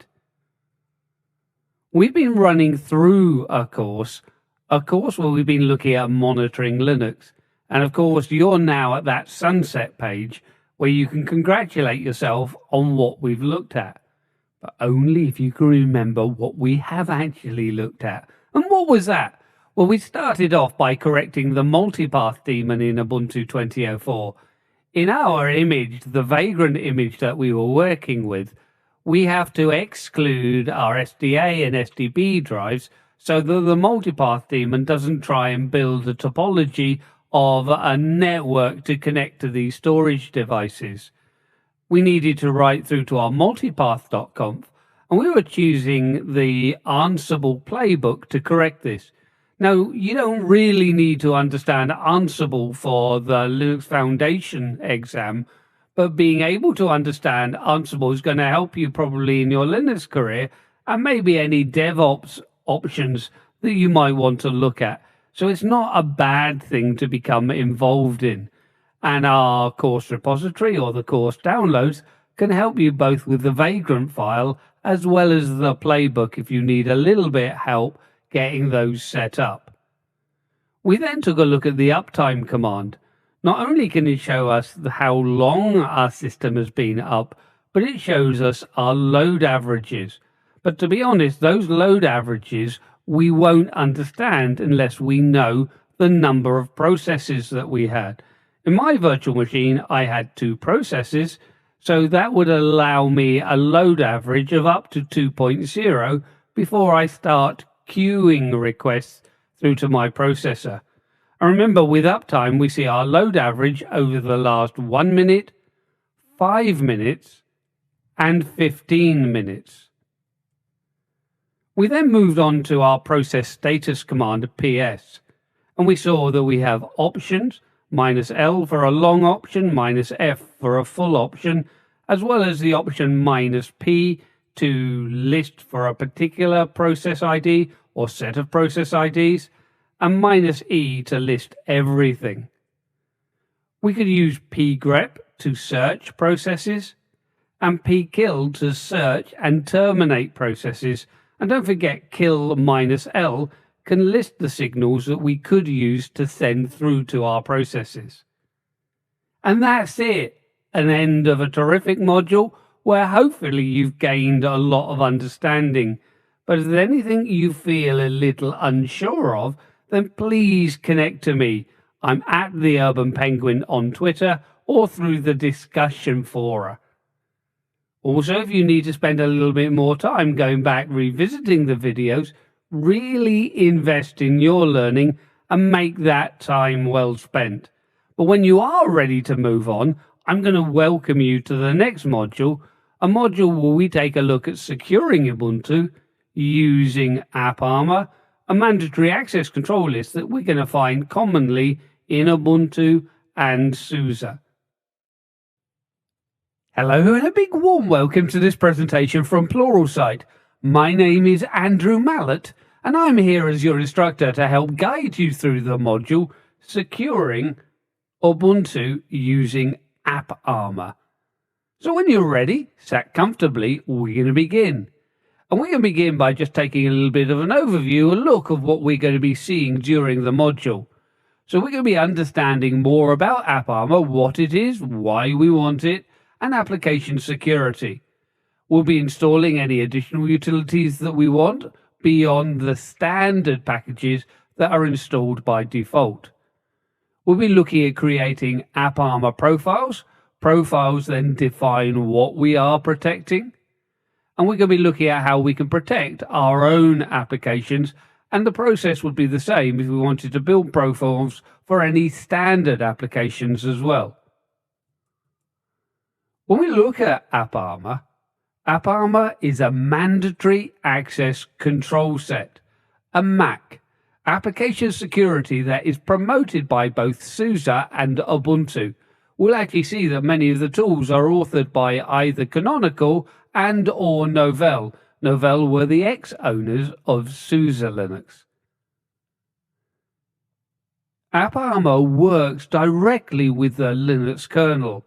Now that's important, especially when we're looking at log messages. The log messages are going to be generated by the kernel itself. And finally, we've got a little bit of a note here that it goes beyond our normal discretionary access control list, which of course can be bypassed by the root user. Many of our services will be running as the root user, so this becomes a really important way of protecting those services. Now we can begin by investigating a little bit about AppArmor. We're going to find that it's installed by default on Ubuntu 20.04.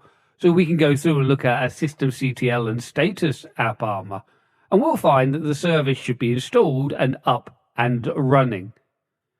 Now many of our utilities will need to be run as root. So if I try looking at the status of AppArmor with AA-status, we're going to get permission denied. Of course, we can then go through and rerun it with sudo. We can also go through and add in extra options. So if we just simply want to know how many enforced profiles are our rules that control what applications can do, we'll be able to go through and see this with AA status --enforced. Those profiles are going to be located inside of our apparmor.d directory below etc.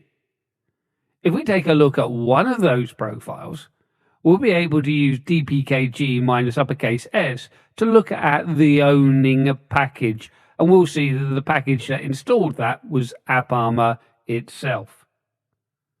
If we want to look at the details of the package, then apt show AppArmor. So again, a little bit of a recap on some of the things that we looked at in our software management. Now, although AppArmor itself is installed, we probably want to go through and install some additional utilities. So we've got AppArmor EasyProf, which is a great way of creating profiles. AppArmor Utils, so an additional tools that allow us to go through and perhaps interrogate our log files. And AppArmor Notify, an easy way where we can go through and take a look at errors that have been generated by our AppArmor denials. Now, I think it's about time we put the brakes on these slides and dived out to our command line that I'm going to encourage you to join along with and take a look at installing the extra utilities we need and investigating the status of AppArmor on our Ubuntu 20.04 system. And here we are, ready for our first demonstration where we can get ourselves up and running with AppArmor. So we'll be installing any necessary utilities and checking the status. And here we are, basking in the glory of Ubuntu One, the command line that we're going to be working with for this demonstration. We're going to begin by just checking our service. AppArmor has a background service that will be started on system boot. So we know we can use our good friend sudo and systemctl status. And the name of the service is AppArmor. And of course, we don't need the extension .service. So when we take a look at this, it's enabled, so it starts on system boot. Active but exited. Essentially, this runs, executes, and then jumps out again. We can double check this if we want by taking a look a little bit further. We can see the process ID was 508. If we interrogate that process ID, we're going to find that it's no longer running. So we're going to go through and use our PS command. And if we go through and take a look at -P508, then we're not going to get anything coming back. Now, we might be thinking this is just because I'm not running as root. Well, okay, let's do a sudo and bang bang, repeat the last command. But again, we're still not getting anything coming back. The process starts up, loads our profiles, and then it's finished. So this is quite correct. We don't need a long-running service sitting in the background. We can, though, go through and spend a little bit of time investigating our service by using the sudo and AA-status. Executing the command will go through and list all of the profiles that we have loaded, no matter the mode they are loaded in. We can see that we've got 28 profiles loaded in total, 28 of them being in enforcing mode. Scrolling down, we can see all of the profiles that are loaded, and these represent then programs that run on the system, and the profiles is a set of rules allowing them access to the resources that they need. We have different modes. We have the enforcing mode and the complaining mode. We'll see more details on these later, but if I want to, I can go through and list those that are in enforcing, or at least the numbers. So if I look at enforced, we have 28. Now we know that's the total number of profiles. But if I look at those in complaining, I don't have any. Enforced means that we prevent the action and log any denied action. In complaining, we log the denied action, but we don't actually deny anything, and it could be good in fault finding. So we can start understanding a little bit about our system now.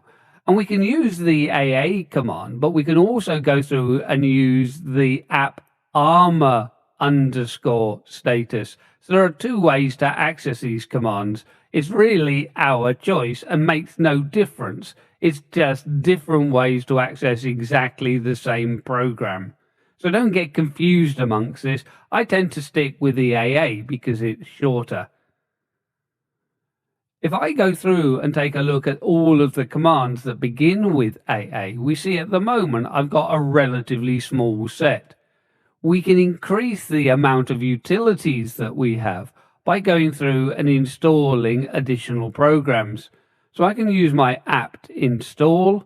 I've already done an apt update. I do that as part of my build process. And when we go through and take a look at the applications that we want to add in, we can add in apt armor and easyprof, so our profiling tool, app armor, and we can go through and add in our -utils.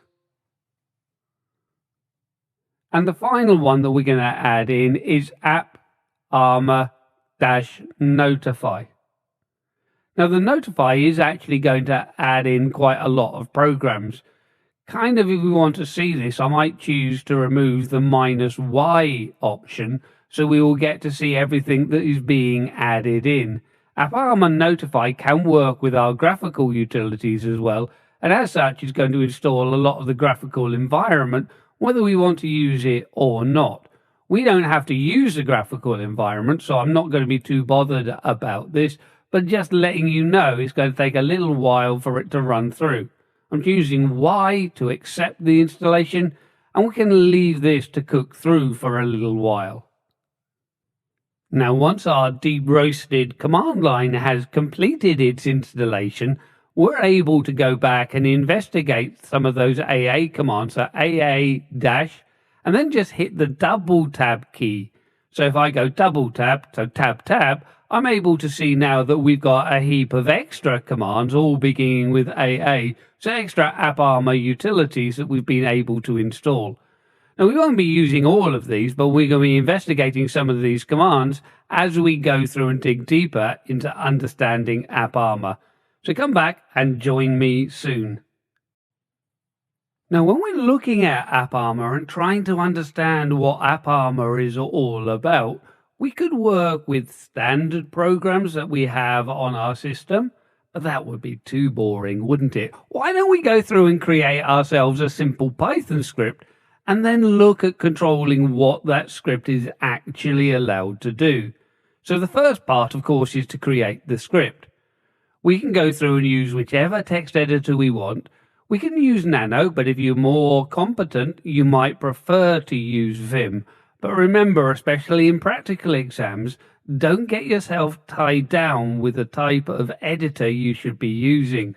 Use an editor you are happy with. So we can open up running as sudo, and we're just calling the file usr bin file_test.py, py indicating this is a Python script. We can put our shebang line indicating we want to execute with Python 3. But although this is just the shebang, we also have to be very careful about what we need to do if we ever protect this with AppArmor, because we need to give Python 3, the executable, the correct permissions to be able to read and execute the script as well. So there's a little bit more than this than... So there's a little bit more to this than at first hits the eye. But we'll look at ways we can generate our profile later. Let's continue looking at our script. As we go through, we can see we've got a variable here that we're calling file, and we've got that populated with /temp/my text file. Now this is a file that we're going to look at creating, so we're going to need access through to our temp directory and being able to write through to my text file. Again, if we don't have those permissions both in our standard discretionary access control list, but also within our profile, our mandatory access control list, it's going to fail. This is going to be really useful for us because we can make sure that the Python script is allowed to write to the correct file, my text file. But if anybody hijacks our script and tries writing to another text file, we're going to be able to stop it. As we continue, we've got a try block, so we can attempt to then open up our file for appending. We close it straight away, so we're not actually adding any content. But if we don't have the correct permissions, either as discretionary access control list or through our mandatory access control list, this is going to fail. If it does succeed, though, we can write to the screen that we have been able to create our file. And then we can move into our exception block. The exception block is going to be triggered if we fail to create our file. And we can write through to our screen saying that we, failed to create our file. So at least we can see something happening. We can also use an exit statement, so we leave with an error code of 1. Now this is our code, and this is all that we're doing in creating a very simple file. Once we've done that, though, we shouldn't forget to go and create the correct permissions. So we're setting this to be executable by everyone and readable by everyone. So on first thought, we shouldn't have any problem in executing this. We're going to double check that by going through running the program, and we're going to see that it works perfectly well and the file is created. But remember, at this stage, we haven't implemented the mandatory access control list. We're also going to go through and delete our text file so we can start afresh later on without the file being there and making sure that we can protect it fully using our AppArmor. Now, if you don't want to create the script, then that's perfectly okay. You're not necessarily going to be expected to write Python scripts within the exam. You are perfectly able to go through and download this both through the course downloads, but also my GitHub repository where it's available for you. And we're going to see that as we go through to our command line, which we're going to do just now. We're going to move out to the command line to create and test our Python script. We're going to be creating our file, usrbin file underscore test.py, and making sure that it executes okay before we try and break it all with AppArmor. So welcome back to the command line, and let's look at how we can download our repository. Remember, the repository has our script if we don't want to create it manually ourselves. So we're going to use git clone, pointing through to the repository server, github.com. And in there, we can look for the author, the urban penguin, and the repository LFCS representing the course that we're working with at the moment. Now we can see then that it's downloaded the repository and it's downloaded to the current directory. Look at this with ls, we're able to see the directory LFCS. We're going to copy then using sudo copy because we're writing to the usr bin directory, and we're going to copy from the LFCS subdirectory, moving into the operating representing the course we're working with, usr bin, and then the script file underscore test.py. And that little beauty is going to be copied across to usr bin. So with that done, we're a good way there already. But let's just double check what we had inside of that. So if I use the command cat, I can move it to the top of the screen. Escape and dot brings up my last argument. And usr bin file underscore test.py, we can see then it's pretty much exactly the same way as we saw it from the slides. Don't worry about the prompt being on the same line as the end of the file. I just don't have a clear and empty line in my text file inside of the script.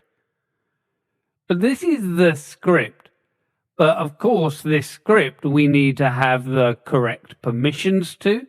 So I'm going to use sudo chmod 755, which is adding read, write, and execute, plus read and execute for others and the group. We can check that it now does execute as a standard user, file underscore test.py, and look, we've created the file /temp/my text file. If I look inside of the temp directory, we can see that it's there. Now I'm just going to delete the file to make sure that once we've protected this with AppArmor, we're able to go through and run everything again from the start. So I'm going to rm/temp and then my text file, and we're back ready to run again. But we're going to look now at protecting this through our mandatory access control list, AppArmor.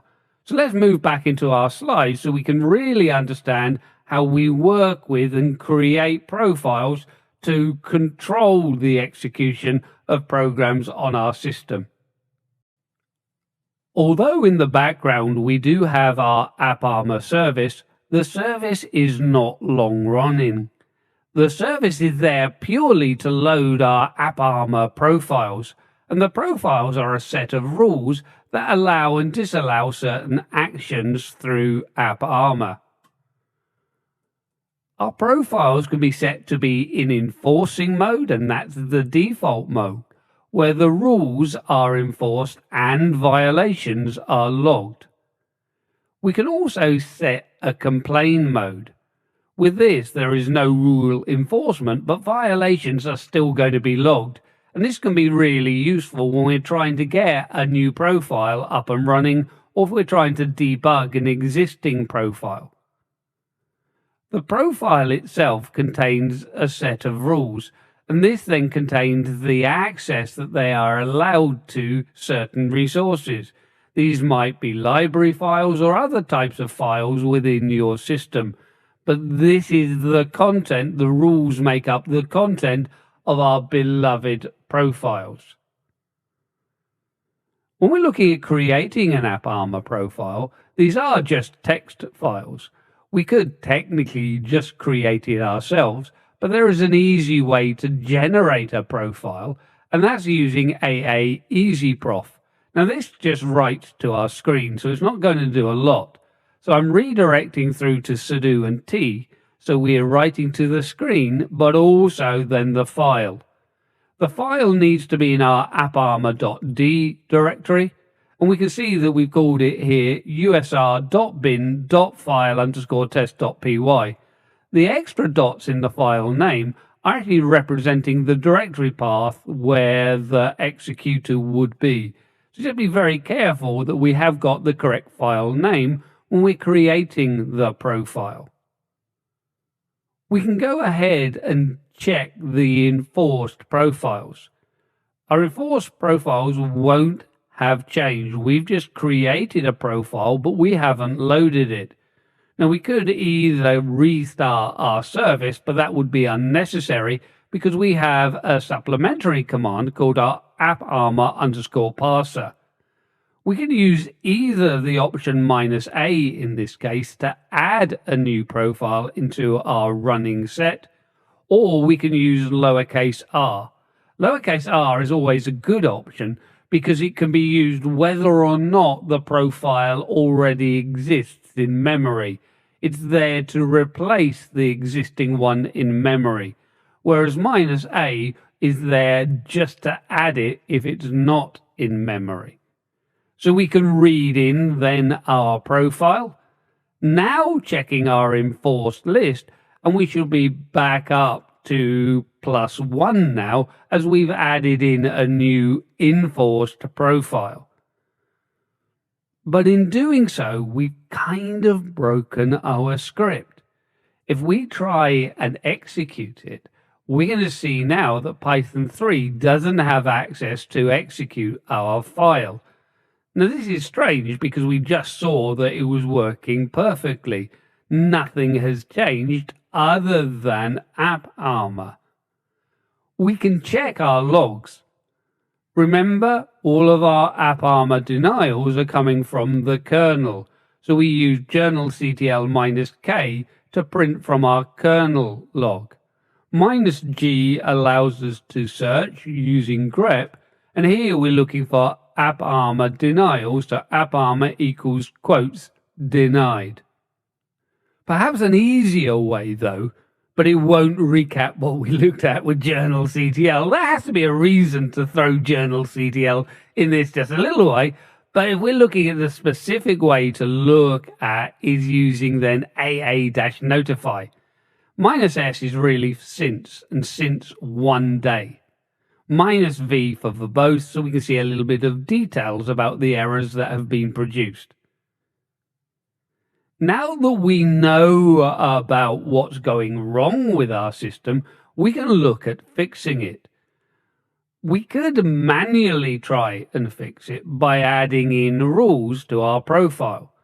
So our profile will have some brace brackets representing the executable, and we can give the executable read access to itself so it's able to read it. Now this isn't going to be enough. We also have to give Python access to it, as well as access to certain library files that we're going to need. So we could find this very tiresome in adding in all of the rules.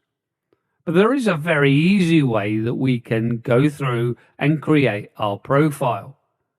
If we take a look at setting the complain mode, we're going to be able to allow the complete script to execute properly. We will still be logging our errors, but we're not stopping anything from happening. So the first thing that we're going to do is set the complain mode for our script. With that, we can then go through and execute it, and it's going to execute through its entirety without errors. But all of those errors will have been logged. So if we go through then and use the AA-log profile, we can interrogate our logs and update our profile based on what it thinks should be done. We'll be prompted to answer certain questions. And once we've answered those questions, we can save back to our log. We can then go through and set our profile back to enforce mode, and we should be up and running. We will have tested it writing through to the file variable that's currently there. And if anybody tries to change that variable, that's going to be disallowed because we're only allowing access to the one file. And this is why we really have AppArmor. AppArmor can allow a script to do what it's allowed to do, but not what it shouldn't be able to do. So if somebody gains malicious control of our script, we're not going to be able to write elsewhere. But we really need to understand a little bit about this. So let's come back in our next clip where we go through and take a look at setting all of this up. And now to really understand AppArmor, we're going to create our own AppArmor profile and manage that so we're able to add in the correct rules to the profile. Now at this stage, we're going to be taking a look at creating and managing our profile, so really get into the nitty-gritty of AppArmor. So I really do suggest if you have got a system to follow through, you do. But let's begin by taking a look at AA-EasyProf. Here we're going to go through and create a profile for the executable usr bin file underscore test.py, our Python script. Now the output is just written through to the screen. It doesn't do too much. All it's doing is including a few abstractions. So the include statements are not actually comments, they are inclusions. So it doesn't do too much for us, but it's only writing to the screen.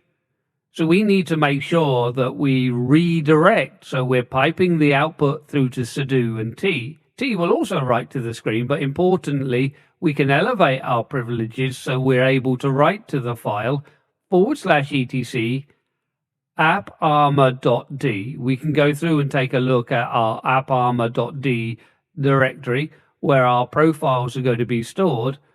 And we're going to store this based on the executable name. So usr.bin.file_test.py. So we're using dots instead of the / for our path separator once we get to our file name. Now again, it's the same information that we saw before, but we are able to go through and cat that file out. Cat escape and dot then allows us to go through and open up the last argument. But as I say, there's nothing really in this file other than a couple of include statements. When we go through and take a look at running our AA status, we're able to add in the option -- enforced to look at those policies that are enforced. We've got 29. At the moment, we haven't included the policy we've just created. Remember, it's the service that loads our policy, and our service hasn't restarted. To load our policy, we can go through and use apparmor _ and parser. The option -r will reload if it's currently loaded in memory or add if it's not. And again, escape and dot can take me back through to my file argument.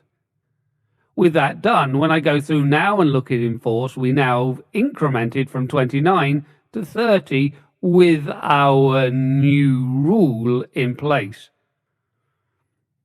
With that in place, we can try and execute our script. And of course, now we're starting to get problems. But we're in enforcing mode. So we hit the first problem and we stop at the first problem. There could be many different problems. We're just stopping at the first denial. And this is where it can be quite difficult.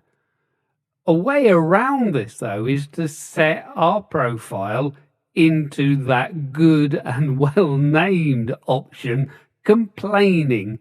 If we set it into complain mode, it's not going to stop anything happening, but it's going to log everything that is being denied. So if I go through and use AA-complain, Again, I can use escape and dot a few times just to cycle through my last arguments to get to the profile name. In complain mode, we can execute, but we just log the errors rather than stopping those errors. When we check in our AA status of our complaining, we've got 1 in complaining. And when we look at our enforce, we've gone down now from 30 to 29 because we've set 1 to be in complaining mode. The idea of the complaining mode is that we're able to execute. So you can see everything now has worked, but all of the errors that were generated have been logged to our log file. We're able to read from the log file and actually generate a profile from our log file. So if I use sudo and AA-notify, first of all, we'll look at those log file entries. So AA-notify is used to go through and look at our log file for our denials since the last day. We can see we had 10 denials here. I've probably run this a few times, so we've got more than you might be seeing. But if we want to look at the details of those denials, add in the option -v. With this, we can see the denials that have occurred and how many instances of each of those denials. Rather than just look at the errors, as I say, we're able to take those errors and generate those errors into a profile. Now take a look very carefully as we run through this. The first one is then where Python is trying to access our script. We're going to choose the option 1 and A for allow to allow all of the Python code to be able to access it. We're then allowing access to the script itself, so it's able to read itself. So we can allow for this. Now on this last option here, we have to be a little bit careful. We could use the abstraction usr-temp, but that would allow any file within the temp directory. We want to change it to the more specific option of 2, where the owner is allowed write access just to the one file. So I choose option 2 and A. We've now made the change. We can use the option V to view the profile. If that looks good, I can hit Q to quit out of this. Once I've quit out of it, then I'm able then to use S for save. So just be slow on your menu so you're understanding what you're reading, and don't choose too many global options where they're not required. If I set my system back into the enforcing mode, so I change AA complain to AA-enforce, we should be able to see that we are still able to go through and run our script without any problems. So it's all looking very good. But of course, if somebody gains malicious control of the script and was able to change the path that we're writing to, so if we look at editing our script and changing that variable name, as I go through then opening up then my Python script, I can make a change to the variable. And if we then write, instead of to temp my text file, if we just try writing through to text file, and then Control and X to save and exit.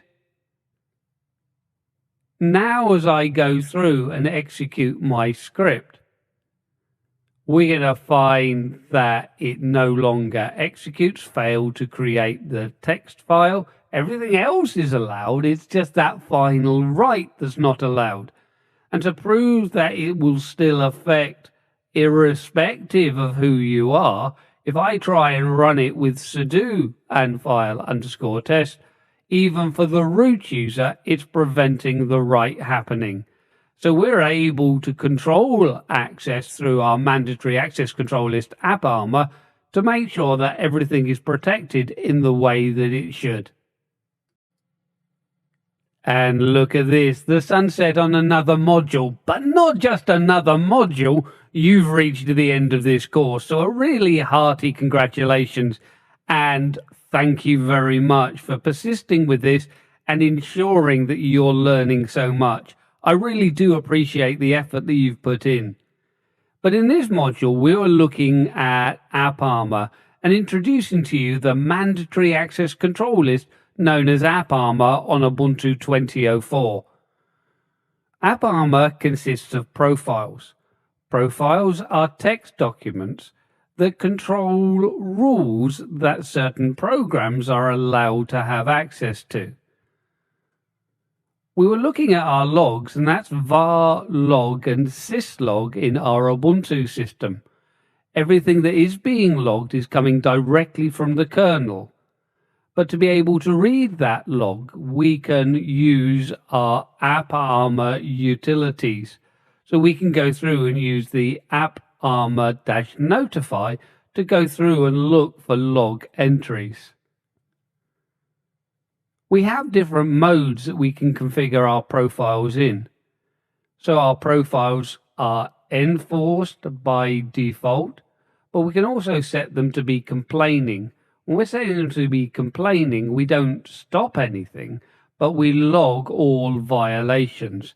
In this way, it does allow us to either generate a profile, as we've seen, or debug existing profiles to understand what's not being allowed and decide whether or not they should be given access. On the profile that we created, we saw that even running as root, if we're writing to the wrong file, then we're not going to have access. So this really emphasizes the importance of having something like AppArmor running on your system. But as I say, this is the end of the module and the end of this course.